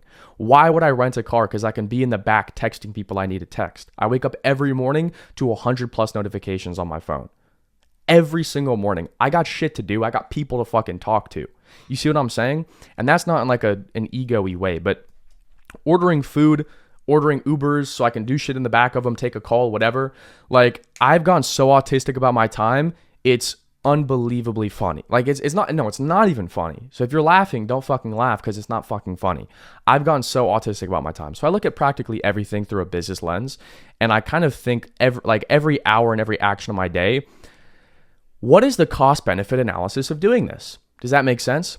So next thing I want to talk about is, what else do I got? I guess I'm chronically online, being chronically online, and then being chalant. So those are the other two notes that I have for this video. So I kind of want to break down chalantness, right? So chalantness, that's the second part. There's a spectrum of chalantness, okay? And how far you are on the spectrum of being chalant comes down to the situation, right? So sometimes you have to be completely nonchalant and sometimes you have to be completely chalant. It really just comes down to the situation. So when I talk about being chalant, it comes down to when I'm talking to people, right? Learning how to articulate yourself properly. I don't think I've said in this video whatsoever. If I have, clip it so I can fix that. But that's a big thing that I've taken out of my vocabulary. And there's different ways to talk. So I've learning how to articulate yourself well. I just said So basically, being chalant, because chalantness is a spectrum, as I said. So you can't be, it really depends on the situation, right? Chalantness plays into taking action. I am the kind of guy that will never fucking wait for anything. Like, if you told me I had to sit down, like, the one thing that pisses me off is time. I hate time. I hate the fact that there's 24 hours in a day. I hate the fact that I have to, if I want to get $1 billion, I have to work 30 years. I'm okay with doing the work. I'm okay with sacrificing fucking everything in my life to get there, but I don't want to wait, dude. That's the thing. I don't care about the work. I don't care about the sacrifice. I don't care about this or that. The one thing that gets to me is like, you got to wait. And I hate that. So you can't, like, if you ask anybody how quick I move fast, dude. Like, if I'm planning a trip, these guys will be like, I need 3 weeks in advance. The fuck are you talking about? You need 3 weeks in advance. You're supposed to be an online, bro. The amount of guys that I've tried to book, like, Europe trips with that are in the online money space that you definitely know, these motherfuckers, I need 2 weeks to plan and blah, blah, blah. Like, bro, you make online money. You should have fucking freedom, no? I book all my shit within 48 hours. I've never booked a trip. The one time I booked a trip in advance was a month out because we had 6 people going. You see what I'm saying? It really comes down to speed and action. I don't fucking wait. I am chalant about this shit. And I'll be quick to check guys on this shit. Like, if you don't text, if I'm like, yo, I'm going to book an Airbnb and flights, let's get on a call. If they don't hop on the call within 24 hours, I book it anyways, and then they can figure it the fuck out. I do not care. I'm so autistic about my time. I can't sit here and wait. It needs to be set in stone and booked. If I want to go to Paris tomorrow, I'll go back to Paris. I just flew in on fucking Friday. I could go back out. All of my shit I booked the day before. And you know what? If I feel like I've deemed, like, same with the cost benefit analysis thing, I left Paris early. I left Cape Town early. I've left so many trips early because I feel like I've gotten what I needed out of them and I want to go back and work. Go back home. Does that make sense? So 90% of, like, I left Switzerland 2 days early. I went to Serbia. I left 5 days early. Twice in London, I left 5 days early. Rome, I left early. Paris, I left 2 days early. If I deem that I've gotten every piece of value, such as experience, seeing things, meeting people, and getting content, I'm out. I'm done. Like, why else would you stay there? Because you've spent the money? Okay, you're giving money the power. So next I want to talk about is being chronically online. So chronically online. So I'm pretty online, dude. I'm not going to say, I'm not going to sit here and like justify doom scrolling, but every single morning after I've meditated, prayed, read the Bible, done a little bit of work, the Zen hits, the coffee hits, bro's got to take a shit. So I'll go to the bathroom and I'll hop on IG Reels or something. And that just I feel like that allows me to stay up to date on things. It allows me to stay up to date on things, what trends are popping, what's working, what's not. And I think a lot of people deem like your phone is the worst thing. The one thing that I've seen about the highest achieving people is they're on their phone 24/7. Here's the crazy thing, right, bro, is with all the poor people that I know, they take the longest to reply, which is crazy. I know if I could text, I have a buddy that does around like $7 million a month revenue, but that's still a couple mil a month profit after tax in my fucking contacts. And he replies the quickest. I could send him a 4-minute voice note. He's going to listen to that on 2x and send me a voice note back. You see what I'm saying? It's just the amount of speed and leverage time that these guys use. Once you talk to like people that make more money, they don't text, bro. They just send voice memos. They don't even call. Voice memo, voice memo, voice memo, voice memo. And that's what it is. So I'm chronically online. When I say chronically online, I mean I'm on my phone. If I showed you guys my screen time, you'd probably shit your pants. Because you see so many self-improvement guru guys sitting here saying you can't be on your phone. Blah, blah, blah. Motherfucker, if you ever meet that a guy that's not retired, that's not on his phone, that actually runs a business and is focused on, hitting KPIs, whatever the fuck, bro, he's on his phone 24/7. My screen time is like 9-10 hours a day. It's fucking bad, but I make money from it. It's not like I'm doom scrolling all day. So like I said, I've realized that the poorer the person is, the longer they take to reply because you're typically doing some low leverage task. I respond to everybody instantly. Ask fucking anybody about that. I reply quick as fuck. The moment I see my phone, like my phone's here. I have 63 notifications. The moment, like from the time of recording this video, I check my phone and I got 63 notifications. I'm on do not disturb. I don't have notifications on, but you see what I'm saying? Like I'm going to reply to these motherfuckers as soon as I'm done. So you got to get chronically online. And I think that just plays into watching YouTube videos, seeing what works, seeing what the market wants. Not only doing that, talking to other people, I would say people in your space or your industry, whatever industry that may be, you're going to get a frame of reference because oftentimes you do have, if what you're doing is online, you can't be completely dissected from the market and expect to make money. Does that make sense? Like I do, I make some content and I also have a business and both of those things are online. So at the end of the day, I do have to be online, not only stay up to date, see what's working, see what's not working, and just get inspiration. Like, how do you think I make these videos? Or how do you think, first off, I actually started these. Oh, sorry, I hit my mic. I actually started these kinds of videos.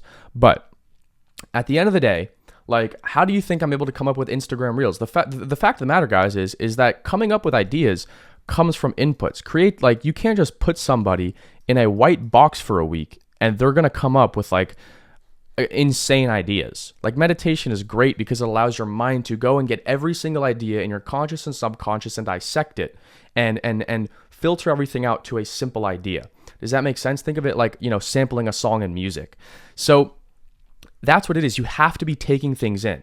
Your brain should be a swirling soup boiling hot pot of knowledge and inputs from books, people you talk to, advice from a mentor or a coach, videos, educational videos such as this one. Does that make sense? You should be autistic about it. You should be getting new inputs every single day. If you're not going to sleep with a couple things that you learned or a new perspective on something, then you did something wrong that day. And that's the biggest thing that I've realized. The thing is, the reason I'm able to keep making money and scaling higher and, growing followers or doing videos like this, it's just by getting ideas, getting content, getting inputs in my mind, and then putting that into my own articulated message. Does that make sense? So that's kind of the sum. That is a way longer video than I expected it to be. I thought this video was going to be 10 minutes to be quite frank. But be nonchalant. I hope you guys enjoyed the video. Be autistic. Take care. Love you guys. If you want to work one-on-one with me, check the first link in the description or not. I don't care. Peace. Holy shit. You actually watched the whole thing. I know exactly what kind of person you are. I'm not going to sugarcoat it or take you down some complicated sales funnel. I have a program and I'm honest about it. And the reason I'm honest is because we offer the one thing that nobody else in the industry can ever offer, and that's a guarantee. Now, the reason we're able to offer this is because we know we have a bulletproof system that we've built out, and nobody else offers it because they know what they're teaching doesn't work. We're able to offer full money back guarantees if you don't make money. Look, if you're interested in working one-on-one with me, click the first link in the description or go to organicoverdrive.io. Watch the video at the top as I cover everything from the details inside of the program to the guarantee, our no questions asked refund policy. If you don't make money, we give you your money back. Once you're finished, you can click the button below that and apply for completely free. No complicated sign up, no email collecting, no phone number collecting. Just apply down below, hop on a call with either me or my business partner, and we'll see if you're a good fit. Anyways, I could tell you're hungry. I respect that, and I hope this course was valuable. Drop a subscribe, because I drop a lot of invaluable videos on this channel every week. Check out my main YouTube channel as well, and also follow my Instagram if you want to keep up to date with my personal life. But anyways though, take care, stay blessed.